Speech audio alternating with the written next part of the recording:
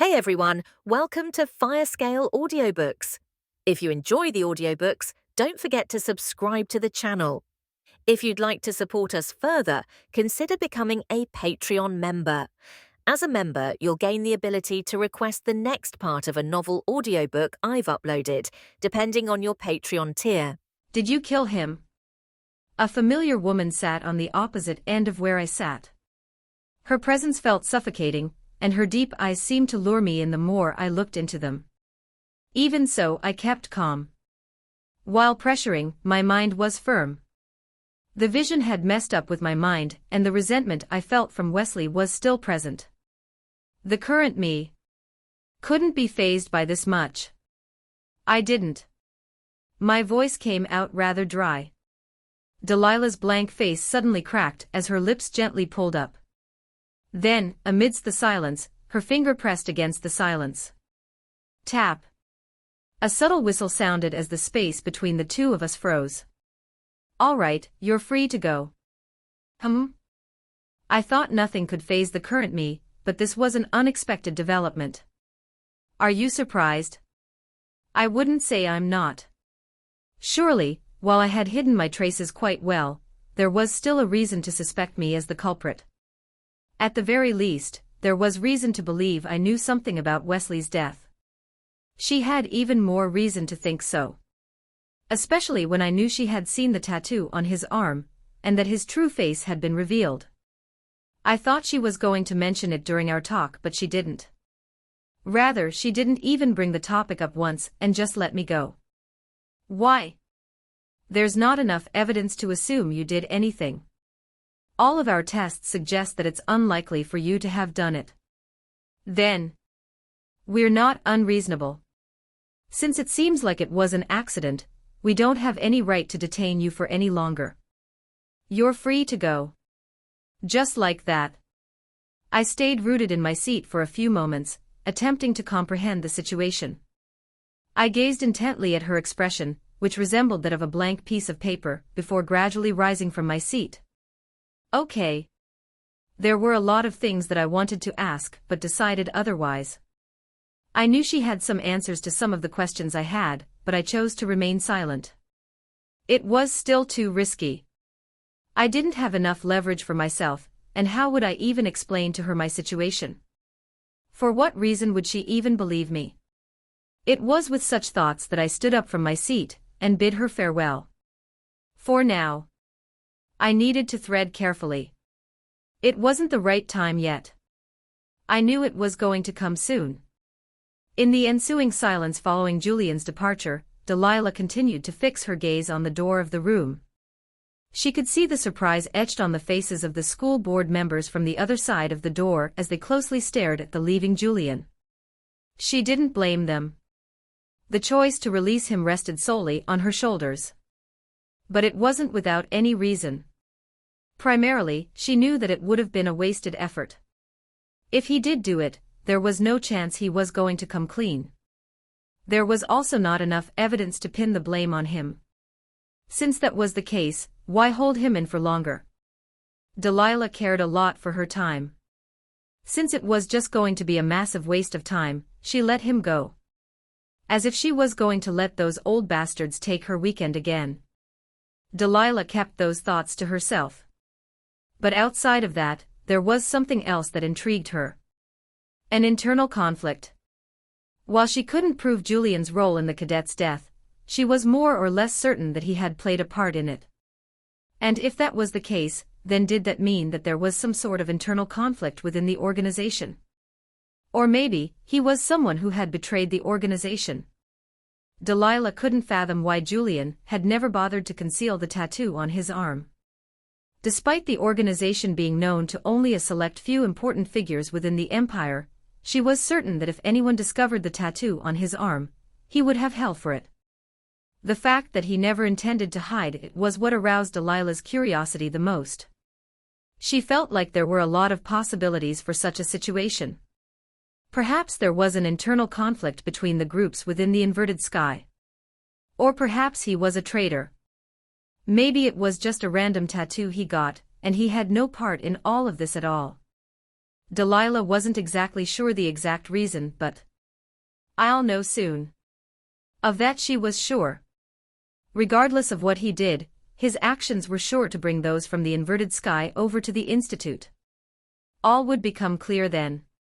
Whether he was with them or not, or a traitor. It would all become clear the moment they came. It was for this reason that she let go of him. Whether he was an enemy, she wasn't so sure anymore. However, that didn't matter anymore. She had to get ready now. They were coming, and while she didn't know when or how, she knew it was only a matter of time. Finally, Delilah's eyes flashed coldly. I've got something.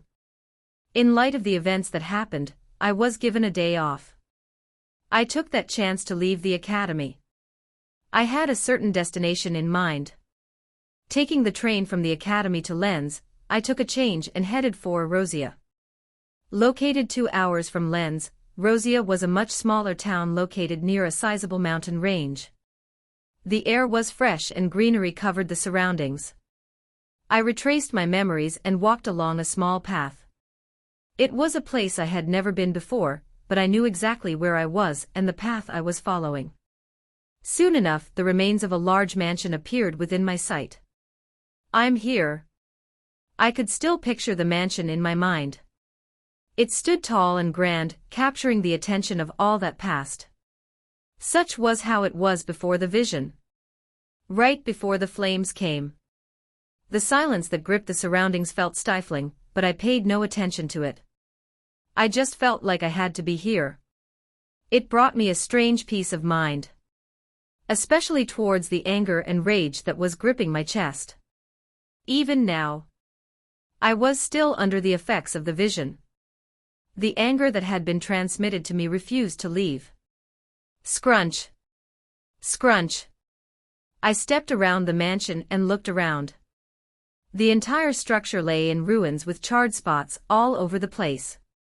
Vegetation had already started to reclaim the remnants of what was once a grand and imposing mansion. Eventually, my steps halted. I stood before a headstone. In loving memory of William Kenneth. I gripped my chest. The anger that resided in my chest threatened to boil all over all of a sudden. A voice echoed within the depths of my mind. Which one was she trying to save? Me? Or her? Who? The voice continued to whisper within my mind as I had the sudden urge to break the headstone apart in front of me. Unknowingly, my jaw clenched tightly and so did my fists. Who? Even I was starting to question this. But it all stopped by a sudden voice. Who are you? I turned my head to see a young girl with long black hair standing not so far from where I was. Her appearance seemed vaguely familiar. What are you doing in front of my brother's tomb? Brother. I closed my eyes for a brief moment.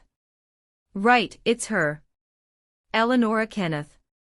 William Kenneth's sister and the little girl in the vision. I lowered my hat to hide my face. I was just passing by when I saw this place. It seems like an unfortunate event has happened here. Yes. It's been over a decade since. She walked up to the tombstone and sat down. Then, under my watch, she placed a rug over the stone and started cleaning it. The way she cleaned the stone seemed to be extremely thorough. As though she was treating an extremely precious object. I broke the silence between us. You must really care about your brother. Her movements stopped and she turned to look at me. I didn't mind and continued. How old was he? She was hesitant at first, but glancing at the headstone in front of her, her eyes lowered and she answered.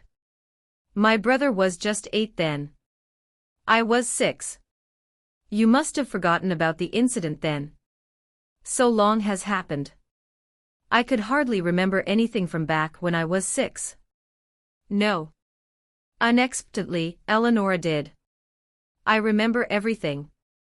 I've never forgotten. Perhaps because the topic was brought up, she recalled the events in her mind. Her lips pursed and her arms trembled slightly. I can never forget that day. It haunts me every day. She blinked rapidly to hide her tears. But I could see them from where I was. It's my fault. If I hadn't started to fire. If Mother had taken his hand instead of mine. Tears welled up in her eyes as she started to choke on her words. I show. He never resented you. I cut her off dryly. Ah. Her eyes widened. What or why? Not once. I stared at the headstone in front of me. He had never once resented his sister for taking the hand. He was happy you were safe. He resented the idea of her going through something had he taken the hand. Not that she had taken the hand instead of him. And he's also happy that you still think about him. His mother may have abandoned him. But she hadn't. The feelings that boiled within my chest started to ease. It no longer felt as suffocating. Why are you saying this? Eleonora choked on her words. Her eyes were red, and her hands were trembling. I could see that the events of the past had been eating at her every day as well. He wasn't the only one. I smiled then. I didn't need to pretend to be Julian. I could smile now. I know because I felt what he felt. It's part of my ability. I felt it in his soul right now. I didn't mind lying a little. Because it was partly true. Ha. The rug fell and she began to cover her eyes with both hands as tears finally streamed down her face. Brother. Ah. Her sobs echoed quietly in the surroundings. I felt my lips quiver slightly and I looked up at the sky. Neither one resents each other for what happened. They truly were siblings. I had no obligation to do this. I didn't feel responsible for his death. I had done what needed to be done to survive. But I was also human. I needed to do this for myself. Thank you. Suddenly, I heard a soft whisper. For some reason, it hit my feelings. I had a hard time grasping the meaning behind her words of gratitude, but I soon understood. For over a decade, she blamed herself for his death. Thinking that his death was because of her. That he resented her for it. And for someone to tell her the opposite. Even if it was a lie. Staring at the sky, the weight that pressed down on my chest disappeared. What replaced it was a lighter feeling. A warm and embracing one. I didn't understand it well, but I let myself sink into the feeling. LVL1. Joy EXP plus 4%. It was a quiet journey back to the academy. I allowed myself to sink into my thoughts, gazing blankly at the shifting scenery outside the window of the moving train. Before I knew it, the sun had started to set, and I was finally back at the academy. I took in my surroundings before finally heading for the dorms. The walk wasn't very long. About a 5-minute walk. The surroundings were quiet and I basked in the silence that surrounded me. It felt oddly peaceful. That was until I passed a certain figure and I found my steps pausing. I turned around and our eyes met. Long platinum hair, red eyes, and a face that one wouldn't forget even if they tried. What? Kiera Milne. She looked at me with her usual scowl. Tisk. Then, with a click of her tongue, she tapped the cigarette in her hand against the ground. Tzzz. Happy now? I didn't say anything. I was starting to learn to not let such things bother me. While the smell that lingered in the air still made me feel nauseous, I was starting to learn to take it. I had no right to force someone to do something against their will. PFTT. But Kiera didn't seem to think the same way as me. Your fucking expression says it all. Does it? And here I thought I had kept my expression firm. Tisk. She clicked her tongue again and flicked the cigarette away. Whatever, I don't feel like smoking anymore. You've ruined the mood for that. I didn't say anything to that. All I did was pause for a second and suddenly she lost all interest in smoking. That was on her, not me. Oh, right. Kira paused all of a sudden as she recalled something. Rummaging through the pocket of her skirt, she took out something and tossed it to me. Here. I think this is yours. I caught it with one hand and looked at it. What is this? It appeared to be a torn shoulder pad. Was this? It's yours. It sounded like she was quite certain of it. I saw you when you were coming back from the expedition. You were missing a shoulder pad. I found it in an area where a lot of monsters were killed. Gruesome shit. I remained quiet and took my gaze away from the shoulder pad and back to her. You know what's crazy? The injuries of the monsters I found coincide with that guy's death. You know, that weasel guy. Weasel guy? Wesley. Ah, right. Yeah, that guy. She traced her thumb across her neck. Clean as shit. Never seen anything quite like it. Well, I did.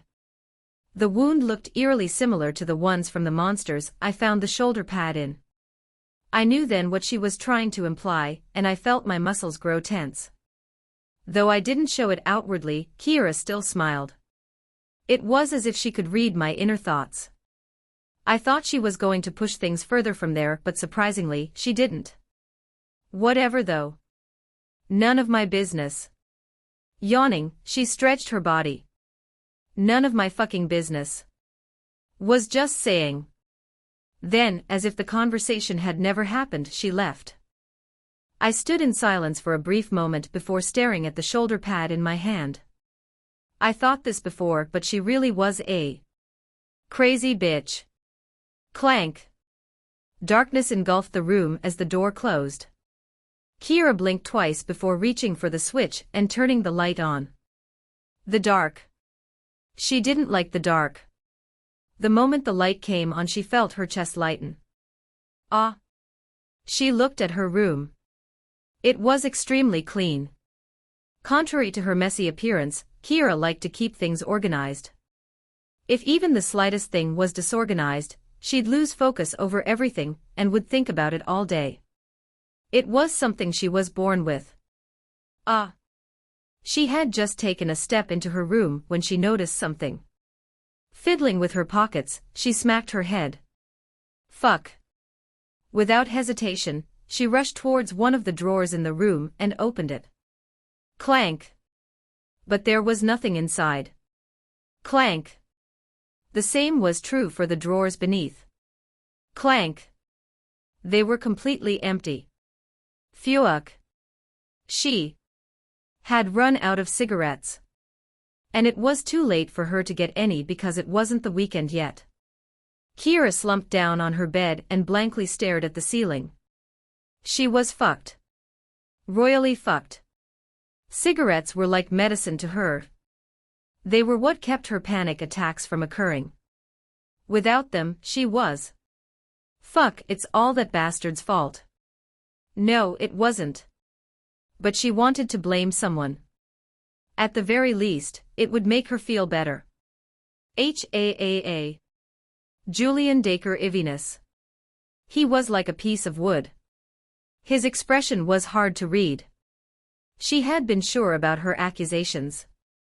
That it was not an accident. He was the one who had killed Weasel. On the outside, he appeared to be a victim just like him, but Kira was confident of her conjecture. But who am I to care?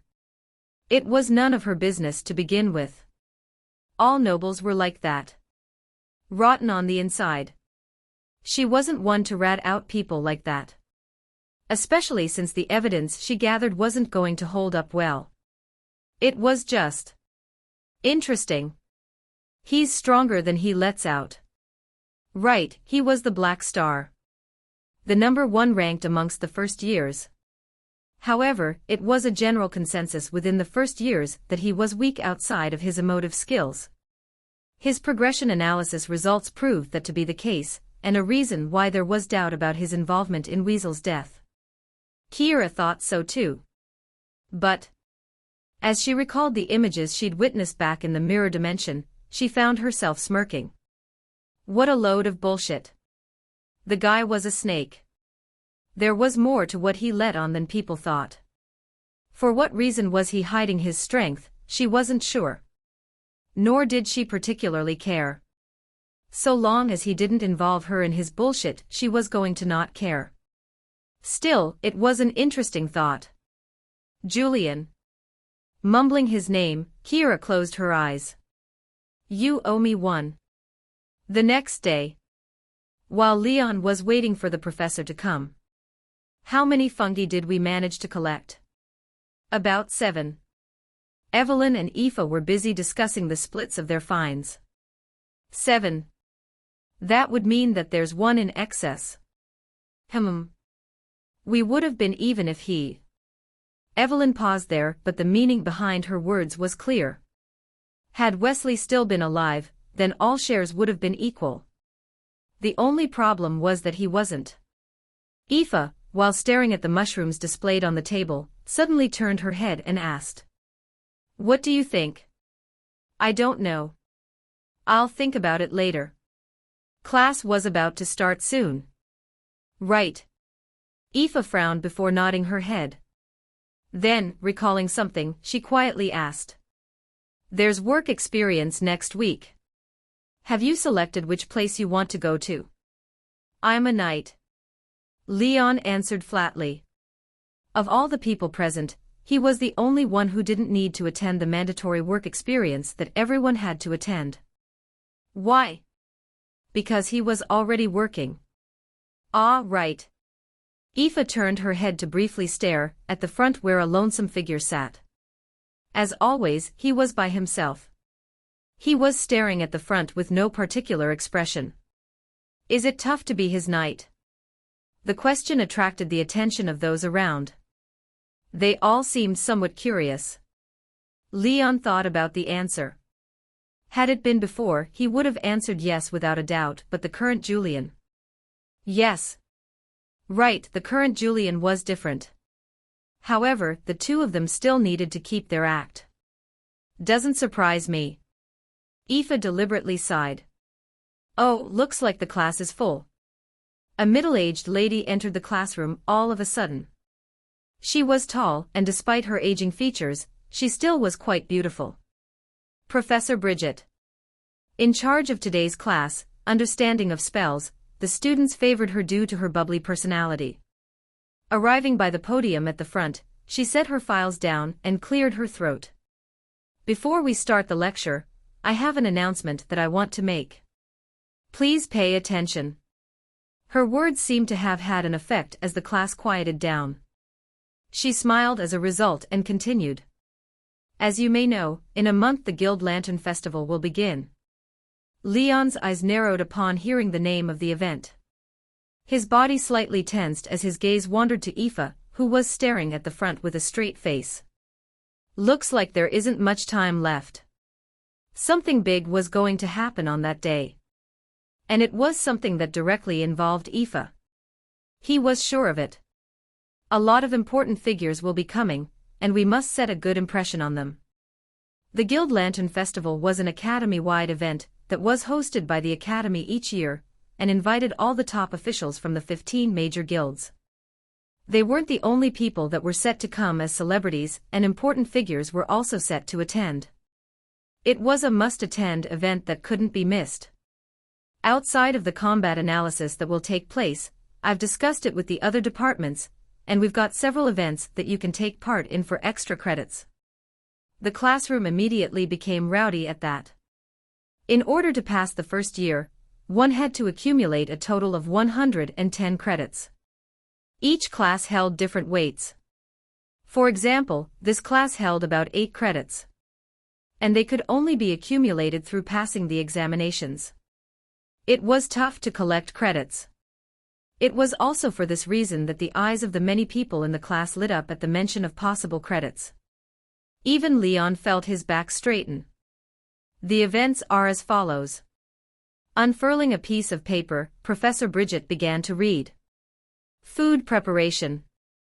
Your job will be to host a stand and sell food that you produced. Leon shook his head. Wasn't very interested. Thump. He turned his head to see Aoife sweating. She seemed to be glaring in a particular direction. Following her line of sight, he was surprised to see her looking at Julian. Why? Next up is play. The language department is looking for suitable people to carry out a play in English. He didn't pay further attention as the professor continued to list the events. That too didn't sound very interesting. Leon felt that his English was decent at best. Next up is parade. You can help out the seniors who are planning on cultural exchange. Create or bring some products of your hometown to share with children's activities. There will be a lot of younger. The list went on, and the more Leon listened, the more he shook his head. Parade? Didn't care. Cultural exchange. The Ivinus barony hardly had any cultural products. Children activities. He already had a hard time dealing with Julian. There wasn't anything that was suitable for him. He frowned. Should I just choose something easy? At this rate, it would be his only option. Or so he thought. Talent activity. Display your talent at the theater. From special talent to even a stand-up routine. From the corner of his eyes, Leon caught a glimpse of Julian's figure. He had been rather calm the entire time, while listening to the events. However, the moment the stand-up routine was mentioned, his body twitched. It was as if he was planning something. It can't be. Leon unconsciously muttered those words out loud. Leon. Enough to warrant the attention of Evelyn, who was close to him. But he didn't care. No, he couldn't care. It's an event that's hosted by the comedy club, but they didn't specify who can participate. So long as you want to participate, you can sign up and... Julian's head raised again. Oh no. Leon felt his body grow cold, and the hair at the back of his neck stood. If anybody is in. Bang. Leon. Leon found himself standing abruptly. He could feel the gazes of everyone in the classroom directed his way. But he didn't care. He stared straight at the professor, who tilted her head at him. The comedian part. Leon slowly started to say as his gaze lowered to meet Julian's. Julian wore an expression that seemed to say, "You? A comedian? What joke is this?" Leon felt even more reassured about his decision, as he firmly gripped the side of the desk and muttered through his clenched teeth. I'll do it. For the sake of everyone present. The stand-up. I'll do it. Has this guy lost it? n/o/vel/b/in.c/in.c/om. Such were the thoughts of everyone in the classroom as they stared at Leon, who had abruptly stood up at the opportunity of becoming the stand-up for the talent show. I shared similar thoughts with the others. This guy is biting more than he can chew. What comedian? He hardly even changed his expression. Furthermore, he always seemed to be against my jokes. With someone who had no sense of humor, how could he even be a comedian? Are there any objections? The class was quiet from that point. Nobody seemed to have any objections. Mainly because it was Leon who had volunteered. One could argue his voice held more weight than mine.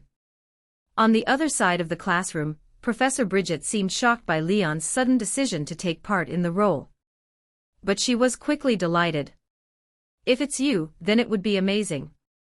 With your reputation and look, the seats will be filled in no time. Ah, yes. Leon nodded.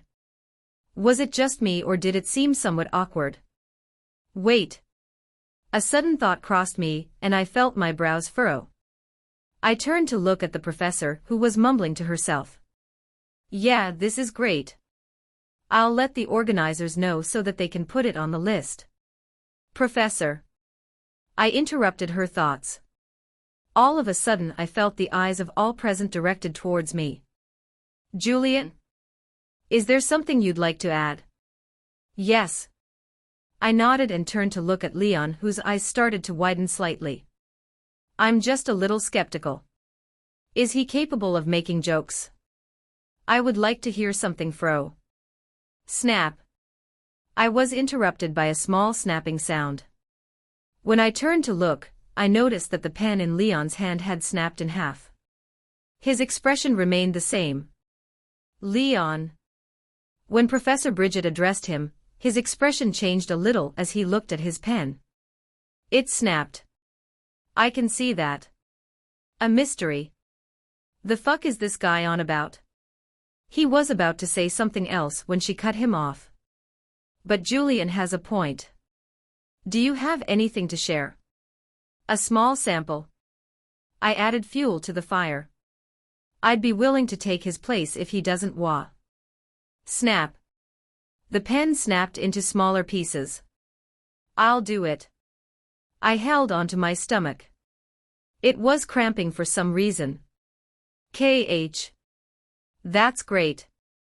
The professor seemed even more excited. Clap. Clap. She clapped twice to gather the attention of everyone in the class. If everyone would quiet down for a second. I'd like us to hear a sample. The classroom fell silent then. With all eyes on Leon, he stood rigidly on his spot. I too looked at him. I was curious. He seemed to always trash my jokes. How much better were his jokes to think that? He silently swallowed before looking around. Then, clenching his fists, he lowered his head to mumble something. Do call fish eyes. Given how low his voice was, it was hard to understand what he was trying to say. I couldn't quite catch that. What did you say? I watched as Leon's jaw tensed under the professor's words. Then, as if he has resigned himself to his fate, he spoke. What do you call a fish with no eyes? It couldn't be. FSH. The entire class was engulfed in a strange silence as the eyes of all those present widened. The way some people looked at Leon changed. Especially Professor Bridget, who seemed taken aback. Leon, on the other hand, tried his best to keep his expression straight. In the silence that ensued after he said his joke, I found myself frowning intensely. I felt a sudden sense of crisis. This guy. He stole my joke. What bullshit. It was one of my favorites too. This. Following the awkward silence that plunged the classroom, Professor Bridget forced a smile. Well, it was a great attempt. Her words also seemed rather forced. So. I'll talk to the comedy club. We'll. See how things will go from there. I'll let you know then, okay? Yes. Leon quietly nodded his head before sitting down. I took a moment to look around me. Everyone was staring at Leon with complicated expressions. It was as though they couldn't believe he had actually done what he did. I was taken aback. Was the joke not good? And then I understood. Delivery. He messed up his delivery. Snap. The class proceeded from there. For now, Professor Bridget left the festival selection list by the podium saying something along the lines of, "We'll figure this out later. I'll talk with the other departments. You can come fill it up whenever you want. Even after class." Nobody brought up the situation since. The class began. Spells. What do we know about spells? A hand raised immediately the moment the professor asked the question. I didn't need to turn to know who it was. Aoife. Who else would it be but her? With stellar grades in almost everything, she would have been the black star if not for me and Leon. As we know, there are 5 stages to a spell. Beginner, intermediate, advanced, superior, and perfected. Yes, and what else? The difference among spell categories lies in the number of runes each possesses. Beginner spells comprise 12 runes, while intermediate spells include 18. Advanced spells entail 24 runes. Superior spells contain 30 runes, and finally, perfected spells consist of precisely 40 runes. I paid close attention to the words that were being said. Although I knew it, it was still important. Correct. Professor Bridget clapped enthusiastically. As expected of you, Aoife. Well done. Just then, when I turned around, faintly, I saw the corner of Aoife's lips pull up. She tried to hide it, but it was obvious that she was happy with the praise. It was kind of cute. Now then. The lecture continued. Since everyone already knows the basics, I'll ask a different question. Professor Bridget looked around the classroom. Who here can tell me the requirements for learning an intermediate spell and up? A hand raised up again. It was Aoife again. Aoife. The requirement corresponds to your tier. She went on to give a detailed explanation. An apprentice is restricted to learning beginner-type spells due to their low mana capacity. A master mage can advance to learning intermediate-ranked spells. High wizards are eligible for advanced-ranked spells. Archwizards have access to superior-ranked spells, while only a monarch can harness a perfected ranked spell. I frowned all of a sudden. There was something about her explanation that didn't quite make sense to me. Her next words served to prove that. It's crucial not to waste too much time learning too many spells. After all, mastering even one spell requires a significant investment of time, and as you progress, the number of spells you'll need to learn only increases. What sort of? I felt my brows furrow further. A lot of the information that was being said I knew. However, it wasn't as though I knew everything. I had been learning a lot of stuff, but not everything. That was why I suddenly raised my hand. There was something that was bugging me. Julian? Do you have a question? I do. Sorting out my thoughts, I suddenly asked. Can spells be upgraded? The thing was, I actually was already capable of using an intermediate ranked spell. Sadness. At Tier 1, I was still an apprentice-ranked mage. To become a master mage I needed to reach Tier 3. Was it just because the emotive field was different? But then. Hands of Malady, LVL, 118%. Chains of Alacantria, LVL, 10%. Why? Why was there a LVL, 1 written beside the two spells? No, all my spells. Could it be? Upgrade a spell. My thoughts were broken by the professor, who tilted her head and looked at me strangely. She wasn't the only one who looked at me like that. Half of the class was. Some were frowning, while others were looking at me weirdly. I knew the answer then. But the professor continued. It's not possible. You can't upgrade a spell from beginner to intermediate. As you know, spells have different sets of runes. All runes are connected and form a perfect balance. Adding more would simply destroy the spell. Ah! I unknowingly let out a strange sound. It suddenly struck me then. My spells. I see, thank you. I could upgrade them. This. I felt my heart race at the thought, and all noise from my surroundings drowned out. I didn't pay much attention to it because of everything else that I was learning, but my spells. They can be upgraded. And I'm the only one that can do it. What did that mean? Why me? And what would happen if the spells upgraded? Would they change to a fundamental level, or would they remain the same but stronger? The sadness spell went from only working when touching to working with just my voice. What would happen if it were upgraded further? Huh. The thought suddenly made my breath feel heavier. I quietly called up the status window to look, and another thought suddenly crossed me. Would it be possible for me to learn intermediate rank spells as an apprentice? If so. I silently gulped. Clap. Clap. It was the sudden sound of hands being clapped that broke me out of my thoughts, and I looked up. Professor Bridget was smiling, looking at the clock on the right side of the classroom. We've got 30 minutes left to class. I think that's enough for me today. I'll give you the remaining 30 minutes to practice your spells for yourself. I'll be observing from here, and if you have any questions feel free to ask me. She went on to sort out several documents at the podium. I stared at her figure for a few seconds before lowering my head. There was still a spell I hadn't unlocked. Chains of Alacantria. I had been at it for the past month and failed each time. I could practice Hands of Malady to push it to intermediate, but after thinking about it, I discarded the thought. That process was going to take time.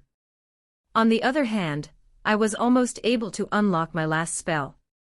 I could feel it.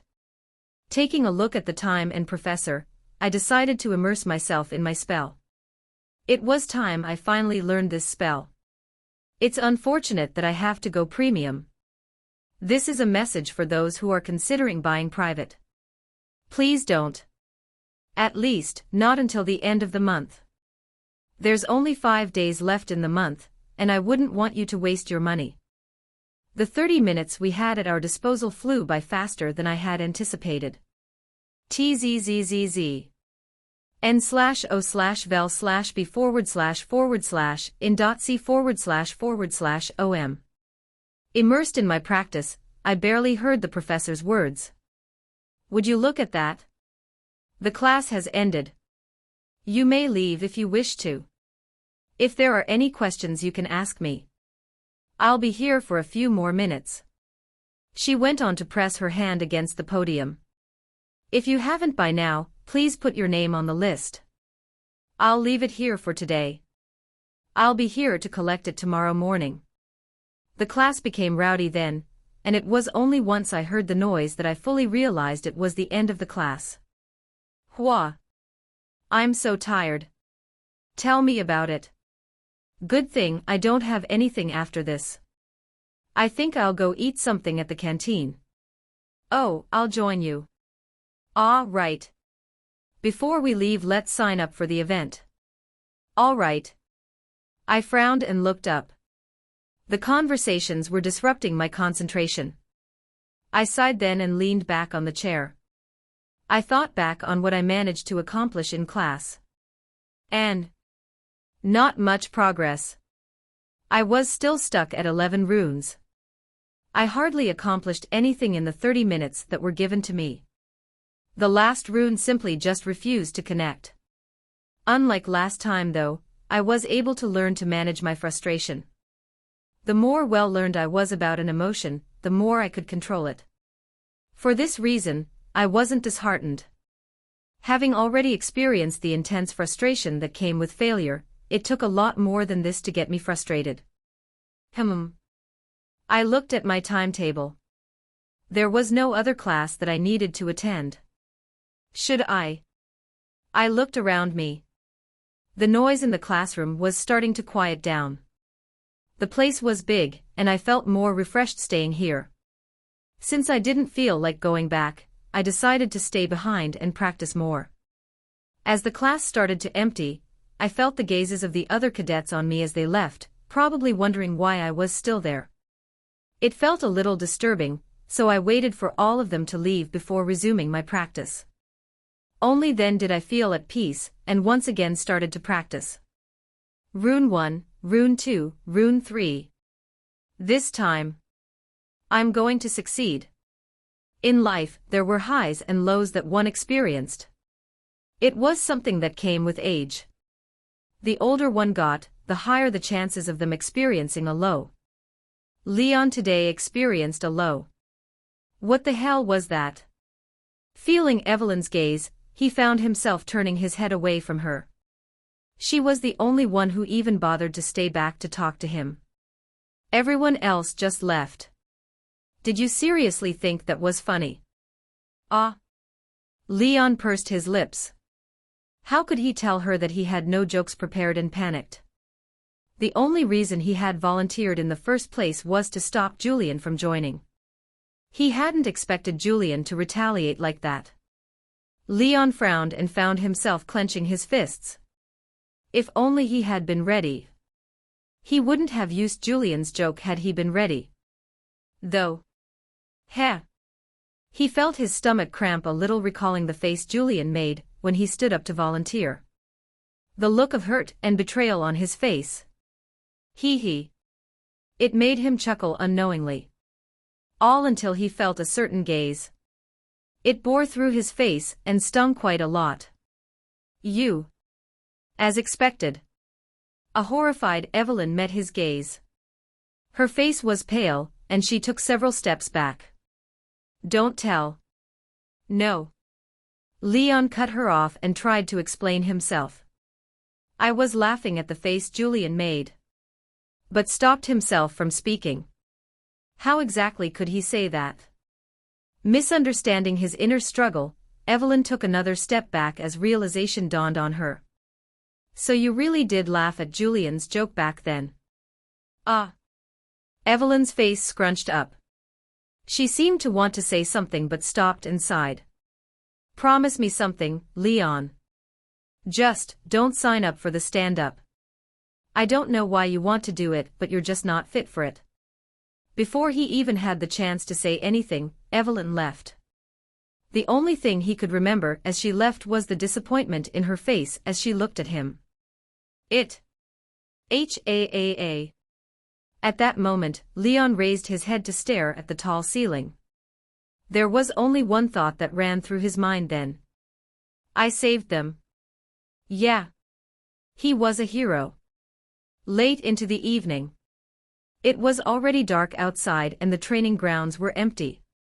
Mostly. Clank.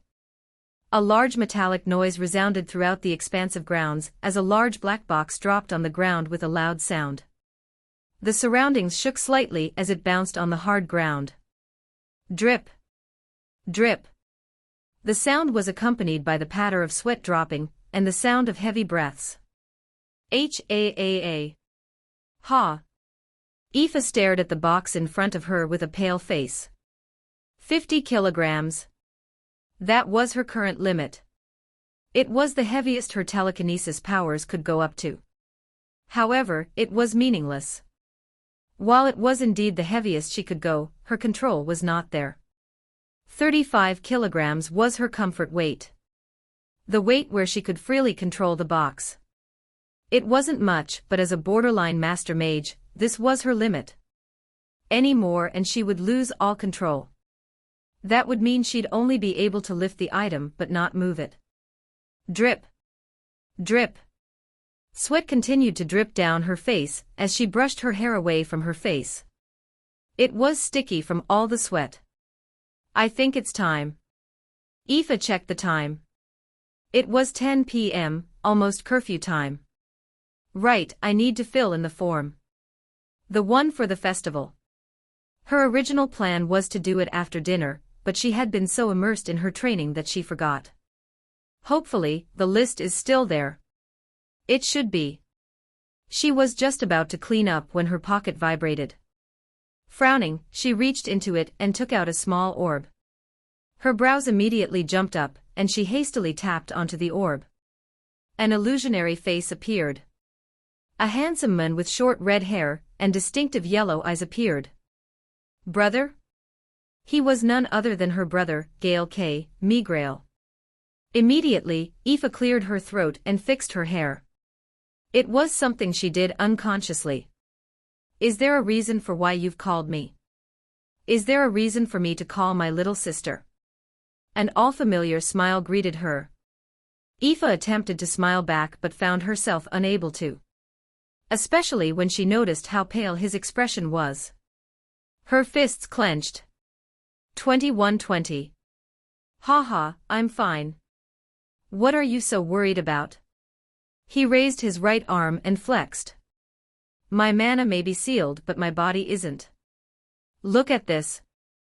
All Aoife saw was a skinny arm. There was hardly any muscle. She forced a smile again. Looks good, oh come on. I can tell you're lying. I'm not. He cocked his head. It's obvious. It's not.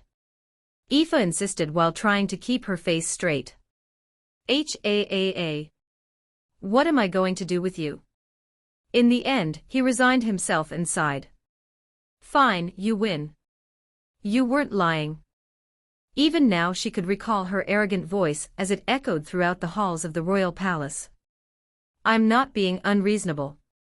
I just want to see how committed you are in wanting to keep me. Suppress his mana just as you did to the commoners. Do it for 5 years and you'll have my loyalty. A figure stepped up. I'll do it, father. Please let me do it. Aoife clenched her fists. She had only been 15 then. 3 years had passed since, and every day those memories haunted her. She remembered everything. From the helpless expression of her father to the resigned look of her brother who, despite being more talented than her, had no choice but to stop practicing mana for the next 5 years. 5 years didn't sound like much, however, for someone like her brother who had a large mana pool. Sealing his mana was equivalent to crippling him. His body, which was accustomed to the high mana, started to fail him, resulting in his current condition. Cough. Cough. Brother. Aoife's face changed. Cough. I'm fine. Don't worry. It's just the usual. However, seeing how adamant her brother was, she could only bite her lips and watch as he held a tissue next to his mouth. Anyways, cough. I just wanted to see how you were doing at the institute. Seeing your current state, you must have been training. I guess I won't take any more of your time. No, it's fine. Just do your thing. Call me whenever you need something. Oh, and... He paused to look at her. Aoife met his gaze back. Don't resent your father for the decision. It's something I agreed to do as well. Aoife frowned. Just focus on yourself and don't think about revenge. She isn't someone you are capable of catching up to. Aoife clenched her teeth tightly. She was just about to rebuke him when his face disappeared. Remember my words. Make sure you eat well and don't resent father too much. The last thing Aoife saw was his smiling face. Silence plunged her surroundings as she stood in the training grounds without saying a word. In the end, all she could do was let out a long sigh. As if I can forgive him, her father. He was just as guilty as she was. That much was clear to her. Cleaning up after herself, Aoife headed straight for the Dorset Hall. There were several activities that she had in mind for the festival, but in the end, she settled for the guide position. N/O/vel/b/in.c//om. Her job was rather simple. All she had to do was guide people around the academy campuses. It was an important position. One that many coveted. With many important figures attending, the guide was the role that enabled cadets to interact with them. Of course, Aoife didn't need such a position given her background. However, it was also because of her background that she felt compelled to do this job. She was, after all, acquainted with most of the attending people. It wouldn't hurt to choose it. It should be this classroom. Her feet stopped in front of a familiar door. The corridors were empty, and it was pretty dark. Reaching for the door, she opened it and prepared to enter when she stopped. Drip. Drip. A certain dripping sound caught her attention, and when she looked inside to see where it was coming from, her eyes shot open. Almost. Off by the far end of the classroom, a familiar figure sat. His back was straight, and his facial features could only be described as flawless. He was a man Aoife struggled to understand, as he rarely displayed any expressions. Again. Here he was, sitting in the middle of the classroom, wearing a different expression than his usually stoic one. His focus was on his hand where a set of runes were floating in the air. They were slowly interconnecting with each other to form a circle. Is he trying to unlock a spell? That was what it seemed. But why is he bleeding? Unlocking a spell wasn't that difficult. At the very least, it wouldn't need someone to force themselves to the point of bleeding. As she counted the number of runes, she was also sure that it wasn't an intermediate ranked spell. He's struggling with unlocking a beginner rank spell. Was that even possible? Tzzzzzz. Aoife frowned after witnessing the circle shatter. Drip. More blood dripped down from his nose. Is this the limit to his talent? It wasn't as though she didn't expect this, but it was somewhat disappointing given the many surprises he had given her. She thought he was going to stop there, but... Again. He continued. Is he crazy? Aoife felt her eyes widen. Staring at his arms which were trembling, his pale face, and bleeding nose, Aoife forgot all about her goal, and stood rooted behind the door. She started to grow curious all of a sudden. For how long was he going to keep this up? Again. Another circle shattered. Drip. Drip. More blood dripped down from his nose. His usually stoic expression was replaced by one of pure focus and determination. It was as if he was a completely different person than how he normally showed himself. Again. Regardless of how many times he failed, he'd wipe his nose and continue. It was as if he didn't care at all about himself. Even as his entire body trembled, and his eyes turned bloodshot, he continued. The only thing he could mutter seemed to be, again. Crazy. Lunatic. It was all Aoife could think about when staring at him. She couldn't understand why he was putting himself through such trouble. And yet, even though she thought all of that, she found herself unable to tear her gaze off of him. There was something about his current appearance that struck her deeply. Time continued to pass. Again. Failure became the norm, and blood continued to drip down his nose. Even so, Aoife continued to watch in silence as he tried each time. Even as he failed, he continued to try. Again. Nothing changed. He still failed. And just as she thought he was going to fail again, something happened. Bang. Julian abruptly stood up. He stared at his hand where a magic circle formed. An expression she had never seen him make before. A smile she had never thought was possible. Ha ha ha. And laughed that she never thought he was capable of making. Aoife stood dumbfounded in her spot. Taking in his expression, she unknowingly found herself mumbling something under her breath. So he can make a face like that too. I did it. I stared at the completed circle resting on my hand. I couldn't believe it, I had actually done it. Ha ha ha. I laughed. I didn't know why I laughed, but I just did. Drip. Feeling my nose run again, I wiped the blood away and finally started to pack up. I looked around and saw that it was completely dark outside. How long? Shit. I checked my watch and realized it was almost past curfew. I hastily packed up my stuff and dashed to the dorms. Even as I returned back to the dorm, I was still shaken by the sudden development. I hadn't expected myself to succeed. I had grown so used to failure that when success did come, all I felt was bafflement. I looked at my hand and a purple magic circle was slowly starting to form. The mana inside of my body started to drain at a rapid pace, but I didn't mind it as something was starting to form in my hand. Clank. Clank. Clank. A peculiar metallic rattle resounded as purple chains began to materialize within the grasp of my hand. Clank.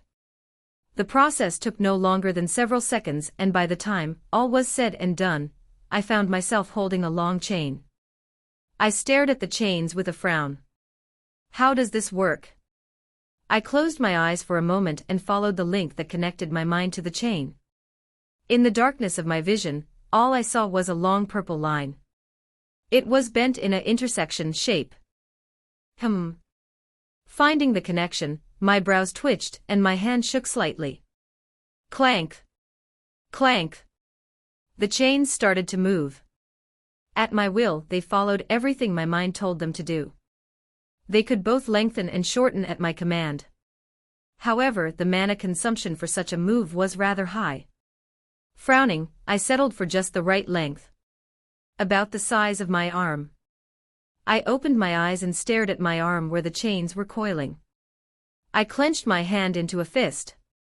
The chains glowed a strange purple hue. I knew from the description of the spell that it had a similar effect to Hands of Malady, in the sense that it weakened an opponent upon contact. However, unlike a Hands of Malady, it wasn't a long-range skill. I slowly clenched my fist and stared at the chains coiling my arm. I started to think about all the possibilities that came with the skill when I suddenly felt lightheaded. Ah, right. The chain shattered and I sat down on my bed. Phew. The mana expenditure was no joke. Just a few minutes and I was already low on mana. I guess I'll put it off for now. My mind was not in the right state of mind to figure the skill out. I planned on leaving it for tomorrow. There was something else that I needed to pay particular attention to at the moment. I reached out to grab a paper from the desk and stared at it. Work experience. Who would have thought I'd be looking for a job again? Work experience. It was a mandatory event that we needed to take part in according to the professors. It was an event that was supposed to last for a week, and depending on our performance, credits would be awarded to us. Looks like I have to do it. I needed as many credits as possible. My knowledge was rather primitive compared to the other cadets. Coupled with the amount of time I spent each day training, I hardly had enough time to study. I tried my best, but it's not enough. I was desperate for credits. What should I choose? The list wasn't very long. About a single page with over 30 listings. I was just about to go through the list when the world around me froze. I lost my voice and a familiar feeling gripped me. A vision. All of a sudden. No, when did they ever have a good time? They always came randomly, and when I least expected them to. I sighed and embraced the incoming vision. It was a disaster. An unfamiliar voice echoed, and my surroundings started to change. It was dark and the air felt damp. A room. Why would? How many have managed to escape? 5 in total. 2 extreme risk, 1 high risk, and 2 low risk. Escaped. 5. Extreme risk, high risk, low risk. The information, while scattered, did make sense in some way. My surroundings started to become clearer, as I found myself inside an empty prison cell. It was just as I expected it. This was a prison. 2 people stood by the cell looking around.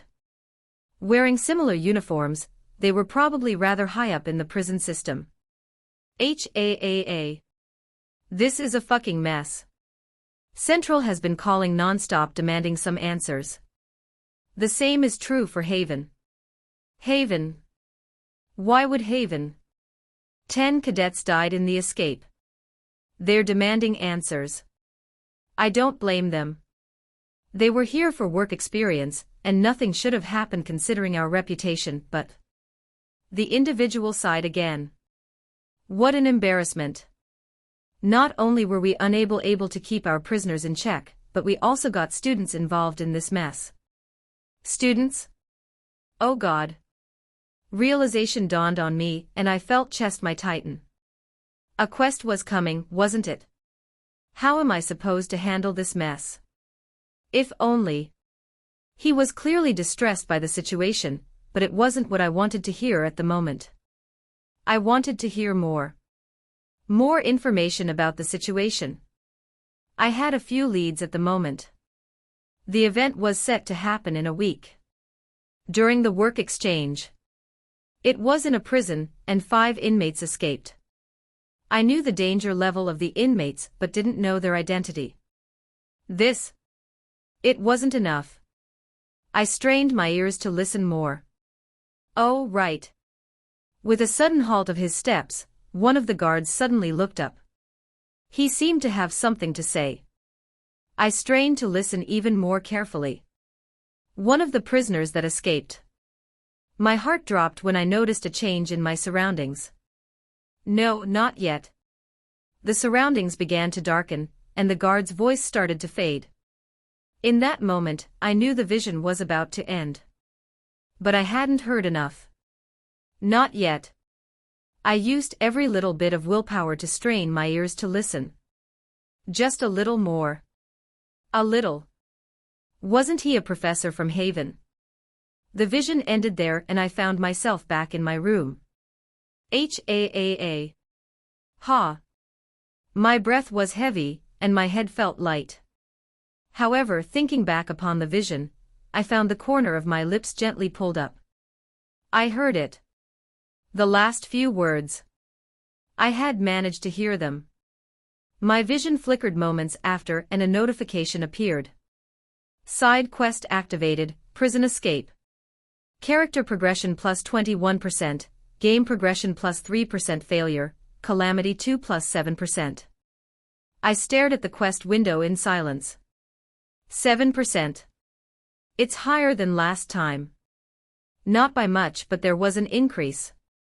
What did that mean? Why did the percentage increase? Did it signify that the event affected the second calamity more than the first event would have? I frowned and continued to stare at the quest window.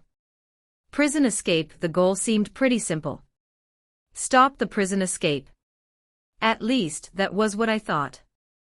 However, thinking about my previous quest, I knew that there was probably more to it. The quests. They revolved around the 3 calamities. There might be more to it. For now, that was all I knew. It was for this reason that I didn't do anything rash like tipping the prison about a possible prison break. Even if I did send it anonymously, I doubted they would truly believe my words. And even if they did believe me, who was to say that it was the end goal of the mission? I can't act rashly. At least, not yet. As I continued to stare at the quest window, a sudden thought broke my attention, and I felt my brows jump. Character progression 23%. That. I hastily looked at my current experience and felt my heart pause. Level 19, Tier 1 Magician.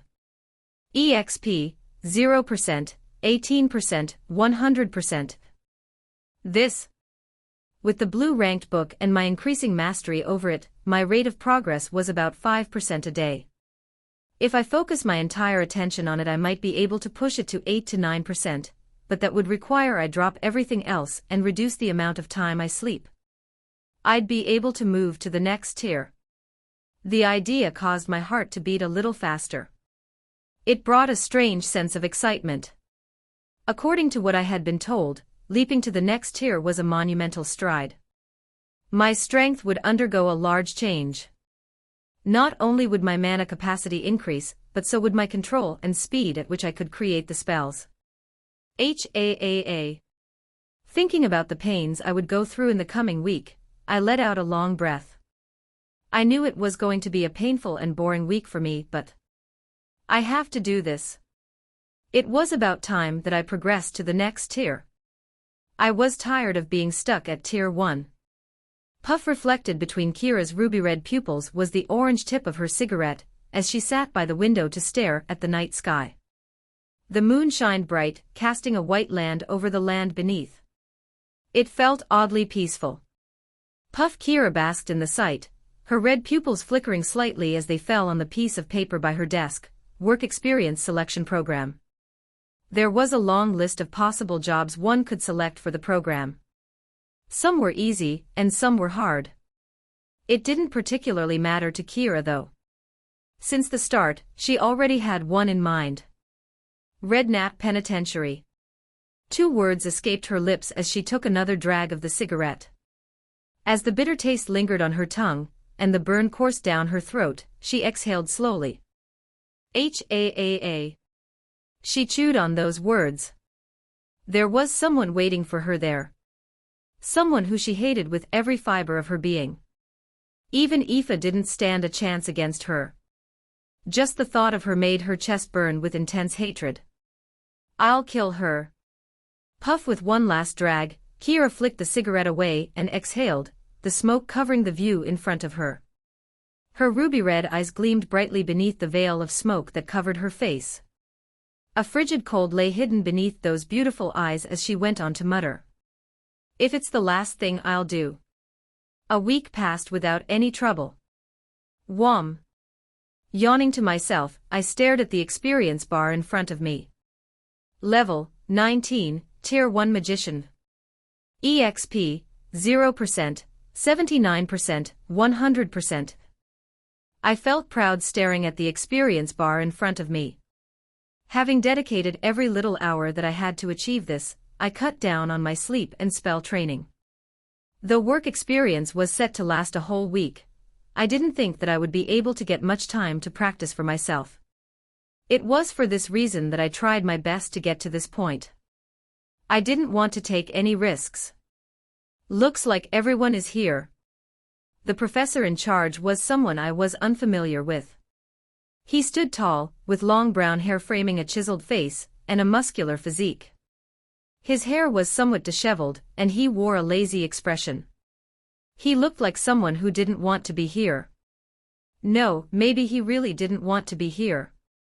Wearing the same uniform all professors wore, he scanned the group, which consisted of about 50 cadets. There's quite a lot.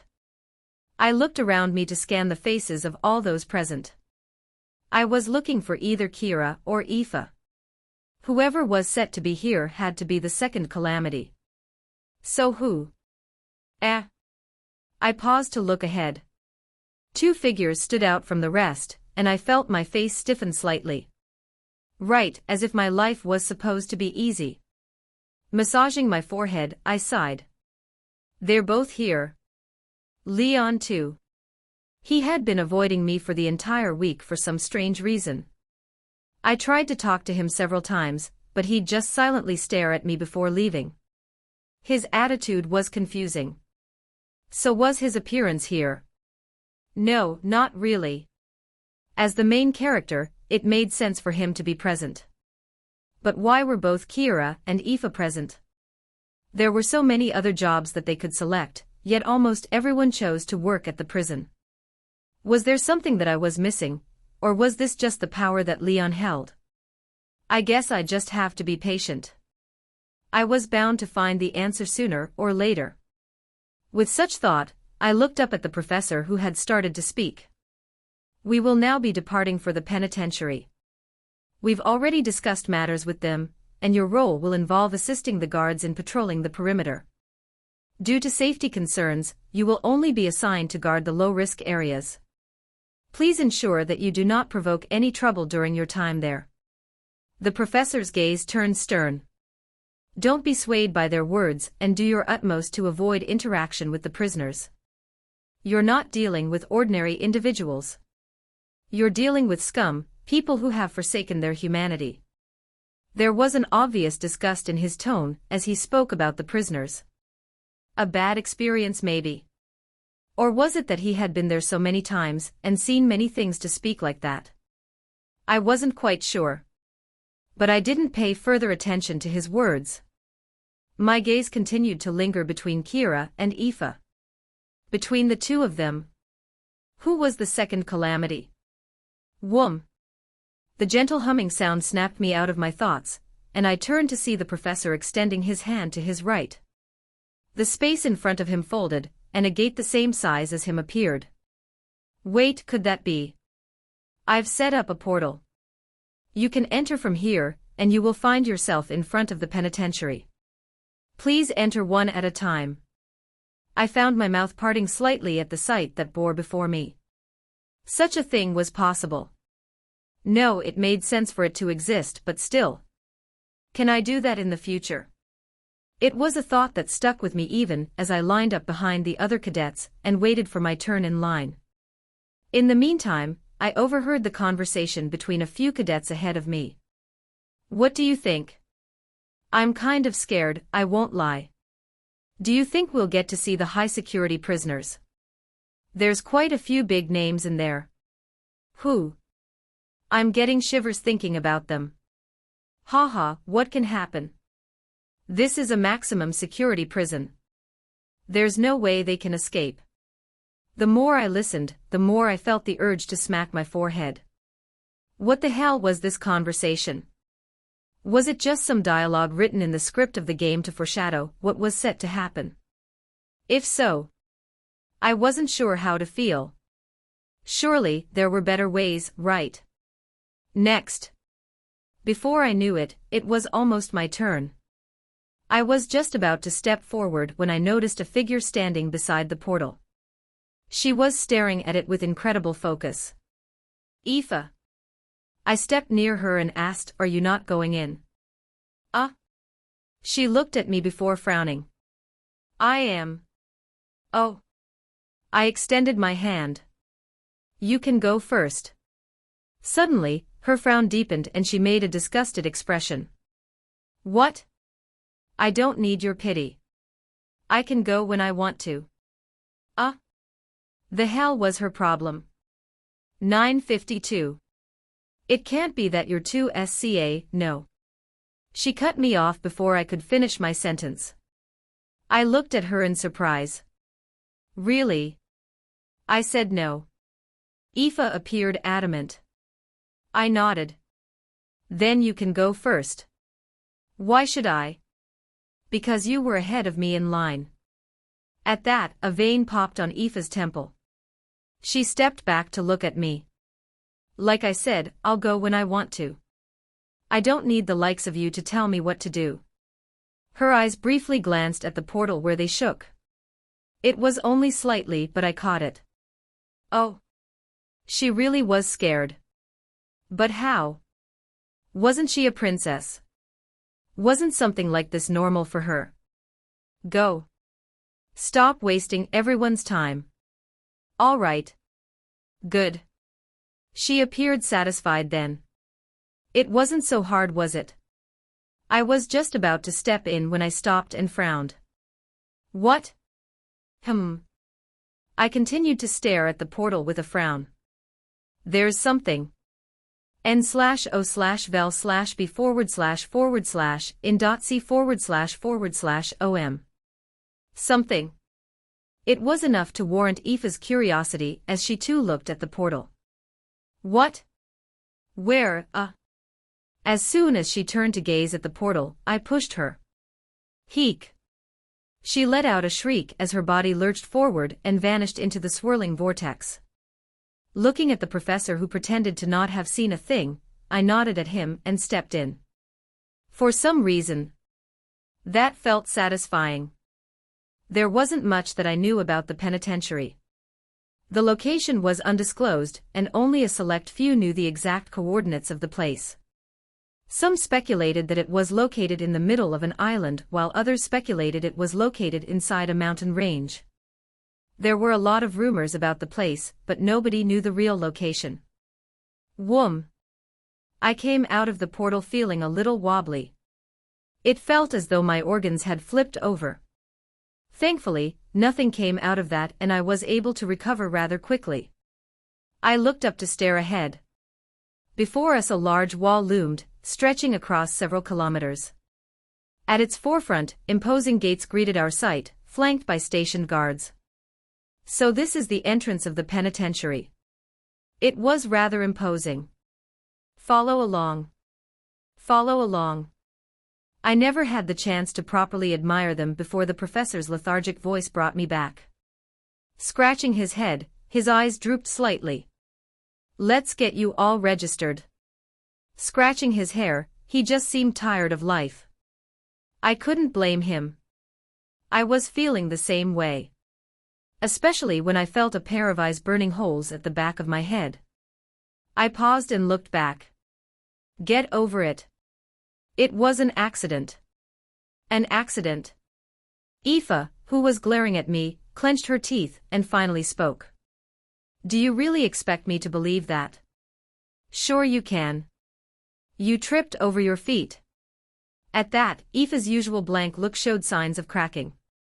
She appeared to be on the verge of losing it, but taking a deep breath, she suppressed her anger and left. She's definitely mad. But it was worth it. By the way. Her steps continued even as I spoke. If you're scared, I can help you out -UHT. She ended up tripping on her feet and losing balance. Just barely, she managed to keep herself from falling face flat and recovered rather quickly. Her head flicked back as she glared at me.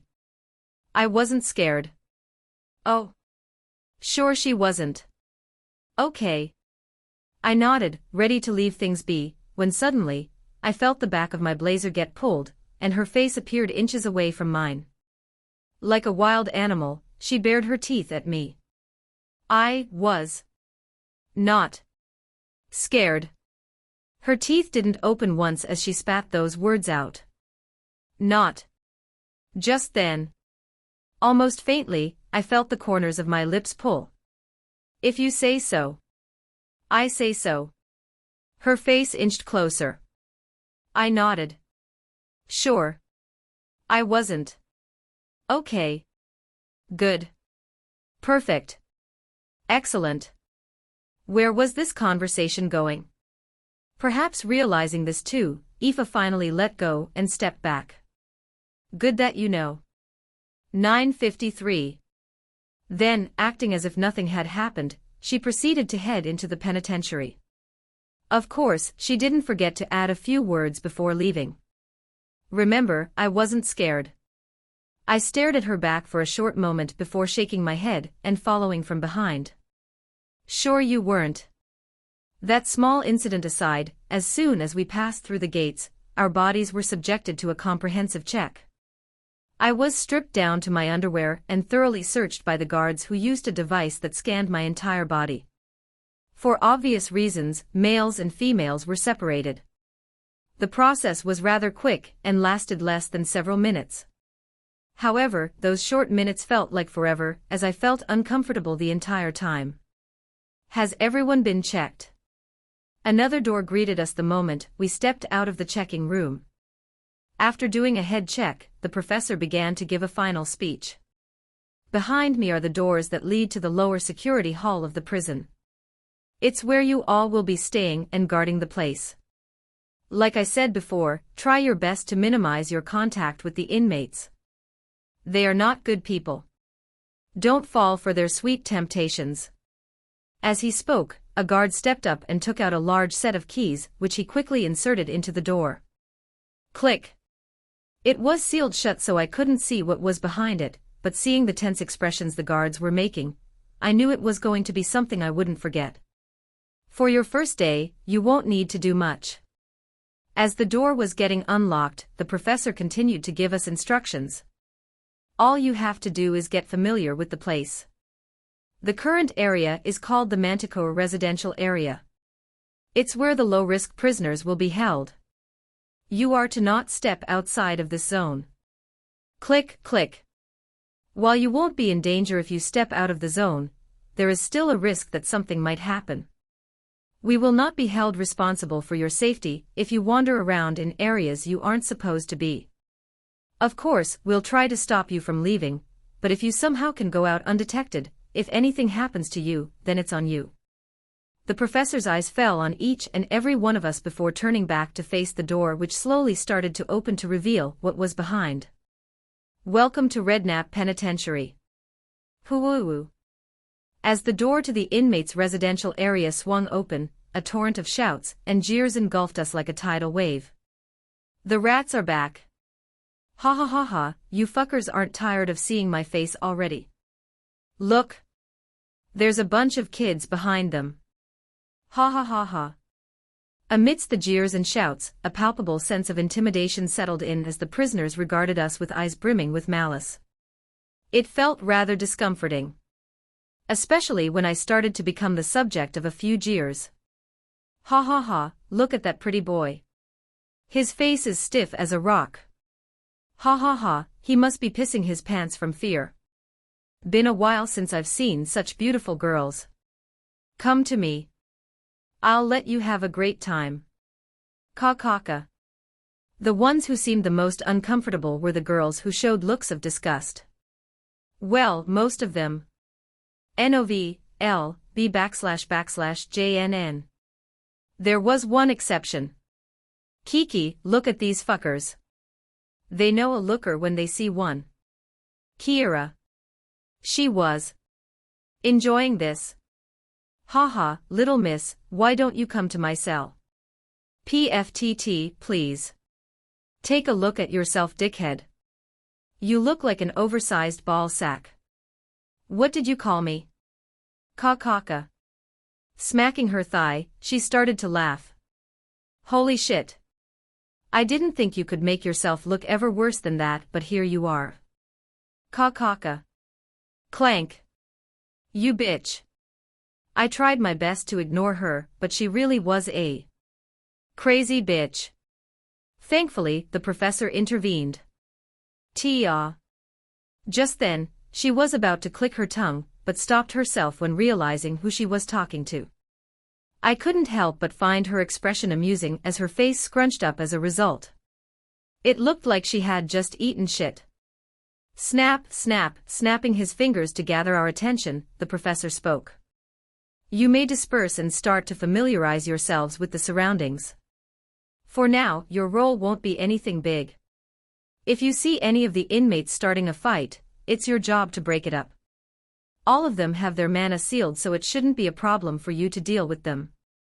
Or so he said. However, knowing what I knew, I didn't let my guard down and made sure to be on full alert the entire time. All right, off you go. Wander around and familiarize yourself with the surroundings. If you have any problems, come find me. I'll be at the guard station. With a lazy wave of his hand, the professor finally left. He's finally gone. Hey, do you want to team up with me? Let's go. From there, all the cadets went their own separate way. Most of them went in groups of 4 that they formed after the professor's absence.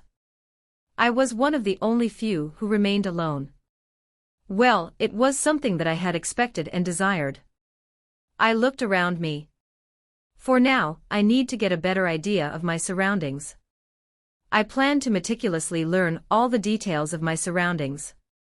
While I didn't know exactly where the escape was going to happen, every little bit of information helped. In fact, there was something that I needed to prioritize before that. There was a certain person that I wanted to meet. That I had to meet. Heh. I wonder if he still remembers me. I wasn't sure. Back then, all of it happened due to the skill. I was still not sure whether the time I spent with him was something that he remembered. Was the person I met his subconscious or just a manifestation of it? Something that the skill had created to mimic how he'd react. I wasn't sure, but I was about to find out. However, if he truly did remember, then it'll turn everything around. After separating from the other cadets, Kira walked around to monitor the area. It had been several hours since, and she was somewhat starting to get accustomed to the surroundings. As she scanned the surroundings, a voice echoed.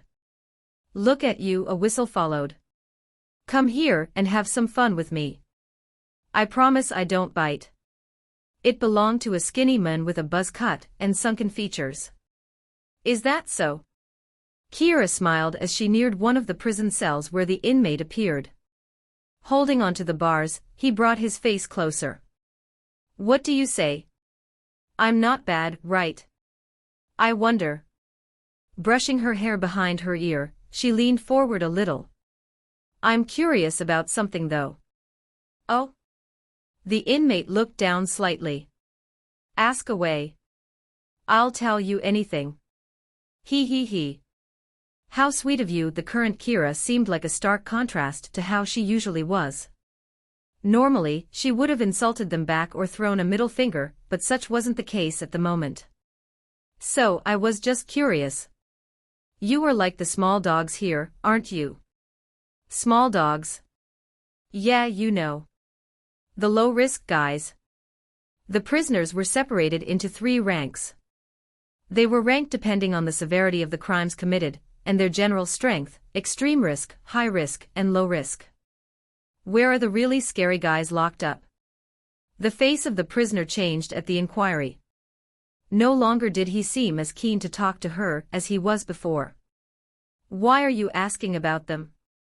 He almost seemed wary. Kira could even sense some lingering fear in his tone. As expected, he might know something. She hadn't selected him for no reason.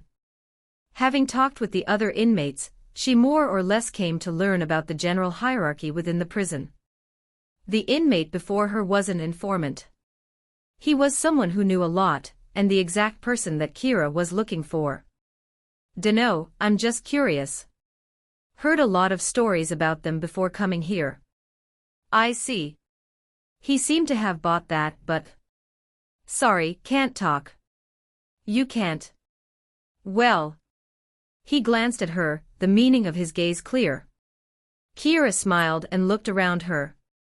Then, making sure nobody was looking, her hand flashed forward and reached for the inmate's shirt before she thrust it back and pulled him along. Hey, wah. Bang. A loud banging sound echoed. Several gazes fell on her the moment the sound echoed, and she returned them with a glare. What are you looking at? Only then did they look away, and she returned her gaze to the inmate. She discussed it with the other guards, and so long as she had a proper reason, she could use some force against the inmates. So long as it wasn't excessive. Ugh. You. What are you? Her head reached into the cell again, and she once again pulled. Bang. Ugh. Drip. Drip. Blood started to drip down from the inmate's nose as he looked up to Kira. WH. Bang. He was never able to get a word out as each time, she'd thrust his head towards the bars. Bang. It went on for several times before his expression contained nothing else but fear. Hugh. Who? Why you? Her cold gaze bore down on him as she looked at him from above. Looking at me doesn't come cheap, you know. Time for me to collect my payment. Nothing here. Leon glanced around a few times before nodding and directing his gaze elsewhere. There was nothing out of the ordinary. He was taking his job seriously. Although he technically didn't have to be here considering that he already had a job, he chose to participate. Mainly because his instincts told him that something was going to happen here. What exactly, he wasn't sure. That was why he was looking around and taking note of everything. It was so that he could detect the abnormality and stop it before it was too late. What are you doing? As he walked, a figure suddenly walked up to him. The inmates jeered and whistled at her appearance. Leon couldn't blame them. Her aura alone made her unique, and her appearance was hard to rival. Here. Unaffected by all of this, Aoife handed him a small notebook. The professor asked me to hand this to you. If you find anything that you think the prison needs to work on, then you can write it on here. Surprised, Leon raised his brows. Aoife raised her other hand to show a similar notebook. I've got one too. I see. Leon took the book and casually flipped over its contents. It was empty. Is it going to be anonymous, or do I have to write my name? Whatever you want. The professor said that it doesn't really matter. Oh. If that was the case. He took out a pen and started to scribble a few things. A dumbfounded Aoife looked at him with wider eyes. You've already got complaints. Several. The prison was generally well run, but there were still things that it could improve on. Having observed for over the past few hours, he had already made a short list in his mind. Overcrowded. The place has far too many inmates. There are over 5 inmates per cell. A situation like this is bound to create problems in the future. The nutrition is also not up to par with the meal composition, missing a lot of fiber and protein. Ideally, it would be best if. He didn't shy away and started to write all the complaints he had. Bang. He was suddenly distracted by a loud banging sound. When he raised his head, he saw Aoife looking in the same direction as where the noise came from. He followed her gaze. Ah. There in the far distance, they spotted Kira glaring around at everyone who was looking in her direction. The two of them weren't spared from her glare as she had a gaze that seemed to say, "What? Mind your fucking business. Crazy bitch." Aoife muttered in a voice audible enough for Leon to hear. Leon was taken aback. Did I hear right? The usually quiet and refined Aoife swore. You don't like her? For quite a while, Leon noticed a strange tension between the Aoife and Kira. Sparks flew whenever the two interacted with each other. I don't. Aoife's words served to confirm this. Leon was curious but decided to keep his curiosity to himself. It was none of this business, and he wasn't sure if his inquiry would annoy her. But much to his surprise, it was her who elaborated. Do you know what the first thing she did to me when we met? No. How would he know? Aoife massaged her temples. From the frown on her face, it appeared that the memory was a rather unpleasant one. She told me to fuck off and threw a middle finger at me. Oh. That sounded oddly a lot like something Kira would do. So if you ask me whether I like her, the answer is no. I don't like her. She's crazy. Bang. Leon found himself unable to refute her words. Staring into the distance, and seeing her beat up one of the inmates into a bloody pulp, he could only shake his head and ignore the commotion. It wasn't his job to stop her. He was about to go back to his job when his chest suddenly tightened. A familiar sensation washed over him, prompting his gaze to drift slowly towards the distance where a solitary cell came into view. His eyes settled on an inmate seated calmly in a chair, absorbed in reading a newspaper. With his legs crossed and his calm poise, there seemed to be nothing strange about him, and yet. Why? Why were his instincts telling him that something was wrong? All of a sudden, as if sensing the gaze, the inmate put the newspaper down and looked up. Their gazes met, and Leon felt the hair at the back of his neck stand. Who was this guy? The residential hall was rather large. It took me several hours to walk the place, and even then, I couldn't find who I was looking for. Is he not here? I was told that he had been imprisoned here. Furthermore, the vision also said something along the lines of a former Haven professor being one of the few people to have escaped. Was it perhaps not him and some other professor? Or is he locked up somewhere else? I found myself frowning at the situation. It wasn't supposed to be like this. Just where? I stopped mid-sentence and turned to look back. It was there that I finally spotted him. I peered beyond the large window at the end of the hallway, toward the outdoor area. A figure sat with their back turned, their hands moving in a familiar manner. Tack. Tack. Tack. Even though I couldn't hear from my vantage point, observing his movements and posture sparked my imagination as I heard the sound of the pieces falling against the board, and I found myself involuntarily smiling. Even now. He hadn't changed. I stepped out of the residential area and onto the outdoor area. Tack. Tack. The nearer I got, the more pronounced the sound became.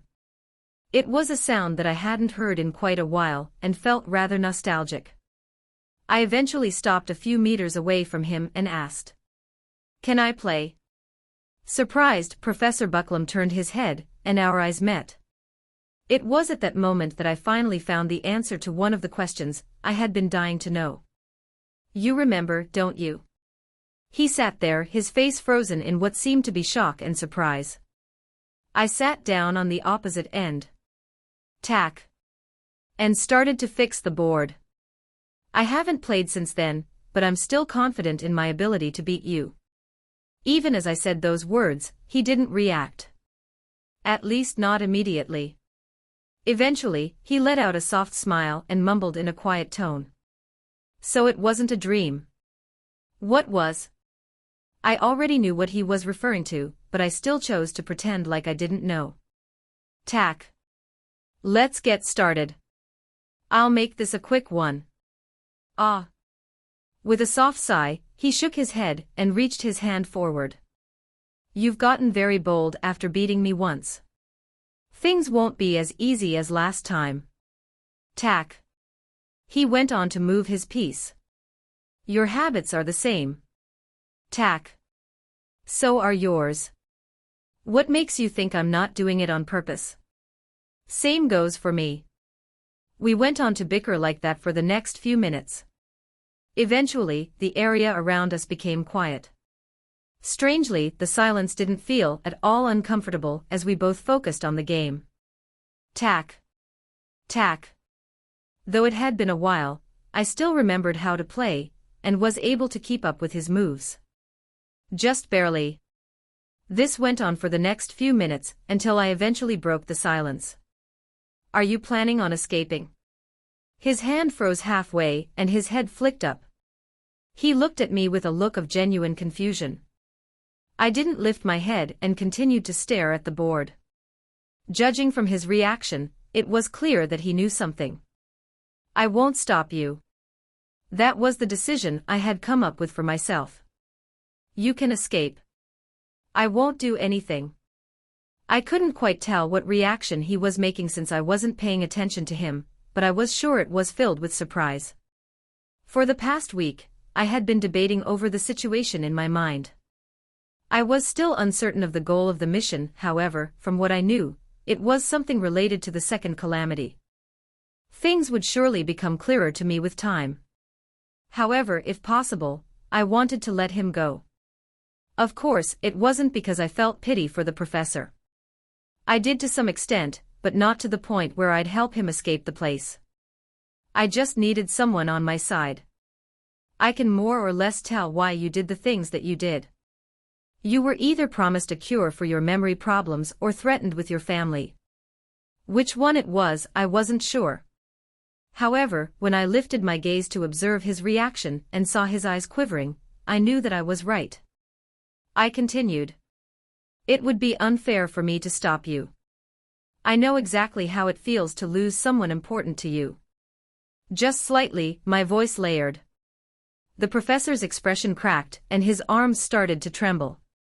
I reached to hold it. You must resent the people who did this to you, right?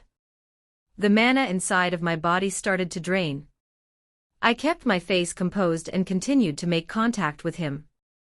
I felt a little disgusted with myself. Using my powers to manipulate his weakness, but it had to be done. For the sake of my goal. I had to do it. His expression started to distort, and his fists started to clench. A fit of visible anger. I continued. That's why I won't stop you. If possible, I want to help you. What was my end goal in all of this? I realized quite a while ago that the organization that I was dealing with was a lot more dangerous than I thought. Even now, I was clueless about the extent of their powers, and given how they had managed to manipulate a professor and succeed in getting 5 inmates out of one of the top prisons in this world, I knew they were powerful. For this reason, I needed allies. People who could help me from the inside. Having seen all his memories, I knew exactly what type of person he was. What he cared about the most, and how desperate his situation was. It was for this reason that I believed he would make for the right person to use. I squeezed his hand and my mana drained further. I instilled even more anger within him. I'm sure you have some resentment against the people that did this to you. That forced you to do things that went against your morals. I fully understand where you're coming from, and that's why I want to help you. Finally, I let go of his hand and he lifted his gaze to meet my eyes. I smiled. Let's help each other. Please. Tell me everything that you know about the situation. In return, I'll offer you my help in taking revenge. Join me. Get away from me. That's enough. Stop struggling. Kira was eventually stopped by the station guards who held her back from both sides. I'm not done yet. Let go of me. I still haven't beaten him enough. However, she didn't seem satisfied enough as her body continued to trash. Hold her back. Let go. Despite her protests, the guards didn't let go of her and eventually pulled her back from the inmate. Only then did Kira finally calm down as she looked around with heavy breaths. I'm fine. I am calm, HAAA. The guards looked at each other for a brief moment before finally letting go of her. Cadet. I understand you aren't very pleased with their words, but please hold some restraint. There's a limit to how much you can retaliate. HAAA, yes, yes. At a glance it didn't seem as though she had gotten the message, and the two guards looked at each other with bitter looks. In the end, warning her several more times, they finally left. Kira waited until they were completely gone before going on patrol again. This time, she could feel more eyes on her, all on high alert. They were clearly worried about the idea of her going on another rampage. However, much to their surprise, she remained tame. Perhaps it was because the jeers had gotten quieter due to her sudden outburst, or that she had taken the warnings to heart. She didn't lash out and diligently did her job. This went on for several hours. It's time. It was only when she could no longer feel the gazes on her that she made her move. Glancing around, she left her post. The residential area was split into 4 different areas: north, south, west, and east. Her current objective was the northern area. According to what she'd heard, that was where she needed to be. She silently pretended to patrol while moving toward the direction she wanted to be. Her steps eventually stopped in front of a small door. There was Northwest one guarding the place, and for a very good reason at that. Clank. It needed a certain key to unlock. One that Kira managed to get from one of the guards who had reprimanded her just a few hours ago. Although a small part of her did indeed want to beat the inmate up for the way he looked at her, her true objective had been the key from the very start. Hoo! Kira took a deep breath. Finally, she was about to meet her. She hasn't come to this place just for credits. There was someone, that she really needed to visit. A person whom she held quite dearly, but at the same time despised. Kriya walk. The door opened and she stepped in. Kira was immediately greeted by a deafening silence and a long corridor. A stark contrast to the chaos that engulfed the main residential area. There were hardly any guards around. She could see why. The cells were fully enclosed, leaving little room for observation except for small holes at the bottom and top. But even that wasn't where she wanted to be. She needed to go further. Deeper into the corridor. At the far end where she'd see what she came in for. And so she did. To tack. Her steps quietly resounded throughout the long corridor, their gentle rhythm quietly echoing in her mind as she continued forward. She had to be careful. There were guards stationed somewhere around. She didn't know exactly where they were, and how powerful they were, but they were here. Hiding somewhere and fully alert for any possible intrusion. But that didn't matter to Kira. Her eyes flashed and her figure started to blend with the darkness. Gradually, her figure disappeared. There were sensors set up around the perimeter. However, they were all meaningless. With the key on her body, the sensors had a hard time keeping track of her. On the other hand, the guards that were present hardly felt her presence. It wasn't because they were weak. Most of them were stronger than her, but her mastery over the darkness attribute was not something that they could detect. Only the truly strong guards would be able to detect her presence, but she was sure they weren't present at the moment. At least, not to where she was headed. Her steps eventually stopped. A large cell appeared in front of her. She peered through the gap where she saw a figure slumped by the side of the wall. With her head lowered, her long blonde hair covered her face. Clenching her teeth, Kira called out. Masno, Rose. The head raised to reveal 2 gleaming red eyes. They blinked slowly, trying to make sense of where the voice came from before finally catching a glimpse of Kira, who stood on the other side. Immediately, a smile flashed across her features. Oh my, if it isn't little Kira. Her head tilted to the side as she peered through the gap to meet Kira's gaze. There were hints of amusement in her expression as she looked at her. You've grown into quite the splendid woman since the last time I saw you. All Kira felt was disgust upon hearing the woman's voice. It wasn't just her voice that disgusted her. Her appearance, her poise, her hair, everything about her disgusted her. You know why I'm here. Spit it out. Tell me why you did it. Did it? She pretended to fall into thought before eventually knocking the side of her head. Sorry, I really don't know what you're talking about. Can you clarify a little? Kiera's fist clenched tightly. She was the same as she had been in the past. Easygoing and bubbly. Never taking anything seriously. There was a time when Kiera used to like her for her personality. However, now. You disgust me. All she could feel was disgust and loathing. You think this is some sort of joke? Is everything to you a joke? Was the death of my mother, your sister, a joke? Kiera venomously spat every word as she glared at the figure ahead. Indeed, the woman before her was her aunt. Her master, and someone whom she had once regarded as the closest person in her life. She was also the very same person that killed her mother. Her very own blood sister. Why? It was all Kiera could ask. Why did you do it? She wanted answers. She was desperate for answers. But, who knows? All she received was the same nonchalant attitude of hers. It pissed her off. Right then and there, she almost banged on the door ahead. If not for the fact that she was worried she'd attract the attention of the guards behind her, she would have smashed it with everything she had. Rose's mana was currently sealed. She was weaker than she was. All it would take would be a simple spell to end her, and yet. The only thing Kiera could do was glare at her from where she was. What a cute expression. Rose licked her lips and finally moved her body, nearing the narrow gap that enabled the two of them to see each other.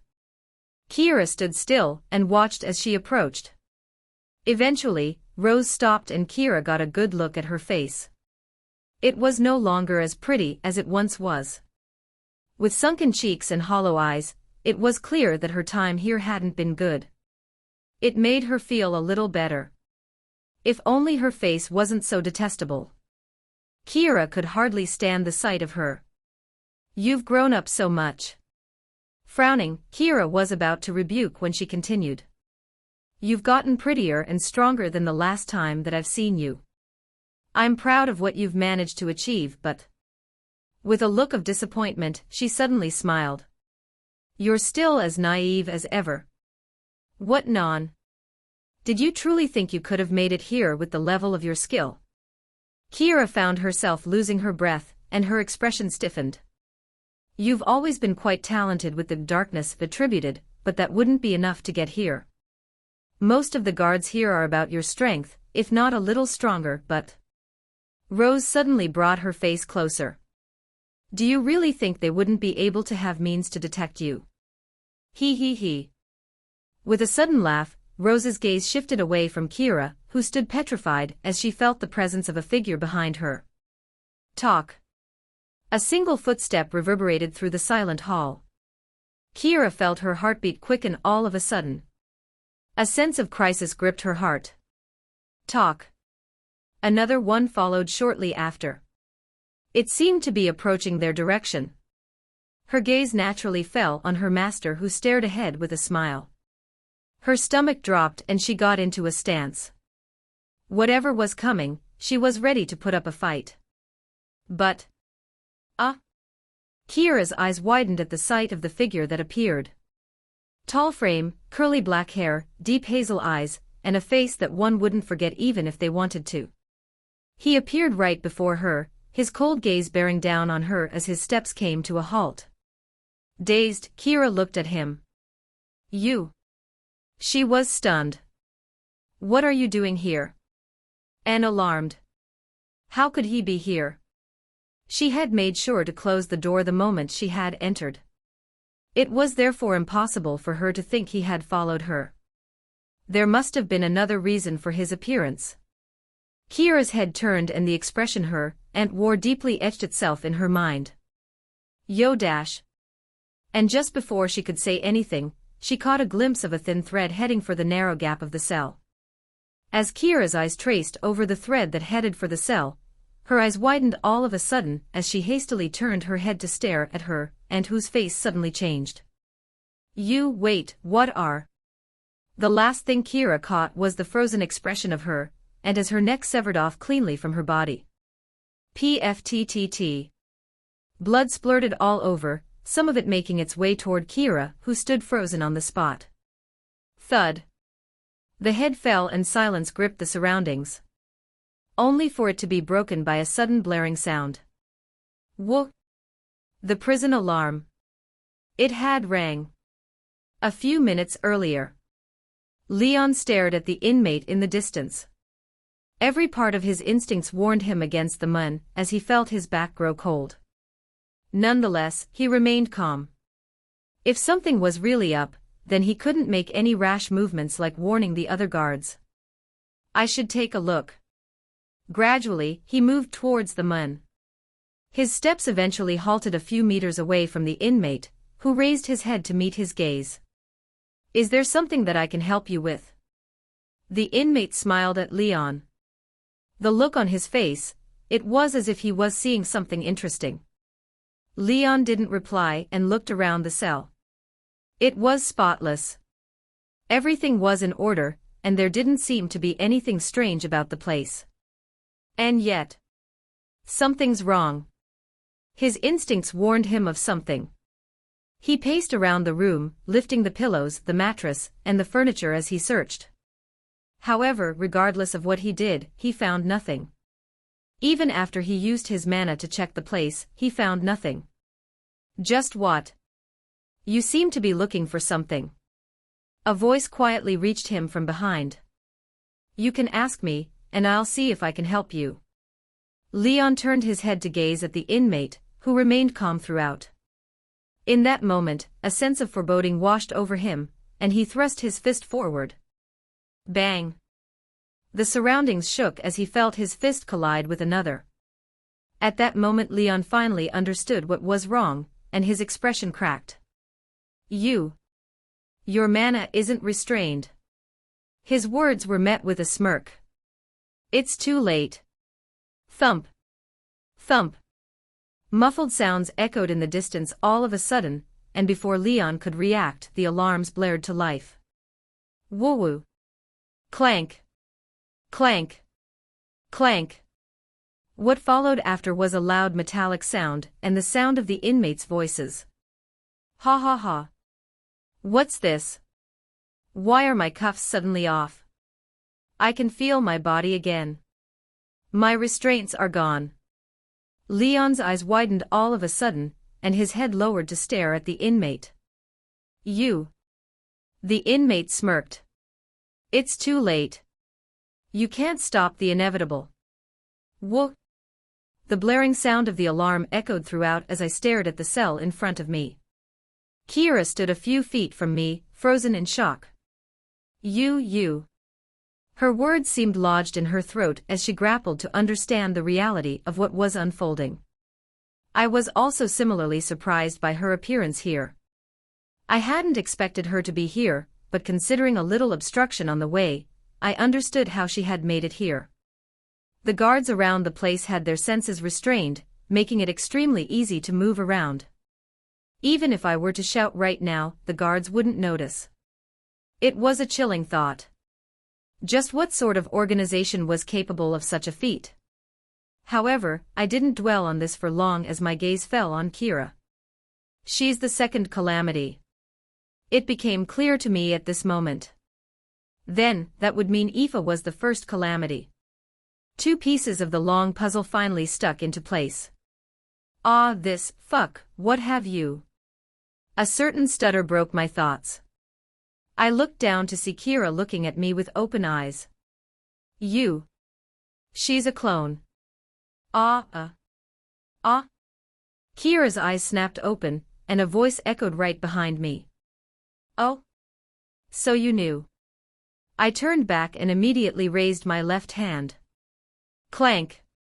Sparks flew as I felt the tip of a long blade touch the tip of my nose. Chains. With a look of surprise, her red eyes widened slightly as she voiced her surprise. Is that your weapon or a spell? I didn't say anything and distanced myself a little. CRA. Crack. A subtle cracking sound emanated from the chains wrapped around my arm. The mana within my body drained, and they slowly began to repair themselves. Indeed, this was the method I had come up with to use my new spell, Chains of Alakantria. My greatest weakness was my defense. I pondered long and hard on how to compensate for it, and this was the result. Clank, clank. The chains moved, wrapping over my left fist as I slowly clenched it. I turned my head to look at Kira, who was still in a daze. Get your act together. She's currently weakened. Having had her mana sealed for so long, her current strength was a far cry from what it usually was. There was no better time than to deal with her now. Especially for someone who had been locked here. I didn't know the extent of her strength, but she was certainly powerful. A lot more powerful than the two of us combined. The more time we waste, the more things are advantageous for her. Ah shit, fuck. Only then did Kira snap out of her daze. She went on to ruffle her hair. Fuck. Her face was filled with doubt, but considering the situation, she put those thoughts aside and raised her hand where a red magic circle appeared. Try to buy me time. She fell silent thereafter, but I sensed a tremendous surge of mana emanating from her. It became clear to me that she was preparing for a large spell. Oh my. The woman massaged her bruised wrist. That's quite a powerful spell that you're preparing, Key. How about you go easier on me? I'm not in the best of shapes. Even now she didn't seem to take the situation seriously. It wasn't as though I didn't understand. To her, we probably looked like amateurs. Still, her talk was meaningless. Her trade is of body, and she specializes in the sword. Be careful in short-range combat. Keep a certain distance. Kira's voice reached me from behind. The mana around her surged further. I can try. There was no guarantee. I could see that with each second that passed, her strength was increasing. I didn't have much time. I quickly channeled my mana and pointed forward. Hands of Malady. Hands sprouted from the area beneath her. Swoosh. I somewhat anticipated her to dodge, and had strategically placed several threads around to impede her movement. However, it proved futile as she deftly maneuvered around the threads. Fuck. She appeared in front of me, her fist already near my face. I once again raised my left hand to block the incoming attack, but... Boom. Yucca. She altered the course of the fist mid-motion, and directly hit me in the stomach.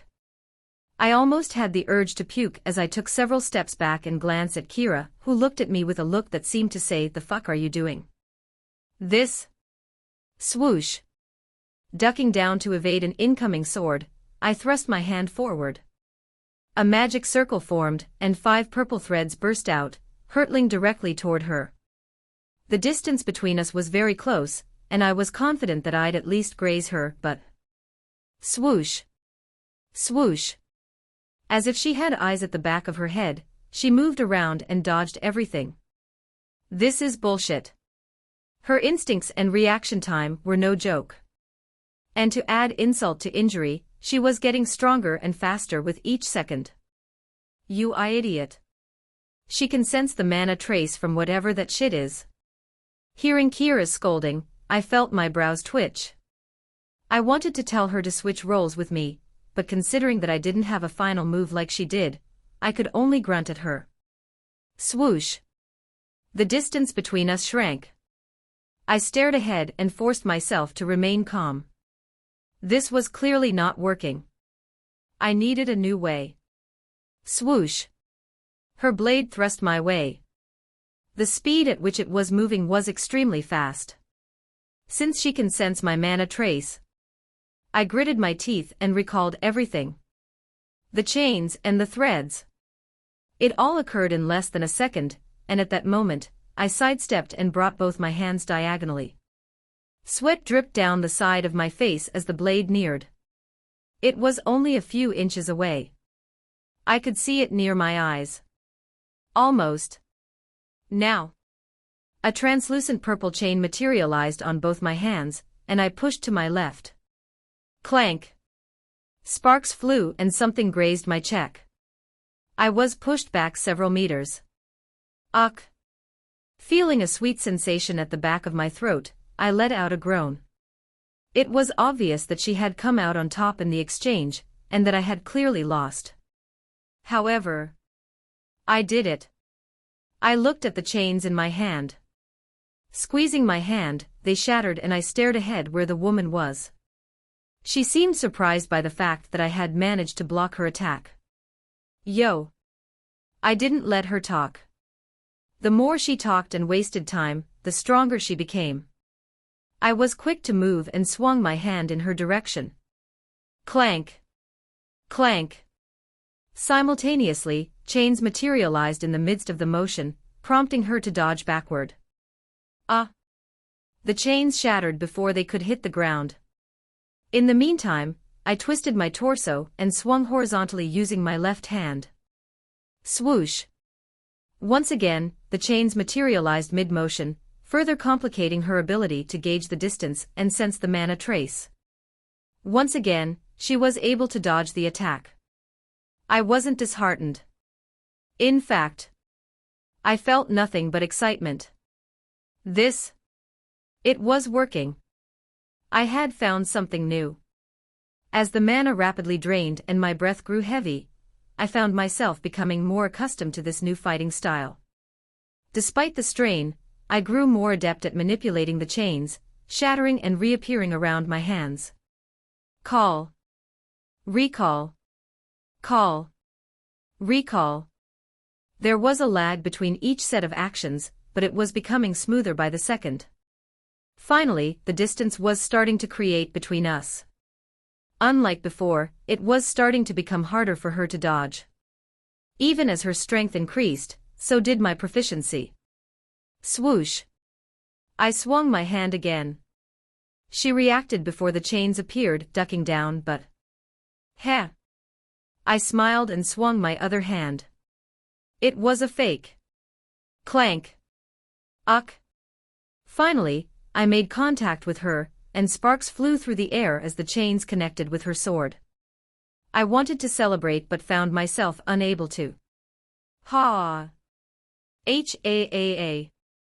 I was heavily out of breath, and my mind was starting to become blurry. It was clear to me that I was running out of juice. I looked behind to stare at Kira. How long? She didn't respond, instead staring at her hands where an impressive magic circle appeared. Even from where I stood, I could feel the formidable power emanating from it. That, however, proved to be a mistake as something flashed next to me. It was headed straight for Kira. Shit. Reacting purely on instinct, I extended my right hand, conjuring 5 threads that swiftly enveloped the entire surrounding area. Yucca. A low grunt sounded as the thread snapped and I was pushed back. However, I just barely managed to halt whatever was attempting to pass me. Move. I didn't even have time to catch my breath before I heard Kira's shout. Instinctively, I leaped to the side. I was glad I did. Whoom. A powerful flame surged forward, engulfing the entire corridor. A bright light covered everything as I felt the intense heat pressing against my back. The pain was tolerable. It burned my entire back and legs, but it was manageable. I had been through worse. The flames continued to surge forward, persisting for several more seconds before finally dissipating. Ah! I raised my head after a few seconds. It was powerful. Really powerful. Would I have survived if I hadn't dodged in time? I was doubting my chances. The corridor was empty and a strange silence gripped our surroundings. Did we do it? I heard Kira's voice from behind. It sounded tired and haggard. I pursed my lips. I don't know. I released a long breath and sat up, resting my arm over my knee. Calmly, I surveyed the corridor before muttering once more. I don't know. Whoom. The sirens continued to blare, and footsteps echoed in the distance. I remained seated and stared in the distance. I'm tired. I could hardly move my body. Out there on the opposite side, the guards were probably fighting against the inmates who had escaped. I knew the plan from Professor Bucklam, who had told me everything. At least, everything that he knew. 5 other people were aware of the plan. They all seemed to belong to the same organization. The one that I also seemed to be a part of. You. I snapped out of my thoughts after hearing a certain voice. However, I didn't turn my head and continued to stare in the same direction. How come you're here?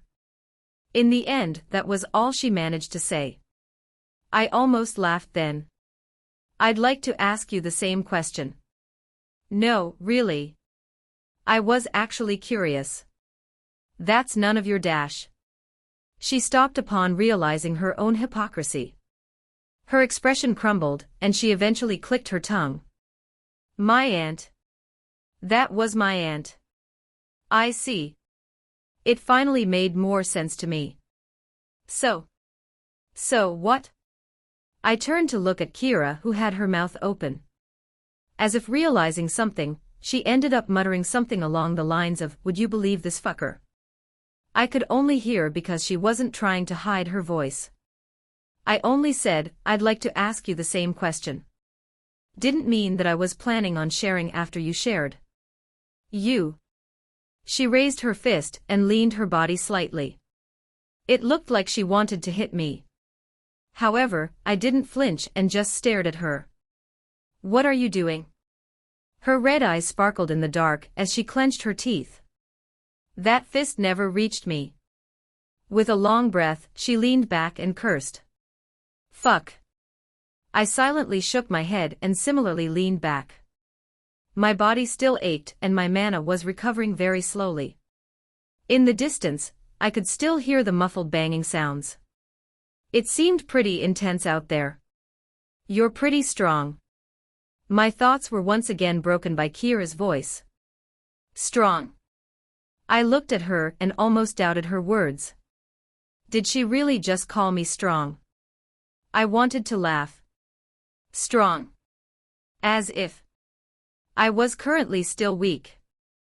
The only reason I was even able to keep up with her and was because her mana had been sealed for so long that her body was still getting accustomed to life without restraints.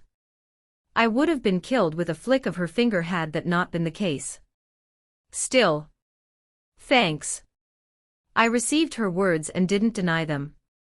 Such was my persona. Not a trace of humility, huh? Well, I get it. Annoying as you are pretty strong. Kira ended up shrugging her shoulders. So yeah. She proceeded to scratch the side of her face. Yeah. Scratch. Scratch. Yup. Scratch. Right. Repeating the same words, she struggled to get the words out of her mouth. Confused, I continued to stare at her when she ended up clicking her tongue. Whatever, fuck. I just wanted to say thanks. Thanks. I was taken aback. This was the last thing I had expected her to say. Scratch. Scratch. Scratch. Killing that bit my and thanks for helping me. Even as she clarified, I had a hard time getting the words out of me. I thought I had gotten an understanding of her character, but just what sort of situation was this? Suddenly thanking me out of nowhere. I honestly never expected it. Maybe she's the type that's really upfront about her feelings. The type that said what they thought. It made sense when I thought about it. However, I hardly knew her well enough to be sure. I was just about to say something when Kira's face scrunched up, and she rubbed both sides of her arms.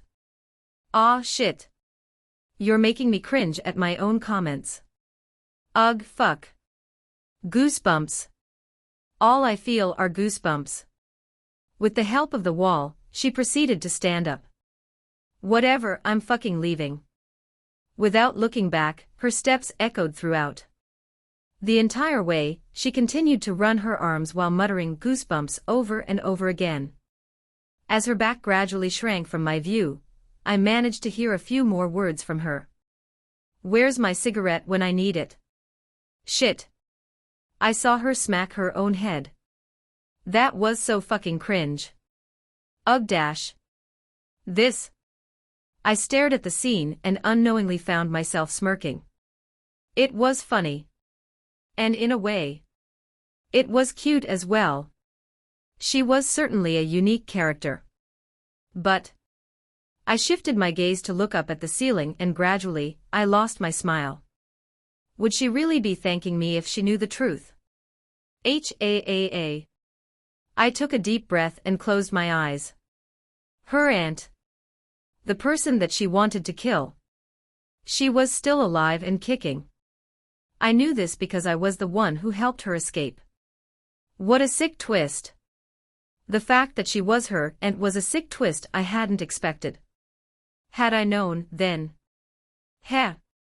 I suddenly laughed as realization hit me. I'd probably have done the same thing. Of that, I was sure. In the end, this was a necessary step that I needed to take. I wanted to only let the professor escape, but that would indeed be a little too suspicious. After hearing what he had to say, I knew that if he had been the only one to escape, then my chances of getting what I wanted would decrease drastically. Furthermore, given that he was no longer a professor at Haven, his value to the organization wasn't very high. It was for this reason that I went along with his idea and saved Kira's aunt. Or more like, allowed him to save her. The figure that I had stopped with the threads was none other than the professor. It was merely an act. A way to make her think he was on their side. I wasn't sure about the price my action would have in the future. Whether it would make Kira turn against me, or whether the professor would end up backstabbing me, but it's necessary. I was alone. I needed allies. People I could use to help me uncover the secrets of this organization. Exploiting the professor's weakness, I managed to get him to my side. However, how much trust could I really put in him? The only thing I could rely on was his character. Was he the same person that I had seen in the vision? If so, it's worth the risk. They were coming for me. From the moment I had killed Wesley back in the mirror dimension, their appearance was inevitable. I knew that, and for that reason, I had to get ready. Even if it meant deliberately failing. Rose Keyline, Kira's master and enemy, has survived and managed 2 other convicts. The future is following the same trajectory. An expected notification flashed in my vision. It was followed up by another. Main quest activated, prevent the calamities from awakening or dying. Aoife K, Migrail 1, slumber. Progress, 0%. Kira Milne 2, slumber. Progress, 2% plus 7%, 9%. Evelyn J, Verlis, slumber. Progress, 0%. I wordlessly stared at the window that appeared before me. Failure. My first failure. I felt my chest tighten staring at the plus 7%. It was a necessary loss that I was willing to take. I still knew nothing about what the situation entailed, and what would happen once the bars reached 100%, most likely, it was going to be something bad for me. However, I was willing to take the risk and allow it to build up a little. In the end, I gained something more valuable with my decision. To build a solid foundation, I was willing to sacrifice short-term gains. In a remote forest. Woom. The air twisted and 2 figures suddenly appeared out of thin air. Stumbling forward, they managed to stop after a few steps. Ho! Ha! This is...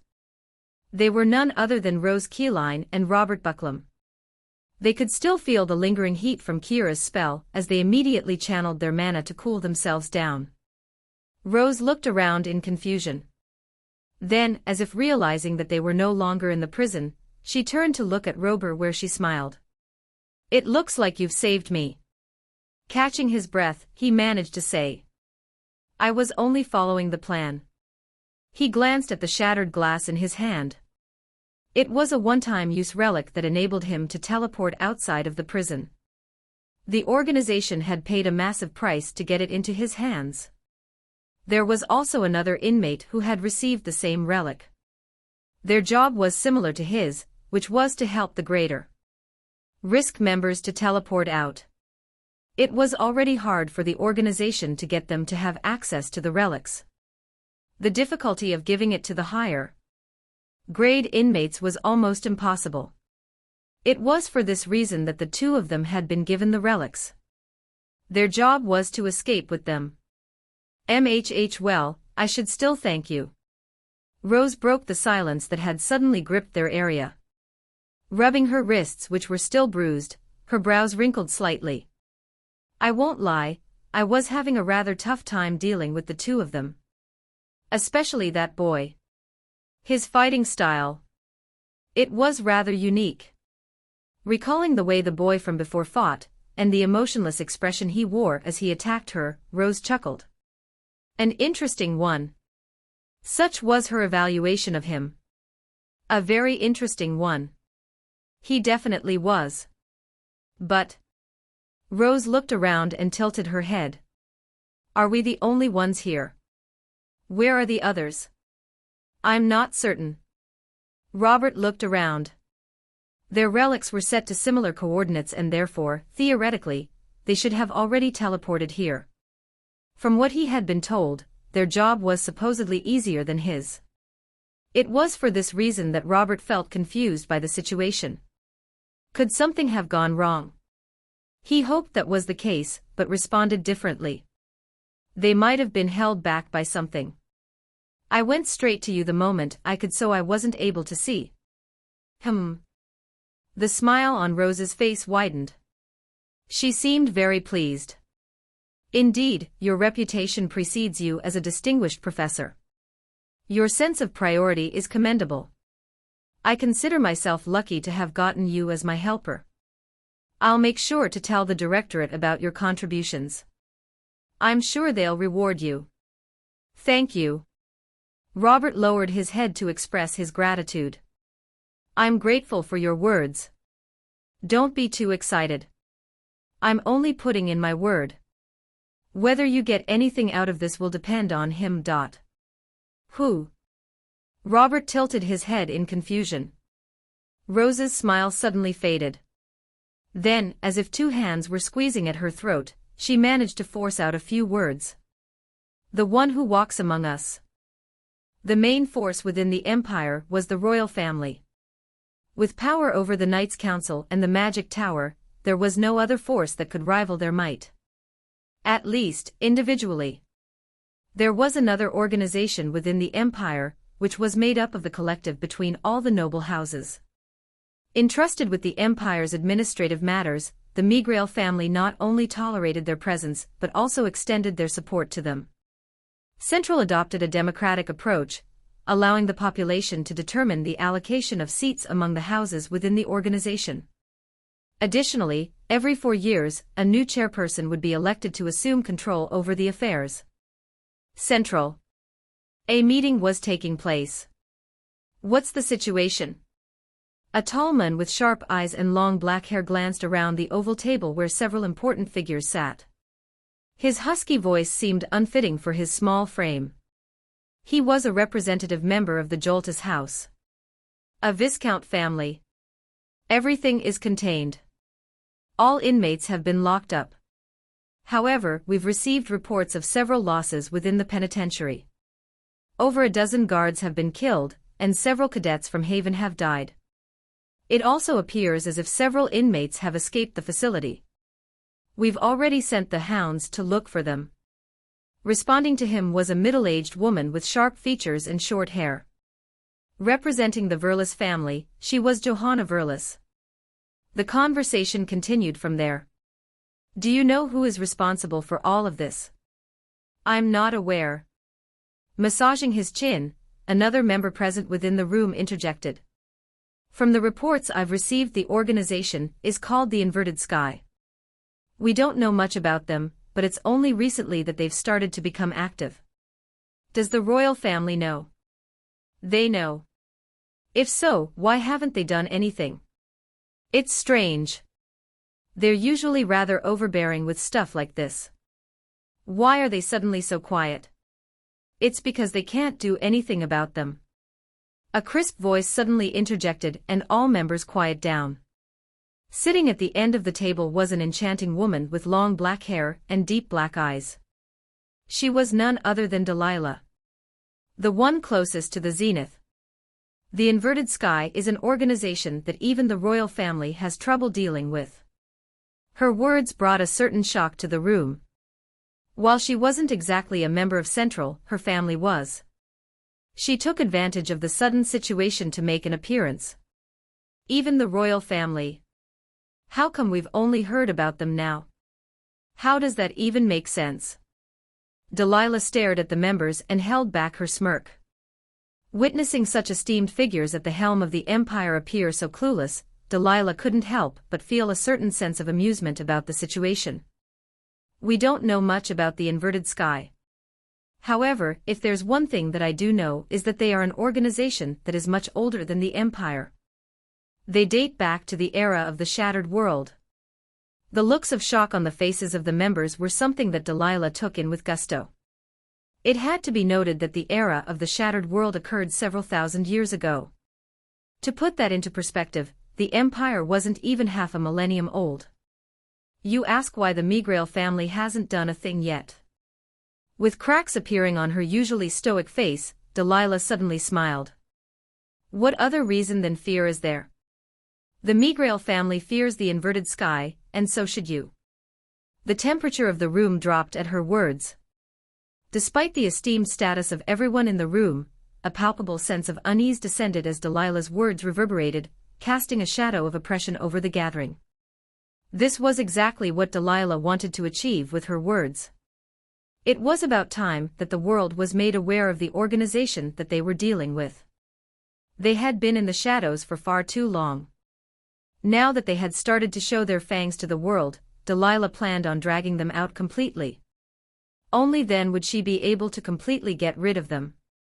They are A.M. That's enough. A deep voice cut Delilah off. Frowning, Delilah turned her head to stare at the man seated beside her. Meeting his eyes, her words remained stuck in her mouth, and she turned her head away. While my daughter's words are indeed true, there's no need to worry too much. Despite being in the late 60s, his appearance was flawless. With two deep eyes that seemed to be able to suck in anything that looked into them, Orson Rosenberg, the current chair of Central, and Delilah's father spoke. They may be strong, but the depth of their strength isn't as deep as Delilah is making them out to be. The one we should really be worried about is their leader. His voice contained a certain magnetism that attracted the attention of all those who were listening. Their gender remains unknown, and among the members of the organization, they are referred to as the one who walks among us. Orson Rosenberg explained solemnly. However, hardly anyone in the organization has ever seen how they look like or made contact with them. He paused then and looked up to take in the expressions of all members in the room. There's not much that we know about them. There are records dating back to the era of the Shattered World. However, the records are inconsistent. I've yet to find anything concrete. Narrowing his eyes, he interlocked his hands. However, if there's one thing that I'm certain of is that. He paused and took a small breath. A human can't possibly have survived for so long. His hands gradually tensed. It's impossible. Haven. In the end, the event proceeded as it did in the vision. There was no difference whatsoever. Clandice Brow. Jordan Watson. Emil Black. Names began to flow forth, accompanied by a somber atmosphere that enveloped the surroundings. Subtle cries echoed in the otherwise silent air as Herman Chambers solemnly recited the names of the fallen cadets. This is a sad day for all of us. They were bright cadets with a bright future ahead. I looked around me and took in the sight. A part of me felt responsible for this, could I have saved them? Possibly. However, that was a hard if. There were certain things that I could have done to ensure that at least one person could have been saved. I knew that. However, I also knew that such action would bring risk and danger to me. I didn't want people to die. However, I also knew that I wasn't someone capable of helping everyone. It wasn't my job to help everyone. That job belonged to someone else. I turned to look in the distance where a figure stood. Even now, his appearance attracted the attention of all those around him. His face remained stoic and emotionless. However, seeing how tightly his fists were clenched, I knew he was probably blaming himself for the situation. Right. It's your job to feel guilty for their deaths. I wasn't allowed to have such feelings. I couldn't allow myself to have such feelings. The world was ready to eat me at any mistake. I couldn't be the hero. That was something that I couldn't afford to be. I was just a drifting pebble that was trying to stay afloat in this unfamiliar world. I should get ready. Late into the night. It had been a few hours since the ceremony, and people were slowly starting to head back into their dorms to mourn the losses of their friends. I spent the time focusing on increasing my experience. Having failed the mission, I didn't gain the required experience to rank up. The loss felt rather painful since it was going to set me back a week. However, it was a loss that I was willing to take. Failure is already something I'm used to. Failing wasn't important. Gaining something from the failure was the most important thing. EXP plus 0.03%. EXP plus 0.01%. EXP plus 0.02%. EXP plus 0.01%. Hoo! I took a deep breath and wiped the sweat from my forehead. The progress was steady. 15 left. I looked at the experience bar and sighed. I was currently at 85%. 15 didn't sound like much, but when taking into account that I needed to reduce my sleep and drop everything else to even get a chance to get there, it wasn't something that I was keen on doing. It's just not enough. The mana synthesis book was too slow. Well, at least for what I currently desired. I knew from the lectures that the effects of the book would diminish the higher the tier I was. This meant that the moment I stepped into the next tier, things would progress even more slowly. It was already rather slow for me. The idea of my progress slowing down didn't sit well with me. I need to get my hands on a better book. That much became clear to me. However, how could I do that? I had little to no money, and I had never played the game before. I didn't know where the cheats were, or where to find the good books. The only thing I had were unreliable visions which I never knew when they would appear. The more I thought about the situation, the greater the headache I felt. I was just about to sigh again when all of a sudden, I felt a presence behind me and flicked my head. Immediately, I stood up and stepped back. What's the sudden occasion? It was none other than Delilah, who nonchalantly looked around. I stood while holding my breath. My heart rocketed out of my chest, and I struggled to keep myself composed. Several questions flooded my mind as I forced myself to remain calm. Why is she here? Did she find something out? Is she here because of what happened at the prison? As sweat dripped down from the side of my face and my muscles tensed, Delilah continued to look around. Eventually, having seen enough, she stopped and looked back at me. I held my breath and waited for her to speak. Gradually, her voice reached me and she asked, "Do you have any chocolate?" Chocolate? Why in the world would I have chocolate? I stared at Delilah and shook my head. I don't. I see. Delilah nodded her head with her usual impassive expression. However, for some reason, I could tell she was disappointed. Call it intuition. How may I help you? I kept my cool and addressed her recently. Surely she didn't come here in the middle of the night to visit me for the sake of it. Looking around the room, Delilah sat down on one of my sofas and made herself comfortable. I remained where I stood and quietly waited for her to say something. She eventually did speak, but the words that came out of her mouth stumped me. "It's 4 times now." "Yes. 4 times. What was that supposed to mean?" She elaborated. "It's 4 times now that you've found yourself in some sort of incident." Holding up her fingers, she started to recount. Survival training, auction, mirror dimension, and now this.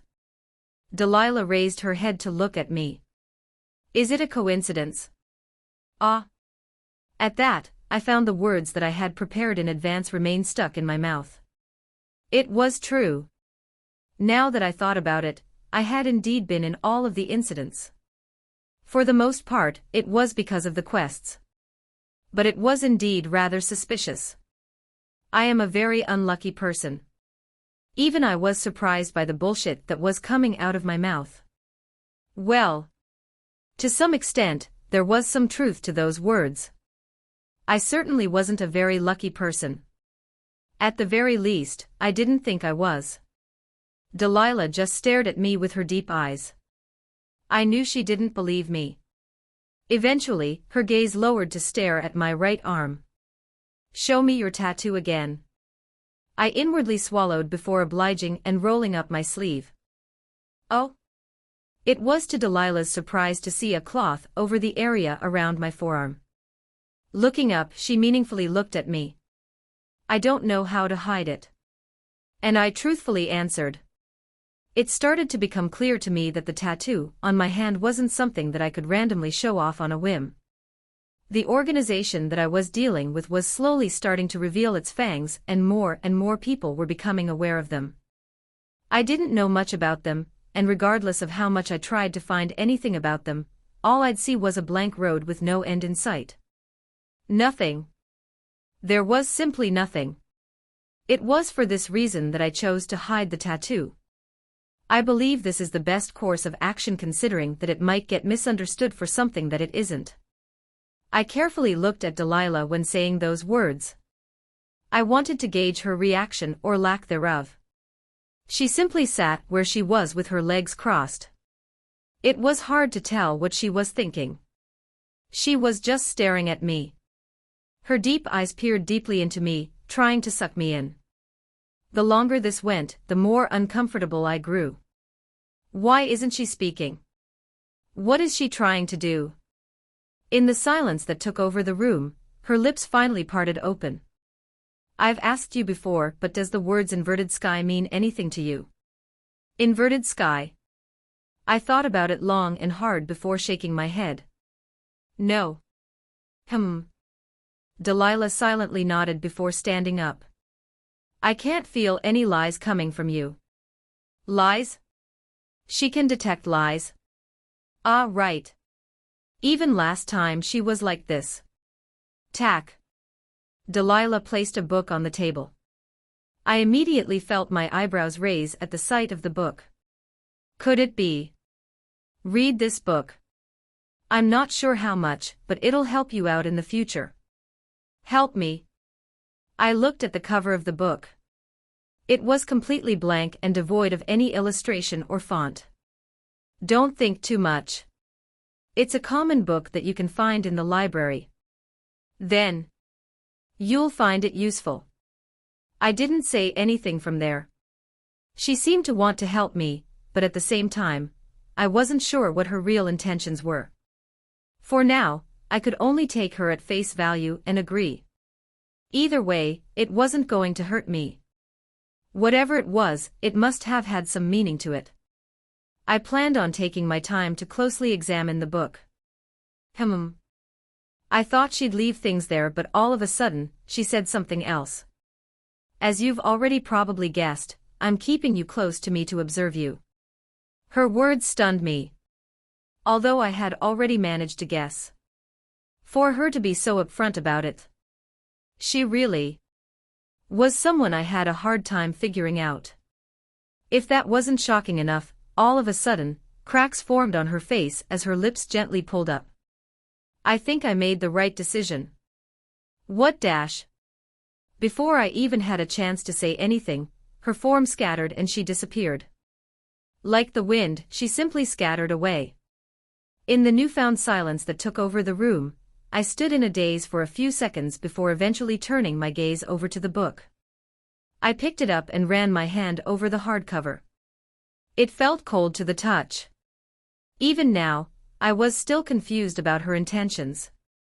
The more I thought about it, the more my head hurt. Is she helping me, or using me? I more or less knew the answer to that question, and I didn't mind it. So long as it benefited me in some way, then I didn't mind getting used. In the end, I had to just stop thinking about it, and I flipped to the first page. I was bound to find something from this book. Flip. Laying my eyes on the first page, I read out loud. Era of the Shattered World. It was an interesting title, and it immediately gained my interest. I was just about to flip to the next page when all of a sudden something flashed before my eyes. It was a simple notification. One that I knew was bound to happen. But even as it happened, I felt my shoulders grow heavy. I guess it's starting. Synchronizing. Kira Milne, 2%, 9%. The penalty of my decision. A few minutes prior. Ah, fuck. I forgot to buy them again. Smack. Kira smacked her forehead and let out a curse. Rummaging through her pockets and finding nothing, she clicked her tongue and kicked one of the pebbles along her path. Despite the darkness outside, the presence of lamps lining the path served to ward away her fear. The thought made Kira chuckle. It's funny. Her traits were purely elemental, with her skills rooted in fire and darkness. Despite her aversion to the darkness, her power was inexorably linked to it. It was for this reason that she never used her other element. She simply had a hard time using it. But of course, that didn't apply to the events of the day prior when she went to visit her aunt. Her anger had taken away the fear that she had towards the darkness. HAAA. Kira suddenly felt her mood lift at the thought of her aunt. Thinking about the death of that woman, Kira felt like she was flying. Finally, she's dead. It sounded too good to be true. The woman who had haunted her for so long was finally dead. And to think, she was the one who ended up killing her. Kira felt an odd sense of relief. Even though she had sworn to be the one to do it, she didn't think she'd have the opportunity to. I can't believe it. It still felt like a dream to her. A very nice dream. In any case, Kira's thoughts couldn't help but drift towards a certain figure. Had it not been for him, then she would have most likely died, or even worse, been kidnapped. She hated to admit it, but I guess I owe him one. Tilting her head, she mumbled to herself. Ah, no. Technically speaking, he owes me one too. Right.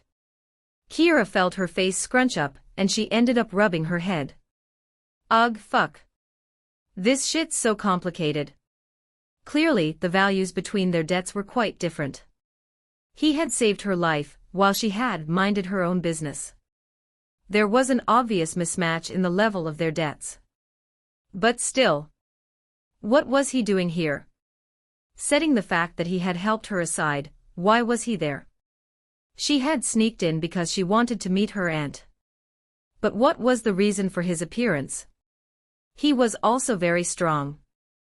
While it was indeed true that her aunt had her mana sealed, and was just waiting to recover her strength, he had managed to keep up with her. He was a far cry from how he was in class. He was definitely hiding his real abilities and intentions. Of that she was sure. The question was why he was doing all of this. What was his motive behind his appearance back at the lockdown cells, and why had he helped her? Surely he-ha. Kira's words stopped all of a sudden. Her vision blurred and her surroundings started to change. What? What the? A scorched smell lingered in the air. The ruins of a familiar city, and the lightning that crackled in the air. An air of oppression gripped the surroundings. What's going on? Where is this place? Kira found that she had also lost her voice. However, she didn't need her voice to see what was going on. In particular, in the distance, she could see a figure. They stood at the center of it all, their figure blurred. Everything gravitated their way. As if the world revolved around them.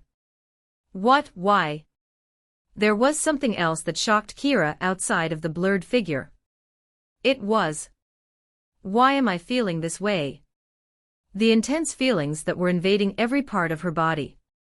All she could remember was feeling an intense hatred. A hatred that seemed to devour her entire body.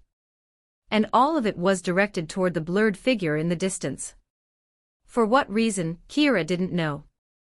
However, all she could think about at the moment was the hatred she felt towards the figure. It was intense, and Kira had a hard time containing it. Suddenly, Kira felt her mouth part open as a voice familiar with her own rang out. You are the one who let her go. I trusted you, and yet. Kira felt her teeth clench as her body moved on its own. Darkness started to spread over every inch of the land. It covered everything in its path, devouring all light from the world. I'll kill you for it. The voice ended there as the world froze. Not long after, the world started to collapse and Kira found herself back in the park. What? Kira found that her voice was back. But that wasn't enough to shake off her confusion. H-A-A-A. H-A-A-A. With heavy breaths, she looked around her. What? The hell was? That? There were three major known eras, the era of sovereign ascendance, the age of umbral dominion, and the era of the shattered world.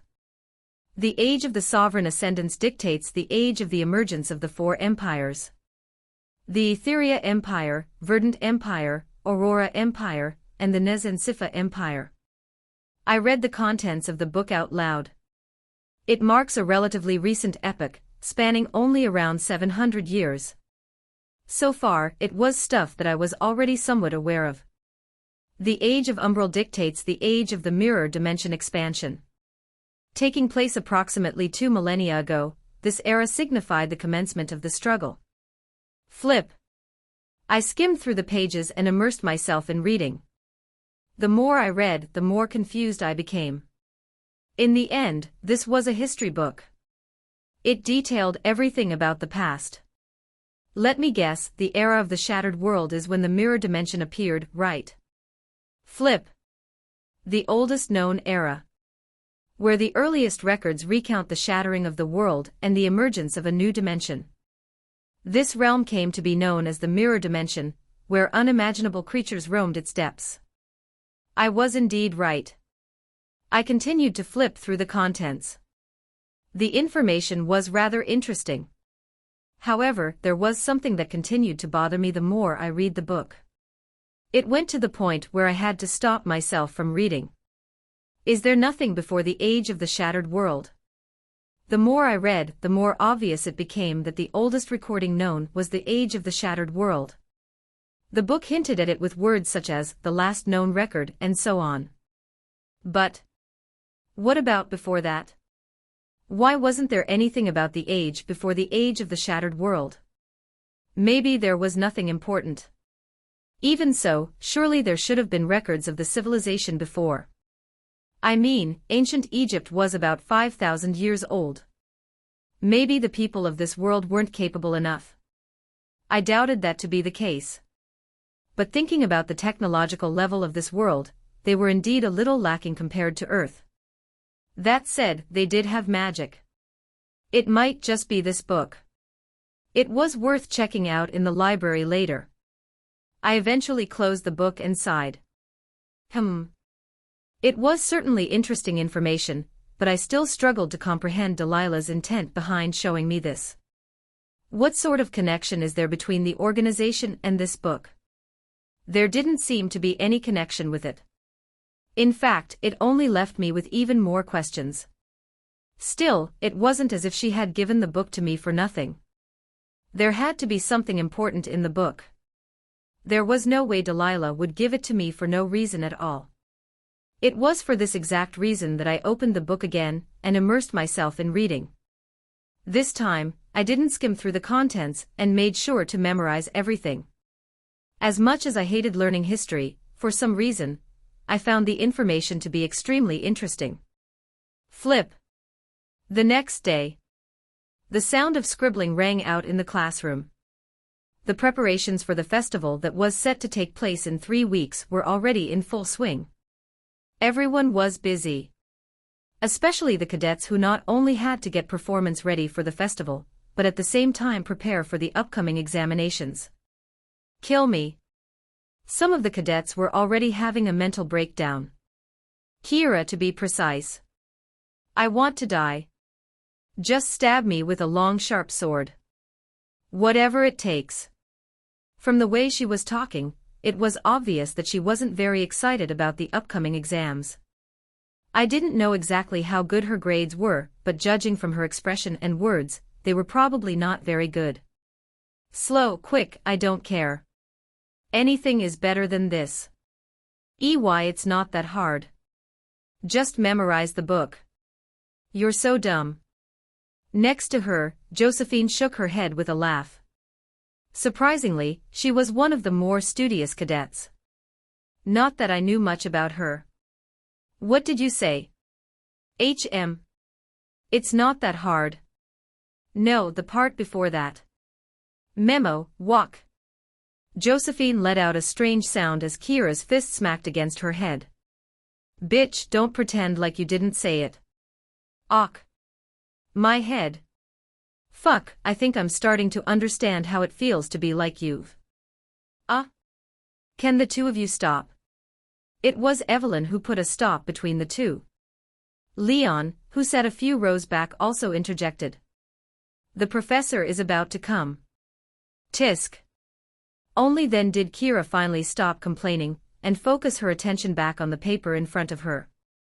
I watched them interact from my seat before turning my attention away from them. Talking about the festival, I hadn't signed up for anything. I thought about the stand-up, but I still needed to work on my delivery.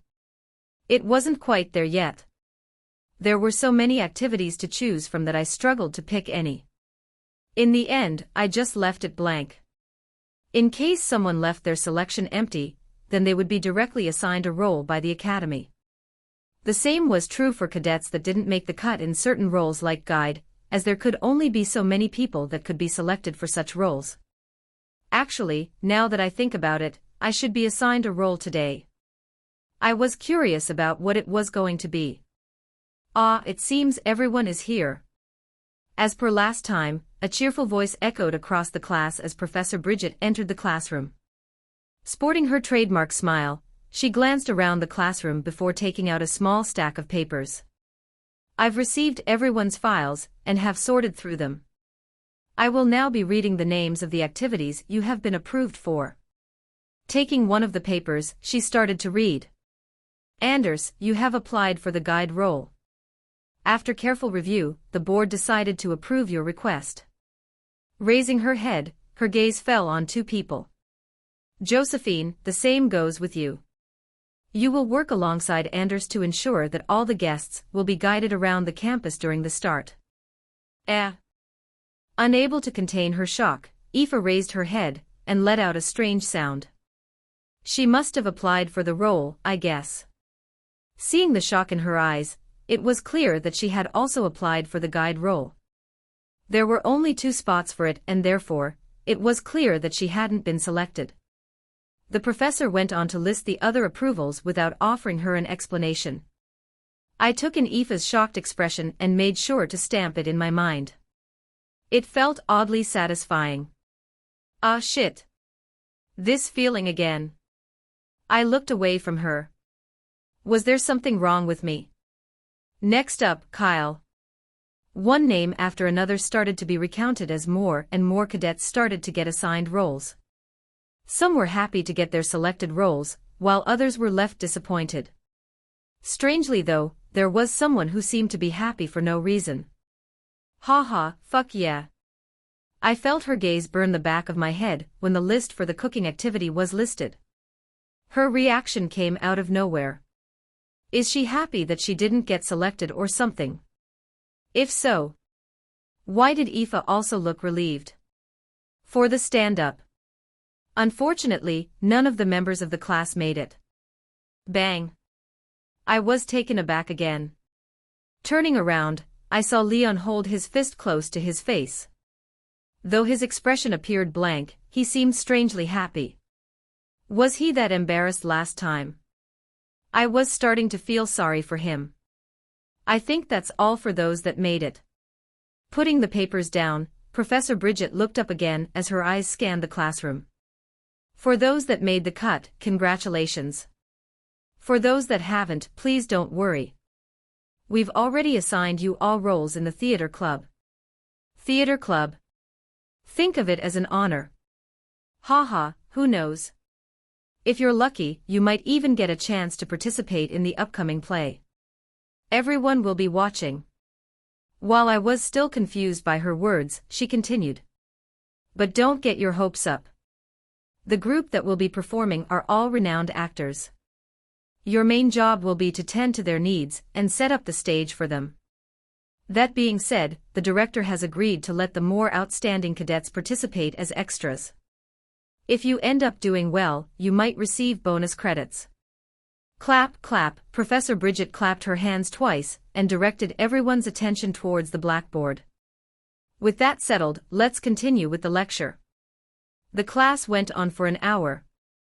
Once it was done, all cadets dispersed and headed toward their designated activity. I looked at the slip in front of me and headed towards the Leone Hall. That was where the play was going to be held. A play, huh? I didn't know how to feel about the situation. From what I heard, the chances of us cadets getting selected for the play were almost slim to none. Not that I minded since I wasn't interested in acting. I wasn't a very good actor, so it was only going to end up with me embarrassing myself. That meant that my job was just setting up the stage and props. That sounded easy enough. I'll take it. All I cared for were the credits. The academy campus was large.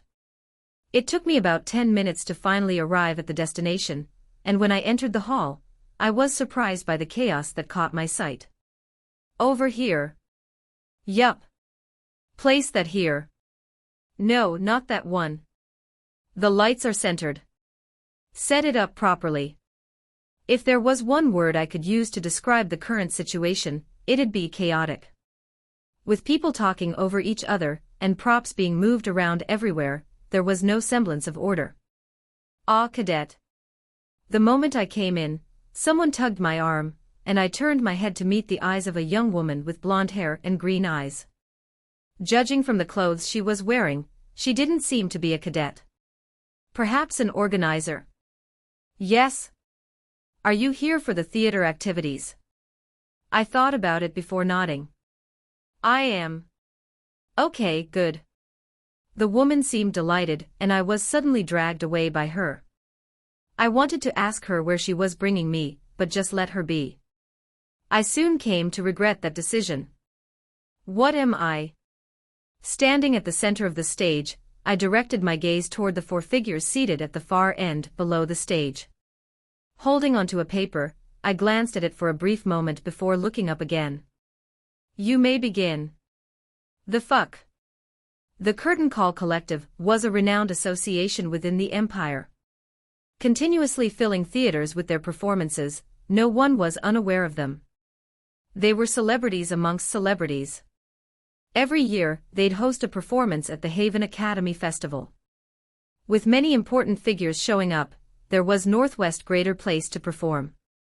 It was for this reason that everything needed to be set up properly. No, that's not right. Put it to the right. Yes. Like that, no. A little to the left, yup, shit, you went too much to the left again. The organizer of the event was a middle-aged woman known as Olga.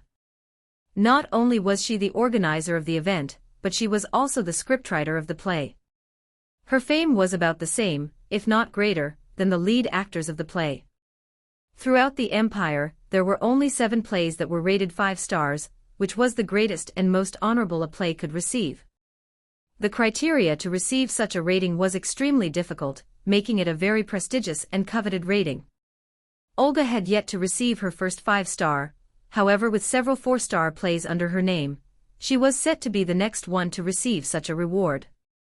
Her latest play, The Wounds of the Moon, was something she had been working on for the past several years. It was her masterpiece. For this reason, everything had to be perfect. No. That's not the right place. From the major details to the little details. Everything had to be perfect. Madam Olga. Yes, right there. Madam Olga. No, your dash. Madam Olga. Startled, Olga turned to her left where a young woman with glasses stood. Sporting an annoyed look, she glanced around and sighed. Madam, we're about to audition for the extra roles in the play. Several cadets are waiting to audition. Ah, right. I have to select one of them. Olga's expression crumbled. As a perfectionist, Olga hated nothing more than having to taint her play by granting permission to amateur actors and cadets into her play. Regardless of how small their role was, Olga hated the idea of having them in her play. If not for the fact that she was forced to do it, she would have completely rejected the idea. Fuck. Her distaste towards the situation reached a point where she ended up swearing. I can't believe I have to allow this. The performance was extremely important to her. It was because it was so important to her that she had trouble controlling herself. Bring me to them. Clenching her teeth, she headed for the main theater, which was currently almost completely empty. Waiting for her near the stage were 3 other people. Ah, Madam Olga, you're here. Madam. They were key members of the Curtain Call Collective, and judging from their expressions, it was obvious that they too felt the same way as her.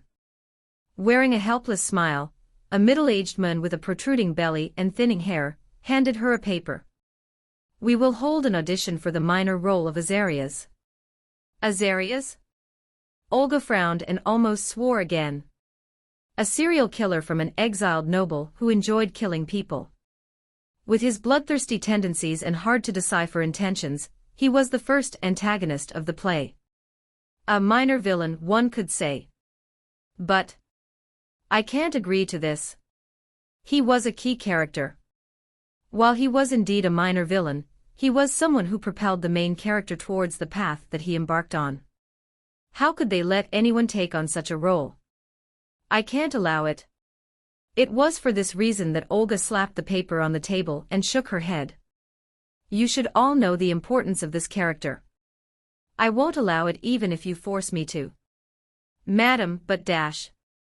No buts. I won't allow it. Even I dash. You have no choice but to allow it. A deep voice suddenly interjected, forcing Olga's mouth shut. When she turned her head, she almost cursed. Standing a few meters from her was a tall and lanky man with thick squared glasses. Wearing an undervest without his blazer, his deep dark eyes scanned the surroundings. The rules are the rules. Since you have signed up for this, you have to go through it to the end. But Azarias is. What other character then? That. When Olga was unable to answer, the man coldly cut her down. Since you can't decide, be quiet and start the audition. You don't have a lot of time. There's a chance you might get lucky and find someone worth consideration. Find someone worth consideration. Olga almost scoffed at the statement. However, she didn't let it show and merely clenched her teeth. Fine.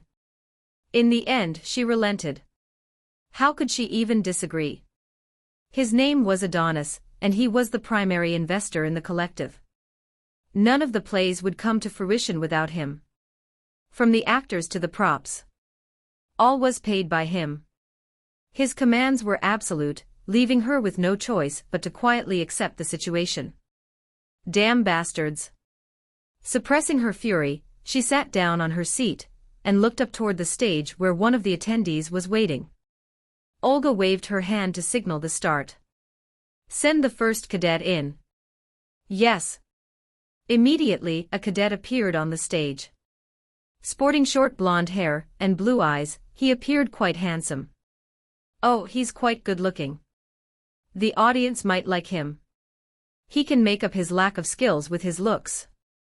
While the other judges were praising his looks, Olga wasn't interested. The only thing she cared about was his acting skills. I'm Dash. Olga cut the cadet off before he could say anything. You have 5 minutes to get ready and study the script in your hands. Tell us when you're ready to start. Ah. Flustered, the cadet immediately looked down at the paper and started to memorize his lines. Olga sat quietly and watched his practice. From the way he tried to change his expressions, to the tone of his voice. In the end, by the time it was time for him to perform, a minute into the performance she waved her hand. Stop. Ah. You may leave. Uncaring for the cadet's expression, she looked towards the assistant. Send the next one. Ah, yes. A vicious cycle started from there. A cadet would appear, only for them to be shut down a minute after their performance started. Stop. Next. Send another one. Is this a joke? Olga didn't care for the cadets' feelings. Even as they tried their hardest, she rejected them the moment they made a mistake, or acted in a way that didn't fit her image of the Azarias in her mind.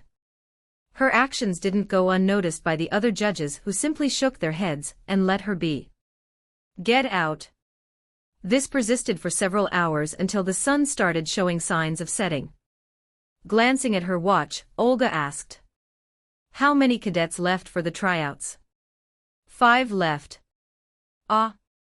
Rubbing her head, Olga suppressed her urge to swear and took a deep breath. Another 5. Kill me already. Then, with a wave of her hand, she muttered. Let the next one in. Understood. Tack. His appearance instantly grabbed the attention of all present. Clad in the standard attire worn by all cadets, his garments appeared to contour flawlessly to his physique. Moving with deliberate and measured steps, he maintained a stoic expression, methodically surveying his surroundings with cool indifference. In the moment he appeared, the judges found themselves unable to tear their gaze away from him. All except for Olga, who frowned. Staring at his flawless appearance, Olga only felt disappointment. His face, expressions. It was as if she was looking at a blank piece of paper. There was simply nothing. Another pretty face. The more she looked, the more disappointed she became.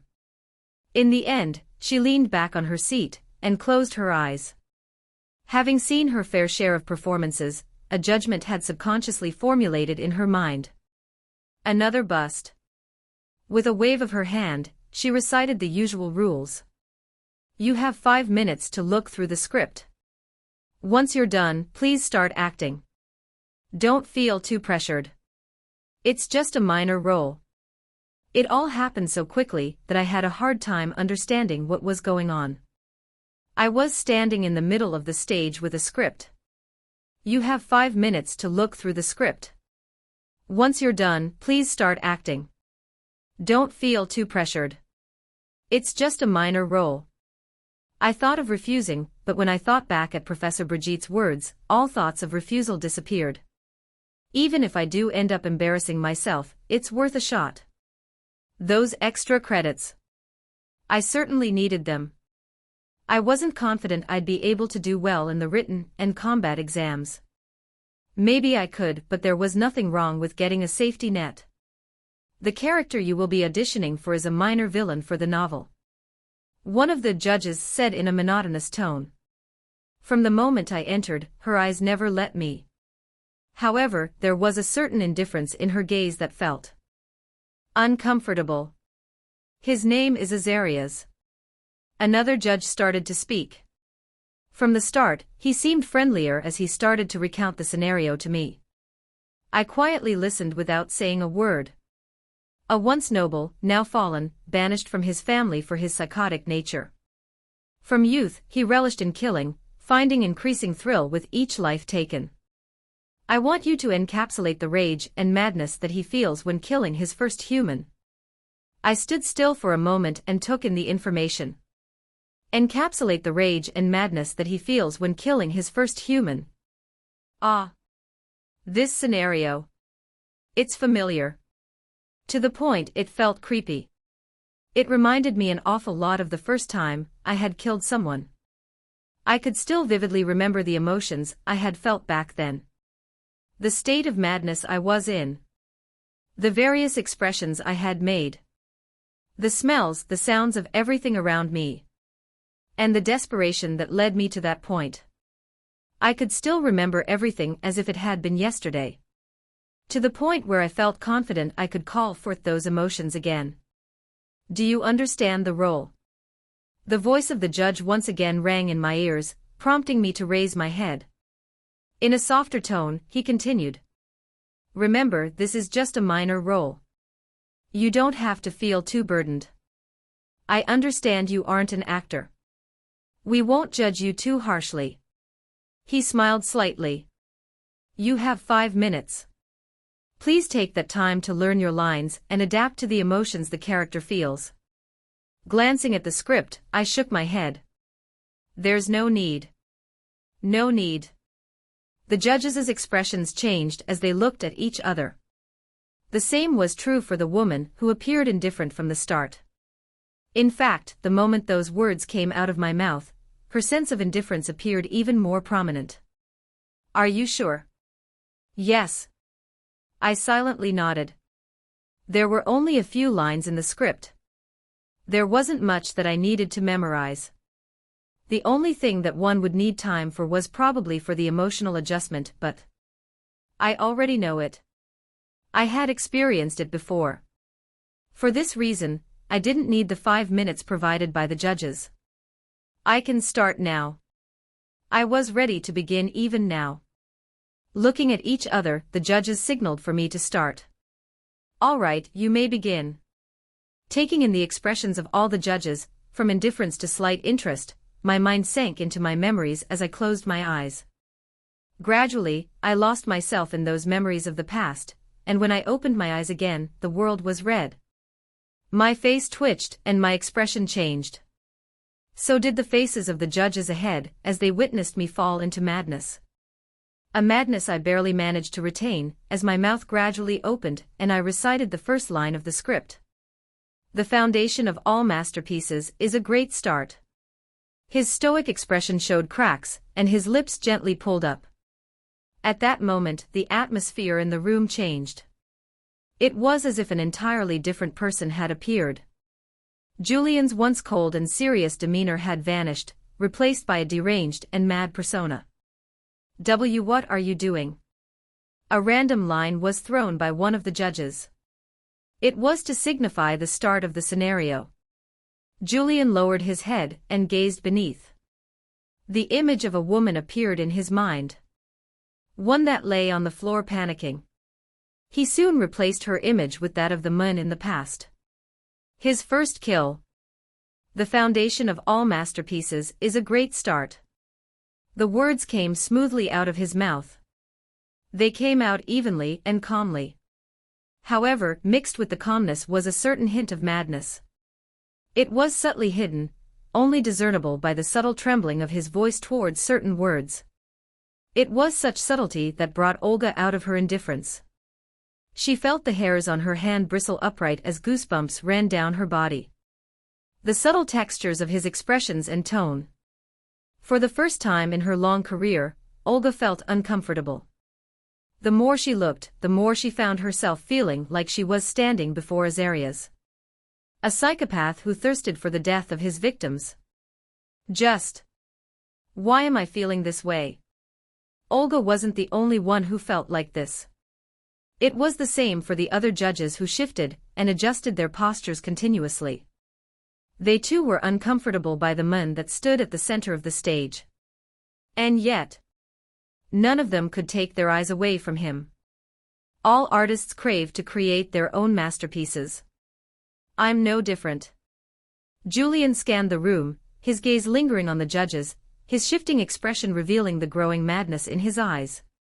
His chest heaved up unevenly, and the sound of his breathing took over the air that was swallowed up by the silence that ensued. I want to make a masterpiece. A piece that will be synonymous with my name. He continued to address the judges. His tone started to change, slowly becoming tenser and more hoarse. Gradually, his smile became more intense. And so, the first brushstroke of this masterpiece shall be none other than your life itself. Tack. The wood creaked under his steps as he moved forward. He appeared to head for the judges, his eyes never leaving them. Under his intense gaze, a cold chill went past their bodies. Their instincts told them to run. That they were currently dealing with a psychopath. However, their bodies refused to listen. They continued to stare as he took another step. Olga sat on her seat frozen. The theater had long disappeared from her vision. An environment had already started to form in her mind. A medium-sized room that belonged to a well-off noble, and was decorated neatly with all the right furniture. A figure lay sprawled on the ground. Her expression was one filled with horror. She seemed to want to run, but her body refused to listen. All she could do was stare up towards the man who slowly bent over to grip her throat. The madness in his gaze intensified as his expressions underwent several changes. A fleeting smile of excitement would flicker, only to be swallowed by the engulfing madness that danced in his eyes. Rationality struggled to hold its ground amidst the tumultuous storm within him, as subtle hints of guilt seeped through the wincing of his features. Olga swallowed her saliva. He had flawlessly captured the essence of the Azaria's character she had penned. A low scream echoed. One that was quickly suppressed by a hand. The furniture scattered and legs and arms flayed in the air. But it was all futile. Under the madness. His madness. All she could do was watch with horrified eyes as her life slowly came to an end. A heart-wrenching scene. One that inevitably ended with death. Ha! H-A-A-A. Azarias's heavy breaths echoed as he stared at his hand, feeling the mix of guilt, madness, and excitement after his first kill. It was perfectly embodied in that moment. The scene deeply carved itself into the minds of the four judges, who remained silent the entire time. I'm done. A low and cool voice broke them out of their daze. The madness that lingered in his eyes, the sense of joy from the kill, and the guilt had all vanished. Once again, his expression returned to that of a blank piece of paper. The performance ended there. Olga and the other judges remained seated in their seats at a loss for words. The performance had left them all stunned. From the wide range of emotions he displayed to the expressions he made to mirror them. It was a flawless performance. There was no denying it, and Olga found herself licking her parched lips. What is your name? She found herself asking for the name of the cadet. Tilting his head, the cadet turned his head to meet her gaze. Just as he entered, his expression hardly showed any changes. Taking her in for a brief moment, he eventually answered. Julian. Julian. The name rolled well on her tongue. Standing up from her seat, she carefully made her way toward him, stopping only when she was a few feet away from him. Getting a closer look at him and liking what she was seeing, she eventually nodded her head. The more she looked at him, the more she felt like she was looking at Azarias. It's as if he's standing right before me. How can someone portray the essence of what I wanted so well? It's gone beyond just copying the character. It's as if he became the character itself. If there was one problem that she had with the performance, it was that. It's too short. It almost felt like a pity for such a great character to only have a few scenes. The problem was that the script was already perfect as it was in her mind. There was no way she could extend his role, right? Her brows furrowed as she once again turned to look at Julian. Slowly, she extended her hand towards him and said, Congratulations on making the cut. I'll sign your name up for the play. For now, I will take some time to make some adjustments to the script. I will send you the finalized version by tomorrow. Please come this way. there are a lot of things that need moving. Aoife, Leon, Evelyn, and several other cadets were brought into the Leone Hall where they were immediately put to work. Because their applications had been rejected, they had. Make sure you line the lights properly. Cadet, please be careful with that. It's very expensive. You will be held liable for the damage. The situation was chaotic, but Aoife didn't bother and followed the instructions diligently. I didn't get the role. Her mind was still thinking about the role she failed to get. How? Realistically speaking, she was the most deserving of the role. Not only was she an extremely well-known figure given her family name, but she was also well acquainted with most of the members attending. She knew their likes and dislikes. There was no one more perfect than her to tend to their needs. So why? Why didn't she get selected? However, Aoife wasn't left discouraged for long. Looking around, she realized that this was another opportunity for her. If I can get into the play, then I can get extra credits. Her acting was quite good. Having participated in several plays in the past, she was somewhat confident in her skills. Furthermore, she was quite familiar with the members of the collective. If all went well, then there was a chance of her getting selected. Aoife was so immersed in her thoughts that she didn't realize someone was standing in front of her. Ah, careful.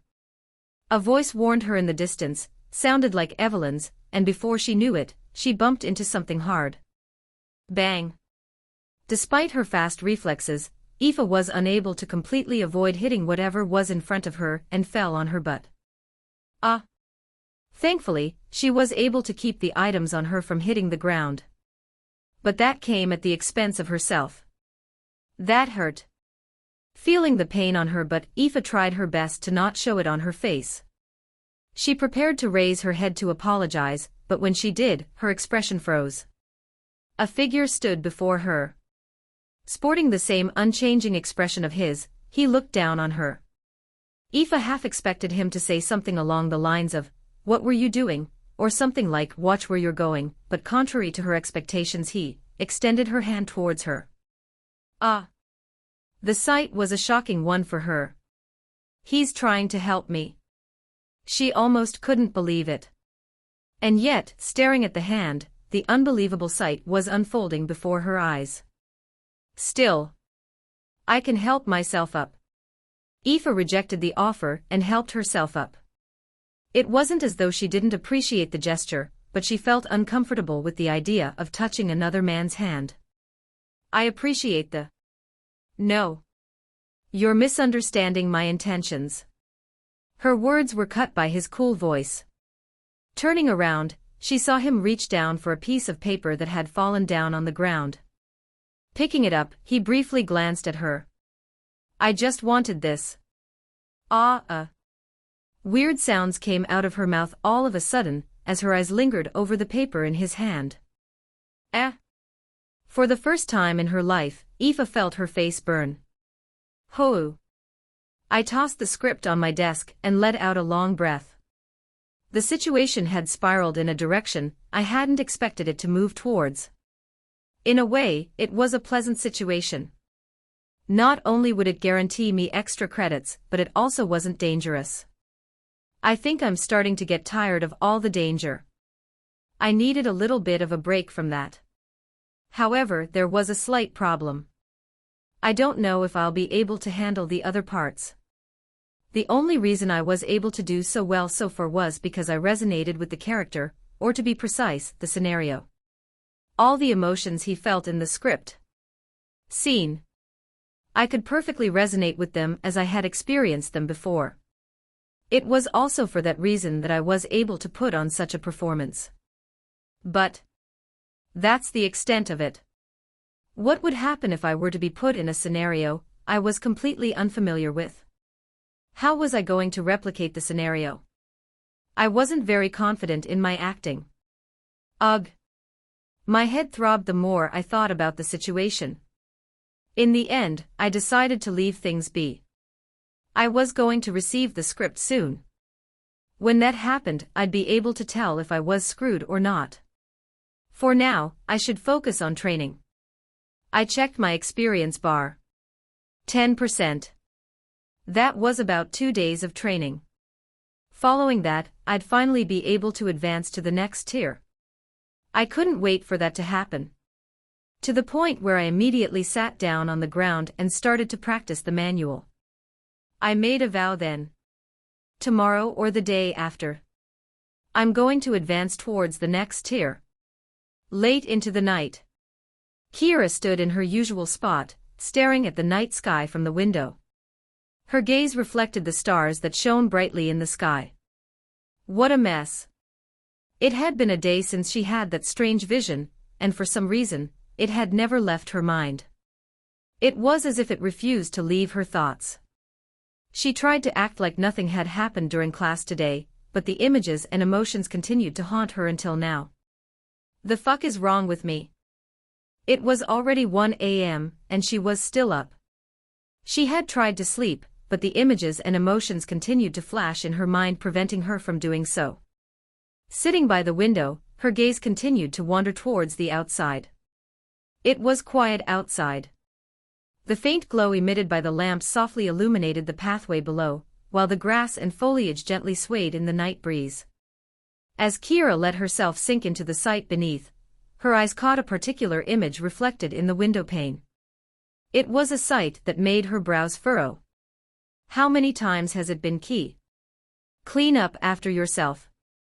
Look at this mess. Why do you never listen to me, Key? Is it so hard to clean? Wait until you grow old and have children in the future.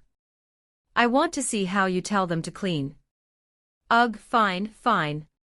Taking her eyes away from the window, her gaze fell on a misplaced sock. Clicking her tongue, Kira got out of her spot and tossed it in one of the baskets for dirty clothes. Her eyes darted across the room, looking for anything that was out of place. Only when she was certain that everything was in place that she let out a sigh of relief. Thank fuck. There was nothing that irritated her more than disorderliness in her room. It had to be perfect. Scanning the room one more time, Kira eventually plopped back on her bed. Her ruby-red eyes blankly stared at the ceiling above. Her thoughts once again drifted towards the vision, and her expression couldn't help but crumble. Again. For how long was this going to continue? It was starting to get annoying. No, it was already annoying. To the extent that she contemplated doing something she typically avoided doing. Should I? The memories and feelings resurfaced again. It was memories like these that propelled her to do something she abhorred. Closing her eyes, the world around her began to be engulfed in pitch darkness. It crept out from her body, enveloping the surrounding area. In the darkness that started to take over her surroundings, Kira's eyes shook. So did her body. Ha! H-A-A-A. Despite her best attempts at keeping her breath in check, Kira was having a hard time keeping herself from keeping her breath even. With each passing second in the dark world, Kira found herself increasingly unable to conceal the lingering traces of panic and fear that were slowly starting to grip her mind. Her palms started to feel sweaty, and her vision started to blur. Hold on. I need to hold on. Kira fiercely bit onto her lips. A metallic tang clung to her lips as she bit down with force. A sharp pain invaded her mind, but she kept a firm mind. I have to hold on. More. Longer. Ha. Ha. With each passing second, the rhythm of her breath grew more strained, laboring against her chest. Her vision blurred as beads of sweat multiplied upon her brow. Drip. Drip. Despite that, Kira continued to persist. More. Not now.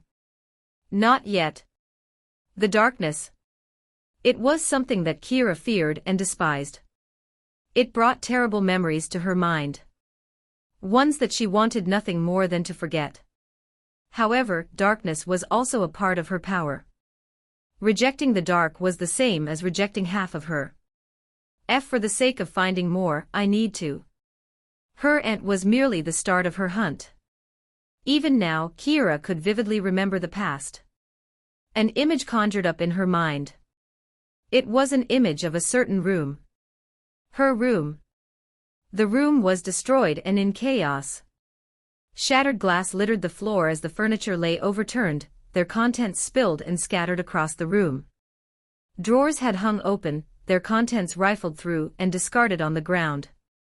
The once cozy atmosphere she called her room was completely taken over by chaos and disorder. They were definitely looking for something. Of that, Kira was sure. But that wasn't the only thing she was sure of.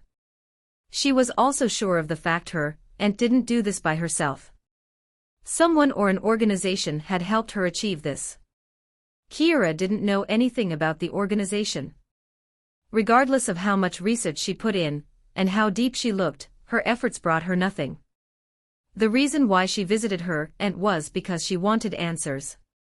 Answers to who the organization was, and why they had done what they did. Of course, what would come after was their destruction. Kira's mind was firm on that. Her life goal was to take revenge. At any cost, she planned on eradicating all members of such an organization. It was for this reason that she pushed her fear aside, and endured the darkness that surrounded her. It felt cold. And lonely. But even when she was under such stress, Kira's mind remained firm. More. At the same time, in an unknown location within the mirror dimension. You're in luck. It looks like the higher-ups are quite happy with your performance. A tall woman with long flowing blonde hair and red eyes, Rose, addressed Robert with a smile. You're not half bad for an ex-professor, at one of the most prestigious academies in the Empire. She patted him on the shoulder. Anyways, follow me, I've got a present for you. A present? Robert tilted his head in confusion. He was still trying to get accustomed to the new environment. Everything felt new to him, and the scale of the place left him astounded. Looking around, it felt as if he had entered a new world. A large dome that covered the entire space. Buildings that seemed to reach the tip of the dome. Moving boxes of metals and colorful lights. The place appeared like a completely different world. You'll get used to it. Rose reassured him while continuing to walk forward. I too was like that the first time I came. Most probably, everyone was the same. None of us really know the origin of such technology, and its place beside our leader. It isn't even a very large space. However, it certainly leaves an impact, doesn't it? Yes. Robert nodded absent-mindedly. Everything felt so new and fresh to him. But at the same time, it also felt rather convoluted. The noise was quite intense. The only one that probably knows the answer to all of this is our leader. He's the one who created this space. Leader? Rose nodded and didn't say anything else. Robert followed her quietly from behind, until he was eventually led into one of the tall buildings. The door swooshed open, leaving the poor professor frightened as he moved back. Ha ha ha. Rose laughed upon seeing his reaction. It won't bite you. Come in. Ah. Swallowing his saliva, Robert nodded his head and followed along. Swoosh, the doors closed behind him, but unlike last time, he didn't have time to worry about the doors as his attention shifted elsewhere. With polished marble flooring and bright overhead lights, a multitude of people wearing various types of clothing lingered around the floor, engaging in conversation with each other. Once again, Robert was left at a loss for words, but yet again, Rose's voice forced him out of it. Follow along. The elevators are here. Elevator. Ding. The wall split open and Robert's eyes widened. Rose stepped in and dragged him along. Don't ask too many questions and just follow along. You'll get used to what you're seeing eventually. The doors to the elevator closed and Robert felt a sinking sensation. The sensation frightened him, but he chose to remain quiet. Oh, right. Recalling something, Rose rummaged through her pocket before taking out a small object and handing it to him. What's this? It's called a phone. Rose started to explain as Robert fiddled with the device. It grants you communication within the headquarters. It won't work outside. I'm not too sure about the details, but it is what it is. You can use the device to call me or anyone that you may be acquainted with. Yes. Blinking, Robert fiddled with the phone. He had a hard time understanding its functions. He was prepared to ask Rose, but before he could do that, the elevator doors opened to reveal a large room where several people wearing white robes appeared. Oi, Rick. Rose called someone's name.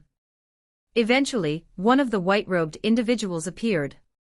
Their features remained obscured by an unfamiliar cloth draped over their face, making it hard to tell what gender they were. Yet, based on the resonance and timbre of their voice, as well as the name Rose called them, they seemed to be male. Robert felt Rose's gaze as she turned to look at him. We've got a new one. Pass me a vial. A vial? Yeah. Understood. With a nod, Rick left. He came back shortly after holding onto a small tube that contained a strange red liquid. Robert squinted his eyes to get a better look. This is for you. Rose handed it to him, leaving Robert in a state of surprise. For me? Yes. It's your reward. Ah. Looking at the liquid, Robert hesitantly asked. But what exactly is it? At this question, Rose flashed a smile. It was an eerie smile that sent shivers down his spine. Would you believe me if I told you this was the blood of a god? The blood of a god. Robert stared at the vial with deep apprehension, and a little bit of disgust. Seeing the look on his face, Rose laughed. Ha ha, I was joking. There's no such thing as gods. Her laugh sounded almost eerie. Well, at least not that I'm aware of. Robert quietly nodded his head, and waited for her to continue. Picking the vial, Rose casually glanced at it. Rather than explaining, she asked a question. What do you know about the age before the era of the Shattered World? It was a sudden question that Robert hadn't expected. He stared at her for a moment before shaking his head. I'm not quite well versed in such matters. But from what I've read, our civilization wasn't developed enough to create records of it. The era of the Shattered World occurred approximately 3,000 years ago. It was the era where the first recordings of the mirror dimension occurred. That was as far as Robert knew. Was there perhaps more to it? I guess you wouldn't know. Stroking her chin, Rose tilted the vial, allowing the liquid to move from one side to the other. The more Robert stared at it, the more uncomfortable he grew. It really did seem like blood. I also don't know very well. Only the big shots know the full story. The one thing I do know is that. Rose slowly turned her head away from the vial to meet Robert's gaze. Suddenly, as if two hands had gripped his throat, he found himself struggling to breathe. The mirror dimension is not a natural phenomenon. It was something that was created by what we call an unrecorded or in a sense, God's dot. Unrecorded. God. The deeper you venture into the mirror dimension, the more things you end up finding. Our organization has existed since the age of the Shattered World until now, and even now we still don't know much about the unrecorded. The only thing we managed to pick up is that there are 7 of them. Tack. Rose gently placed the vial on the table next to her. Some texts suggest that there had been a fallout between the unrecorded, leading up to a massive fight, which resulted in the shattering of the known world, and hence the mirror dimension, while other sources say it was the doing of one unrecorded who had gone against the others to seek immortality. Immortality. Oh, yeah. We call them gods, but the unrecorded weren't immortal. Well, all except for one. Frowning, Rose stroked her chin while mumbling, I believe the first one to die was Oracleus. He died not much after he received his powers. Oracleus. She shrugged. The fragments are scattered, so the information is still not there yet, but we don't really need to dwell too deeply into the ancient history. Rose went on to continue. Our goal is to collect information and relics. Relics. Robert raised his brow. Relics were items that were imbued with mana, and had special properties. They could be created by hand, or found in the mirror dimension. Rose nodded her head. For in particular, the extractor of containment, the astral mirror, the oracle's eyes, and the chalice of collection. Our mission is to find and collect all four relics.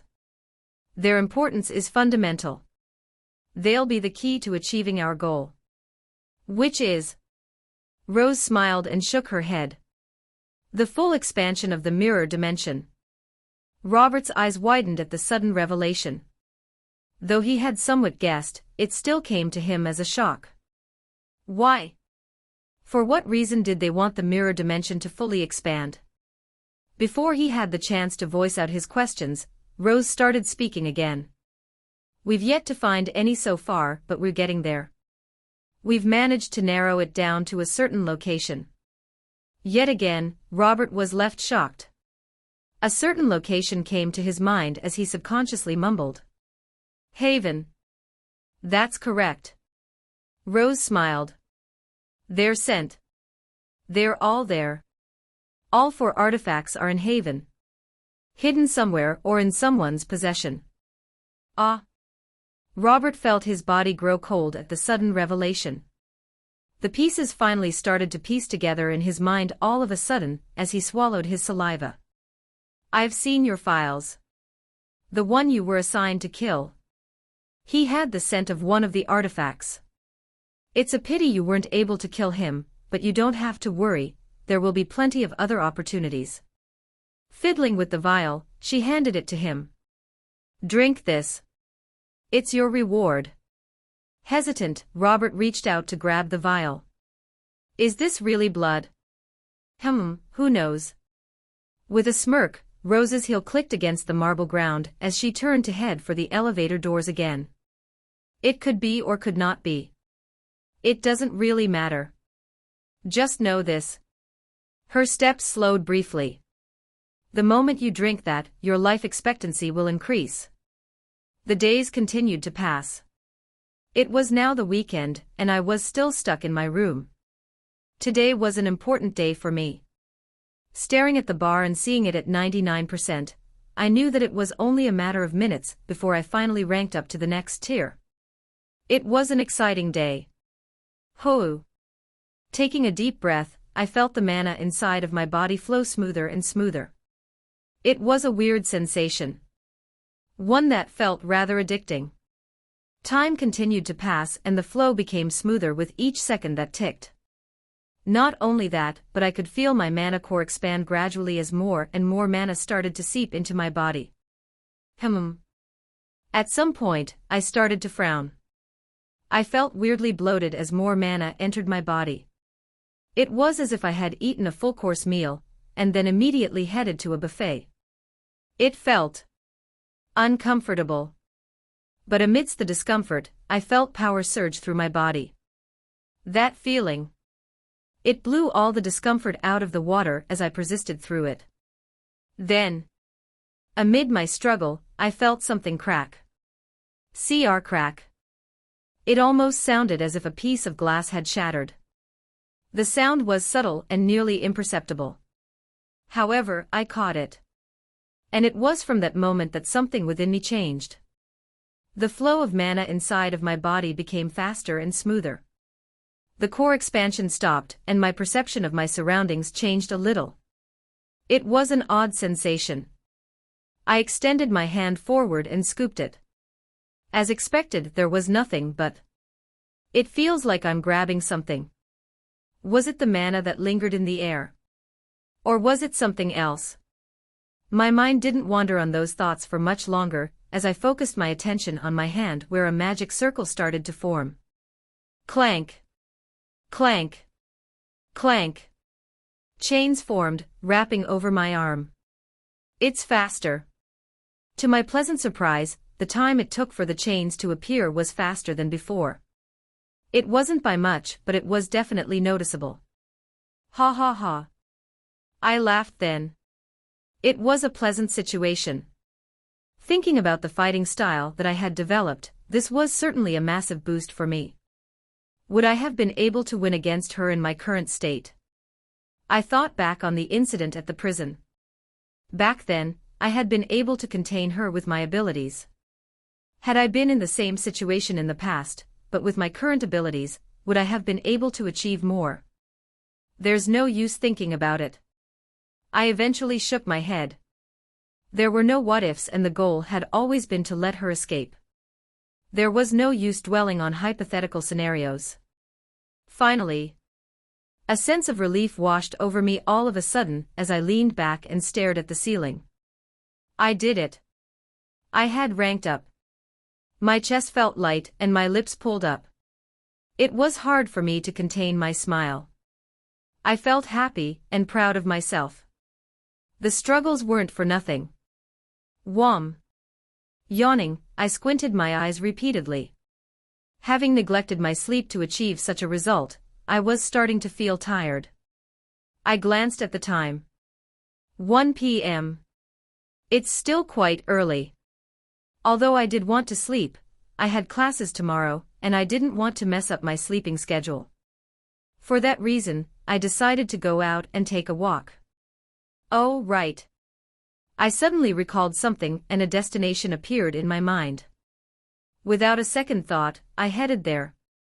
Since the nearest city to the academy was located about 2 hours away, the academy established a shop where the cadets could purchase basic necessities and food. It was a famous spot with it being always full every weekday. The only times it was empty was the weekend, when most cadets left the academy to go to the city. Currently, Kira was facing a problem. What do you mean, you can't sell me any more cigarettes? She smacked her hand against the counter. What sort of bullshit is this? I apologize, but that's academy policy. Policy? What policy? Standing behind the counter was a middle-aged man with squared glasses and black hair. He stood stoically, unbothered by Kira's fit of anger. It was as if he had grown used to it. I've received reports of you littering the buds all over the campus. Not only that, but you've purchased nearly all of the supplies that come each week. For those reasons, the academy decided to put your rights of purchase on hold. Ah! Kiara almost lunged over towards the other side of the counter. It was taking every bit of her willpower to stop herself from doing so. I swear. You. This is nonsense. How could she accept this? Sure, yeah. She did throw away the buds everywhere, she did indeed always buy all the packs available, but I can't accept this. Smoking was like medicine to her. Without it, she'd be fuck. The thought of not being able to smoke was starting to get to her. Just as she was about to scream again, a cool and even voice echoed behind her. If you're not buying anything, step aside. Which fuck dash? Kira's words remained stuck in her throat the moment she turned around. Standing taller than her, Julian glanced at her with his usually detached gaze. She stood still for a moment, staring at him without being able to say anything. Her thoughts continued to wander towards the time back in the prison. The time he had helped her. And... wait. He moved past her before she could realize it. How may I help you? The cashier greeted him with a smile. Fuck this. Whatever. Kira ended up letting it go. I guess I owe him and shit. Julian's gaze wandered around before settling to the right where the sweets were. Tack. He picked up a chocolate bar and placed it on the table. Is that all? Without answering, Julian reached out again and took another one. Tack. And another one. Tack. And another one. Tack. Tack. Tack. Gradually, chocolate bars started to pile up on the counter as he continued to grab bar after bar. The fuck? Kira stood behind completely dumbfounded. Tack. Sir. Even the cashier was left dumbfounded by his actions. Just then, Kira met Julian's gaze as he placed the last chocolate bar on the counter. As their eyes met, she managed to pick up his low mumble as he went on to say. Bribe. I'm getting bribes. Tack. Tack. Tack. Is this enough? Or should I add more? It was a situation that left me stumped as I added more and more chocolate bars to the counter. It was slowly starting to pile up into a small mountain. See, cadet. My actions seemed to have startled the cashier, who looked at me with a flustered look. I ignored it and placed another chocolate bar on the counter. Tack. This was an investment. An investment for the future. Putting another chocolate bar on the counter, I met Kira's gaze. Judging from her widened eyes, she too appeared to be at a loss for what I was doing. I didn't feel like explaining everything, so I just said a few words. Bribe. I'm getting bribes. It wasn't exactly a lie. These were indeed bribes. Or perhaps a means to build up favor. Well, whatever. It's not like they're expensive anyways. It was about 0.5 rand per bar. Doable. TSK, whatever, I'm leaving. I turned around to see Kira turn around and leave. Wasn't she going to buy something? Is it because she doesn't want to wait for me to buy everything? That did make sense, but... whatever. Tack. Not my problem. I placed another chocolate bar on the counter. The pile became bigger. But is it enough? It was an interesting question. I closely examined the pile before me and shook my head. Not enough. I was just about to place another one when the cashier stopped me. Cadet, that's enough. He appeared quite flustered. Even more so than before. I stopped then and looked up. Is there a problem? Ah, yes. The cashier went on to explain. If you end up purchasing so much, we won't have enough for the other cadets. So, how was that my problem? It's academy policy. Like the cadet from before, if you buy too much, we might have to ban you from purchasing goods. Our store was established for the well-being of cadets, not profit. Ban? I thought back to the time when I had just arrived at the store. Kira had indeed been arguing with the cashier over something. I didn't expect it to be because of this. Yes, you will be banned. She's currently banned from buying any more cigarettes. He tried to explain as politely as possible, but his voice came out rather strident. As if he was warning me. I didn't put particular thought into his words. My eyes wandered to the back where the cigarettes were. So she's banned from buying them. It would indeed do good for her to smoke less. Regardless of the world, it was bad for the body. There would definitely be benefits to her restriction. If you're willing to stop here, it will be 102 rand. The cashier's voice snapped me out of my thoughts, and I looked up to him. From his expression, it was clear that I couldn't buy any more bars. I looked at the pile in front of me and decided that it was enough. Worst case, I'll buy more when the time comes. I rummaged through my pocket and took out my wallet. There I took out a bill and a coin. Just as I was about to hand it over to the cashier, my hand stopped. Cadet? I pursed my lips and looked up slightly. Thinking about it for a good while, I clenched my teeth slightly inside. There's something else that I want to buy. Only this time. Ugh. Sitting outside the store, Kira groaned. It was a shitty day. Fiddling with her pockets, she touched the empty cigarette box. I hate this fucking addiction. Rather than smoking out of pleasure, she smoked out of necessity. For that reason, the thought of not being able to smoke was already starting to trigger her symptoms, and she had smoked just an hour ago. Damn, bullshit. It's not that big of a deal. What's wrong with me buying everything? Aren't I giving you business? Plus, what about the cigarette butts? Don't I pay the academy enough to clean up after me? Kira's rumblings went on for several minutes. It was good that no other cadets were around to see her. In her current mood, she was certain she'd beat any of those who would try to hit on her. It was a daily occurrence. Also, if we're talking about someone buying too much of the same thing, that fucker got over 100 chocolate bars. Amid her grumbling, Kira thought back to Julian. He came into the store with his usually stoic expression, and ended up with all the available chocolate bars. In fact, he was still adding more. It was a sight that left Kira at a loss. Does he have some sort of chocolate addiction? Or was it sugar? Whatever, I don't care. Ruffling her hair, Kira looked up towards the sky and grimaced. There were bigger problems she had to deal with. Glancing at her hand, she could already see that it was starting to shake. Can I last a week? She already knew the answer at heart. The thought made her sigh, and her body limped back. Ding! The chime of the door rang, and a figure walked out. Kira briefly glanced at him before shifting her attention back towards the sky. There was nothing that she needed to say to him. Or so she thought. Here. Kira raised her hand and caught something. When she looked down, her eyes widened at the sight that greeted her. What the?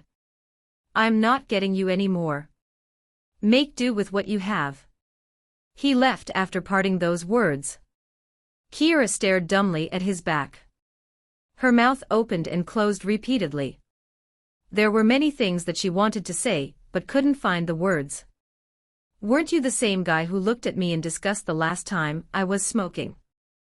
Weren't you the same guy who told me to stop? Fiddling with the pack in her hand, Kira gently nestled a cigarette in her mouth. She didn't light it up and just savored the taste. Staring into the distance, her expression changed a little. The more she thought she knew about him, the more layers she started to unravel. It was strange. He was strange. Nibbling on the cigarette, she mumbled. Why are you? Did I make the right decision? I was a little conflicted about my actions. On one hand, I thought it was rather hypocritical of me given how I had acted before, but on the other, knowing the struggles that came with the addiction, I caved in and decided to help her out. Smoking was sort of like a therapy for most people. Some smoked for pleasure, while others smoked to forget or numb a certain pain. I didn't know her circumstances, but for her to be smoking so much, rather than addiction, I felt that she was trying to ease something. In a way, I saw my past self in her. It'll be the only time I'll do it. Think of it as a form of apology for how I had acted during the first time. I took a deep breath and stared at the sky. With no clouds in the sky, it was a clear day. A sight I was starting to grow accustomed to. Holding onto the bag that was filled with bars, I put them in my blazer and headed towards a certain destination. Bribes. Indeed, I hadn't gone to buy all these bars for nothing. I had a goal in mind today. Though I wasn't sure whether I'd be able to succeed, I thought that it'd be worth a try. The worst that can happen is her rejection. I could handle being rejected. At the very least, it meant that I tried.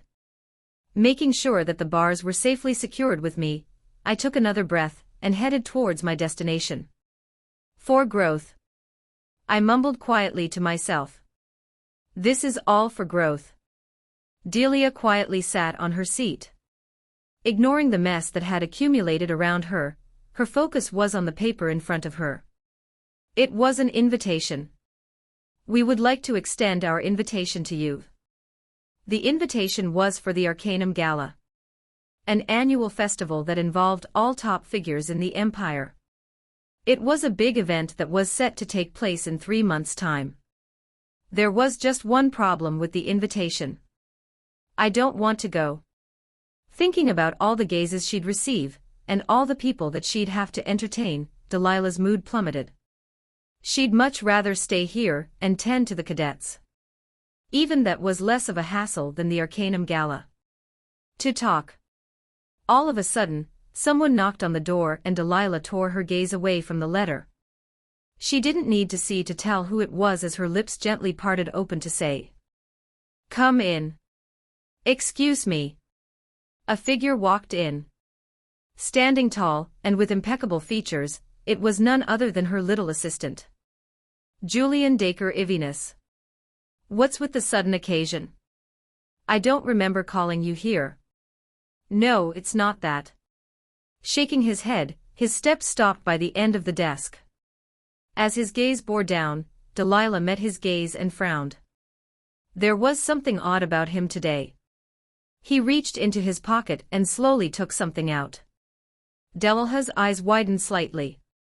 Tack. A chocolate bar. Her eyes fluttered slightly. Then, recalling the conversation she had not too long ago, she understood and reached for it. You didn't have to. No. He stopped her before her hand could reach the bar. This isn't for you. Julian's cool voice made Delilah frown. Not for me. Then. Not yet. Tack. He placed another bar on the table and Delilah licked her lips. She looked up to him. Just before she could say something, he cut her off. I need help with something. Ah. It was then that she understood. Her nose wrinkled. Are you trying to bribe me? His eyes shifted away slightly. This guy. I'm not someone that can be br. Tack. Delilah swallowed. It's not going to Tack. Just how many? Tack. Tack. Delilah swallowed. There were a total of 5 bars before her. 5 bars? Do you think I can't buy them for my Tack. Her lips pursed. This guy. Delilah shifted her gaze away from the bars and back to him. Her face remained plain, with little to no changes. What do you want? However, her voice betrayed her upheaval of emotions. I'll listen first. Only then did he smile. Delilah stared at his smile for a moment, her mind unable to process it. He looked off. The smile. It didn't look very natural. Why? Faster. He flatly said. I want a faster way to get stronger. Despite having just ranked up, I wasn't satisfied with my current rate of progression. The moment I reached Tier 2, I noticed that the rate of growth had started to stagnate. If I were to put all of my focus like before on the manual, I'd only be able to gain 3 to 4% a day. A vast difference from the 8 to 9% I used to receive. It made sense in a way, but the progress was too slow for me. And it was for this reason that I thought about asking Delilah. Out of all the people I knew, she was the one person I thought would have an answer to my problems. She was the strongest. Surely, she knew of a way, right? Tack. It was for this reason that I invested a lot of my money in the chocolate bars. Come, you are tempted, aren't you? You want a way to get stronger, faster. Her tone betrayed her confusion as her head tilted. I nodded. My current rate of progress is too slow. Slow. She closed her eyes briefly. I lost control of my body the moment she did. It was as if I was floating in the air.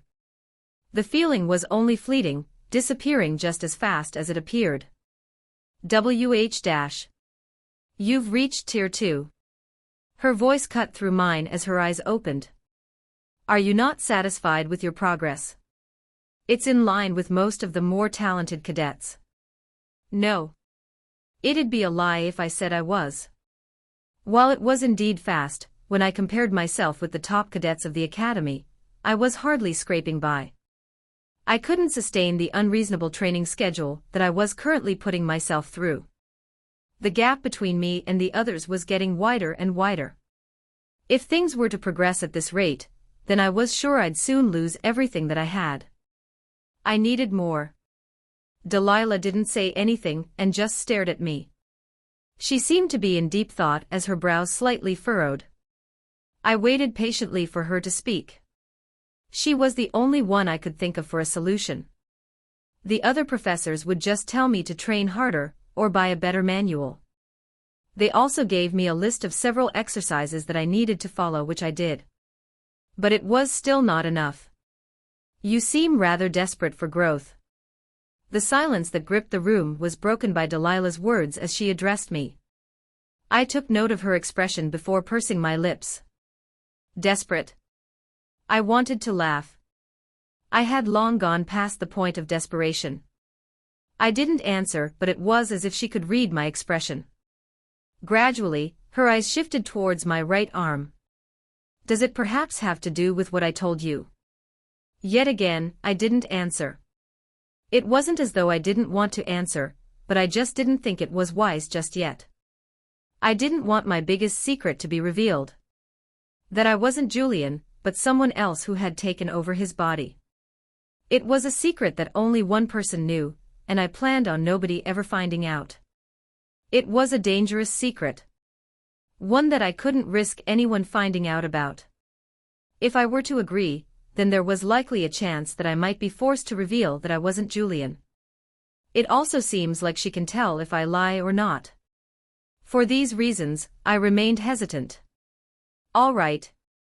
I thought she'd disagree due to my silence, but to my surprise, she ended up nodding her head and agreeing. You will meet me tomorrow at 10 p.m. near the forest at the entrance of the academy. Delilah provided me with a date and time. But before I had the chance to feel happy, she added, I won't be doing this for free. I need a favor for you. You're free to agree or not. I won't force you. A favor? I swallowed to myself before carefully asking. What's the favor? It's nothing big, but before that. Delilah extended her hand. I tilted my head in confusion. Yes. What did she want? Following her line of sight, I had a sudden realization, and I felt my lips twitch. Reaching out for my pocket, I asked. How many? All of it. Clank. Watching the door to her office close, Delilah stared at the pile of bars in front of her. A weird sound escaped her lips as her mouth trembled. Hastily covering her mouth, she looked around. Heh. Her shoulders trembled. This went on for several seconds before she took a deep breath and calmed herself down. Trying her best to not look at the goods in front of her, she leaned back on her chair. Her thoughts drifted back to Julian. Greedy. Such were her thoughts at first. That he was being greedy. His rate of progression was staggering. She could tell from a quick scan of his body that it hadn't come easy. There were traces of exhaustion all over him, and a lot of his muscle fibers were torn. Were he to continue this way, he was inevitably going to die of exhaustion. It was for this reason that she decided to help him. Perhaps, rather than greed, he's being chased by something. Something that he couldn't run away from. Like the inverted sky. What if he had truly defected from them? Thinking about all the incidents he had been in, it really did seem like something was wrong. In all the incidents that he was involved, the organization appeared to have suffered some sort of loss. All besides one. The prison incident. It was the only incident where the inverted sky managed to succeed. It was for that reason that she ended up visiting him. She wanted to confirm some things. But he was truly a hard man to read. A blank piece of paper. Or at least, that was what she thought until just a few moments ago. For the first time, she saw something from him. The desperation he had for growth. Why was he so desperate? Delilah was curious. There was clearly something that he didn't want to say. She didn't push for an answer. She didn't think he'd be that naive. Her answers would come with time. Of that she was sure. And for that reason, she agreed to help him. I feel like I made a loss. The favor she asked of him wasn't anything big. She had only asked him to make it seem as though she wasn't doing this for free. She had her own selfish agenda to fill by helping him. It's only fair. Delilah leaned back on her chair and blankly stared at the ceiling. Her thoughts were broken by a sudden knocking sound, and her body shot up from the chair, and she lunged towards her desk where the piles of bars were. To talk. Chancellor. A woman walked in shortly after. Only for her steps to stop at the sight that greeted her. Blinking twice, Jasmine, the Vice-Chancellor of the Academy, stared at the scene before her with some doubt. She had come here to report on the current situation of the festival. Gazing at Delilah, who was hunched over her desk with a towering stack of bars before her, she questioned the current view before her. An illusion. Jasmine blinked once only for her to see the same scene. Pursing her lips, she quietly asked, "Should I come back?" The next day. At the training fields outside the lecture hall. Today's class will be a bit different than usual. Each of you will be secretly assigned a cadet's name, and during class, your job will be to closely examine their weaknesses and strengths. The professor in charge of today's class was a tall and bulky man with a bald head. If there was one class that I looked forward to the least, then it was probably this one. Physical training and for execution.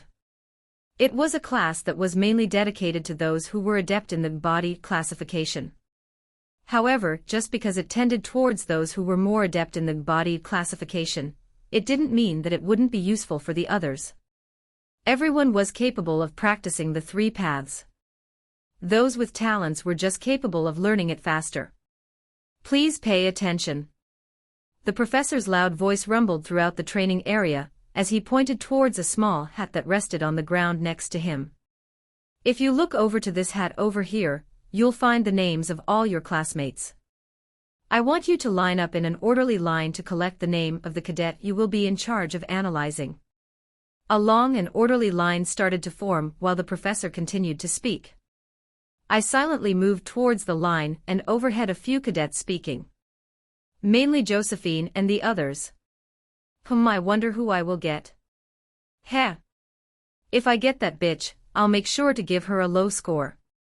Bitch? Aoife tilted her head. Who else? Kira, of course. Oh. She nodded as if she understood. I can hear you. Too bad Kira heard it all. Hi. I ignored them and continued to pay attention to the professor. Remember, this is an anonymous task. The other party mustn't find who you are. If I receive any indication that you've disclosed this information, or they've discovered your identity, you will fail the task immediately and forfeit a credit. The banter and noise that surrounded the place ceased. All of a sudden, everyone's expression turned grim. To lose a credit over such a task. That's enough of me. Pick a name and we can start with the task. In an orderly manner, one cadet after another moved up to the gate near the professor and picked up a card. The moment the cadets looked at the cards, most of them showed a change in expression. Some were happy while others showed looks of despair. I couldn't blame them. Some cadets were simply better than others, and it was therefore hard to understand what they were doing. I quietly lined up from behind and waited for my turn. It didn't take long, and the moment I arrived by the hat, I reached out with my hand and picked up a card.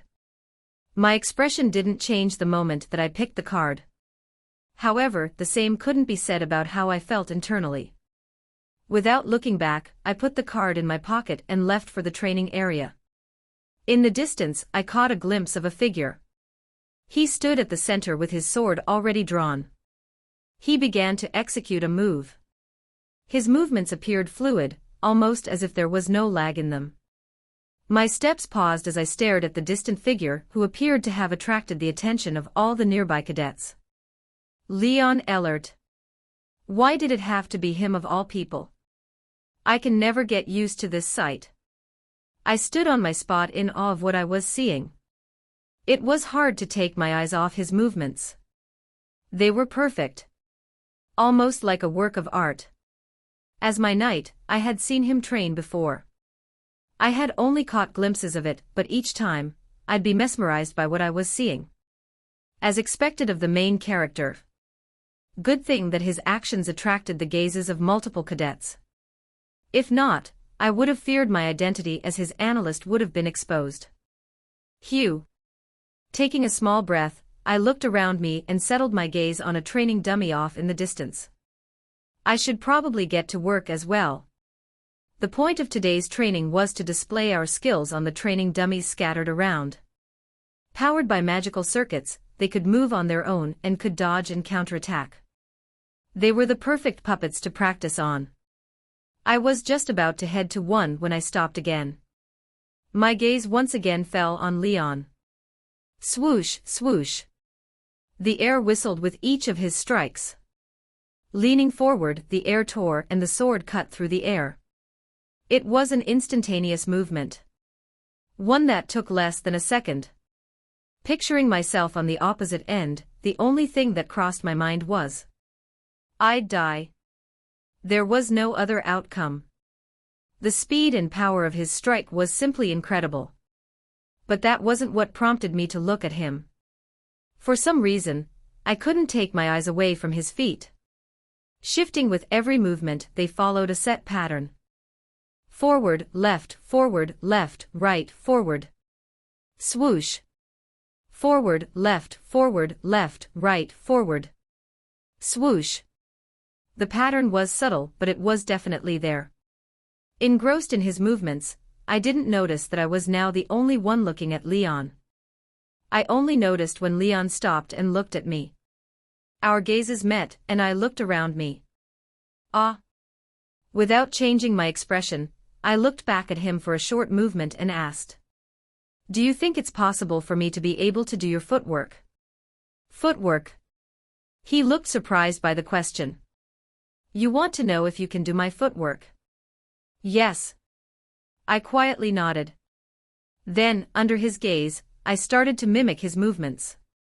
Forward, left, right, and forward. My movements were rather awkward, but I didn't bother and continued to do them. I didn't know whether they'd be useful to me, but I felt like I was onto something. Performing the set of movements, I looked up once I was done. Leon stood quietly with his brows slightly furrowed. How was it? He didn't answer immediately. Sorting through his thoughts, he quietly said, It's rough.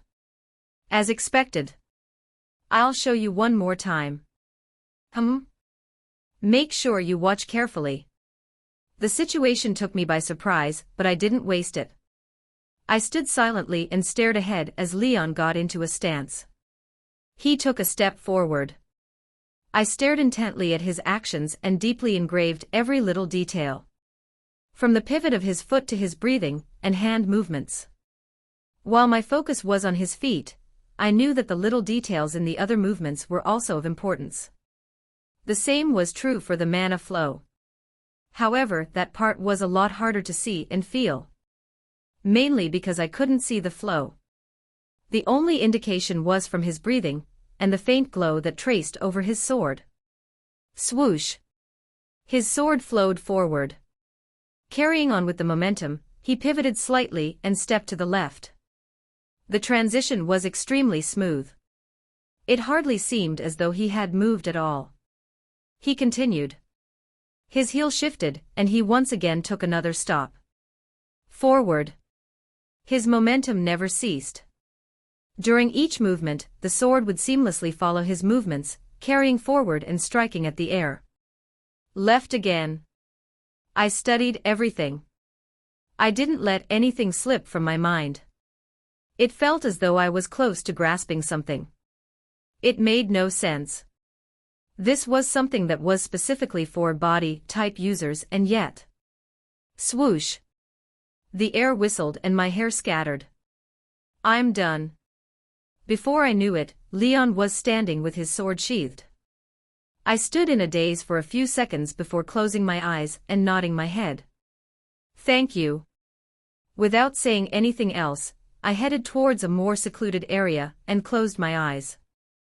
I traced Leon's movements in my mind. From his leg movements to his breathing. I tried to mimic it but found myself having a hard time doing so. It took me a good minute to get the breathing correct. Only then did I open my eyes and step forward. Forward, left dash. I stopped right on the second step. It was as if my legs had been glued down by massive weights. It simply refused to take that step. Why? I stopped and pondered. Was there something with the movement? No, that was unlikely. I repeated the movement. This time without any mana. It flowed smoothly this time. As expected, the problem is the mana flow. There was a specific mana flow that I needed to follow. One that only Leon was familiar with. This was a bit of a problem. Looks like I'll have to give up trying to copy him. I thought about asking him about the mana flow, but that was probably too much. Furthermore, it wasn't necessary. I only wanted to partially mimic his steps, not his entire movement or whatever that was. He was a sword user, so it would be absurd for me to copy his movements in their entirety. What I needed knowledge of was the principle behind his movements. How would such movements benefit me? Let's settle with 3 steps first. I let the mana flow inside of my body and extended my hand.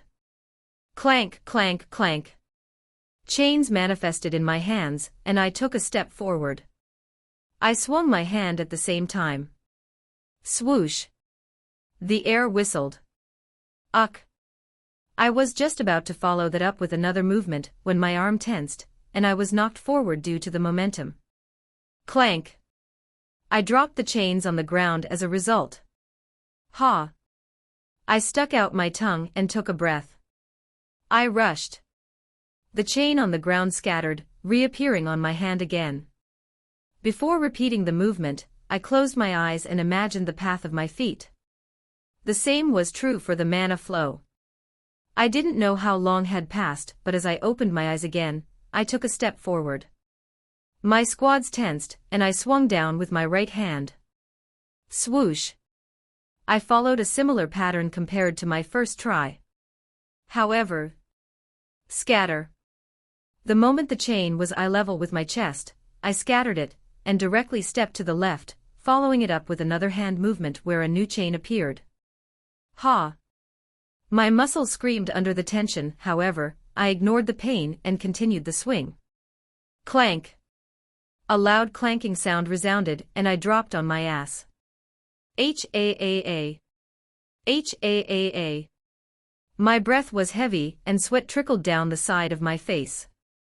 Looking down, I stared at my hands. They were both blistered and bleeding. It felt as though I had just touched fire. H-A-A-A. However, rather than minding it, I felt like smiling. I did it. It was still extremely raw, but I had found a way to further improve my new technique. Clenching my hands and feeling the pain, I let a few seconds adjust my mind to the newfound pain before standing up and getting into a stance. Again. I planned on getting to at least 3 moves before testing it against one of the puppets. It'll probably take me months to completely master or get the hang of, but it was definitely worth the practice. Of that, I was sure. Who did you get? Come on, you can tell me. Pretty please. Josephine rested her chin over Evelyn's shoulder as she continuously whispered in her ear. Hey. I know you can hear me. Does my voice tickle? Despite her efforts, Evelyn continued to ignore her. Her attention was currently drawn towards the distance where a figure stood. With long flowing platinum hair and red eyes, she stood by herself in the distance. Clank. Her weapon of choice was her fists. Or to be precise, her body. Deftly dodging the strikes of the dummy, Kira appeared to be bored. Casually stepping to the side, she slapped the dummy's head. Faintly, Evelyn caught a glimpse of a smile on her face as she did so, but pretended to not have seen it. So she's the one you're analyzing. Josephine's voice once again made it to her ear. It tickled slightly, and Evelyn's brows finally furrowed as she took her gaze away from Kira. Are you done? Evelyn pushed Josephine's face away. What are you even doing here? Why aren't you doing your job? Josephine's shoulders slumped. I tried, but She sighed.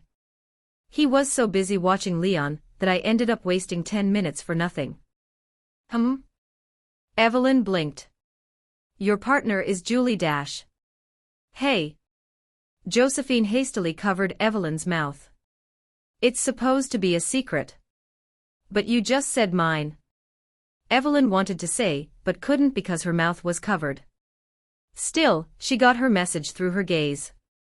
With a long and exaggerated sigh, Josephine waved her hand. All right, fine, fine. And headed out. It's not like I'll see much. She ended up grumbling throughout the way. It was a known fact that Julian was weak. No, he was strong and weak. He was bipolar. No, that's not how that works. In any case, he wasn't strong. Where is he? Looking around, Josephine squinted her eyes. Her body felt lifeless. She was feeling pretty lazy. It took her a moment to spot his figure in the distance. He seemed to be in the middle of challenging one of the dummies. Oh. Her eyes lit up a little. That was going to be interesting. Will he lose? It would be pretty funny to watch. With renowned vigor, Josephine headed towards a better area to get a better look. She had just arrived on her spot when he started. Oh. Her eyes immediately focused on Julian. So handsome. Ahem. Clearing her throat, she put on a straight face. Right. I'm not here to admire his looks. I can do that later. In general, Josephine treated the entire situation lightheartedly. It was how she usually was. She never took anything seriously. Furthermore, with her father being a renowned knight working for the Migrail family, she was well versed in these types of situations. After experiencing movements characteristic of body type and weapon arts, she perceived everything around her as rather boring, except for Leon, who stood out. His swordsmanship was rather unique. I wonder where he learned it from. It seemed just as advanced as her family's one. Her thoughts continued like this for a few seconds until...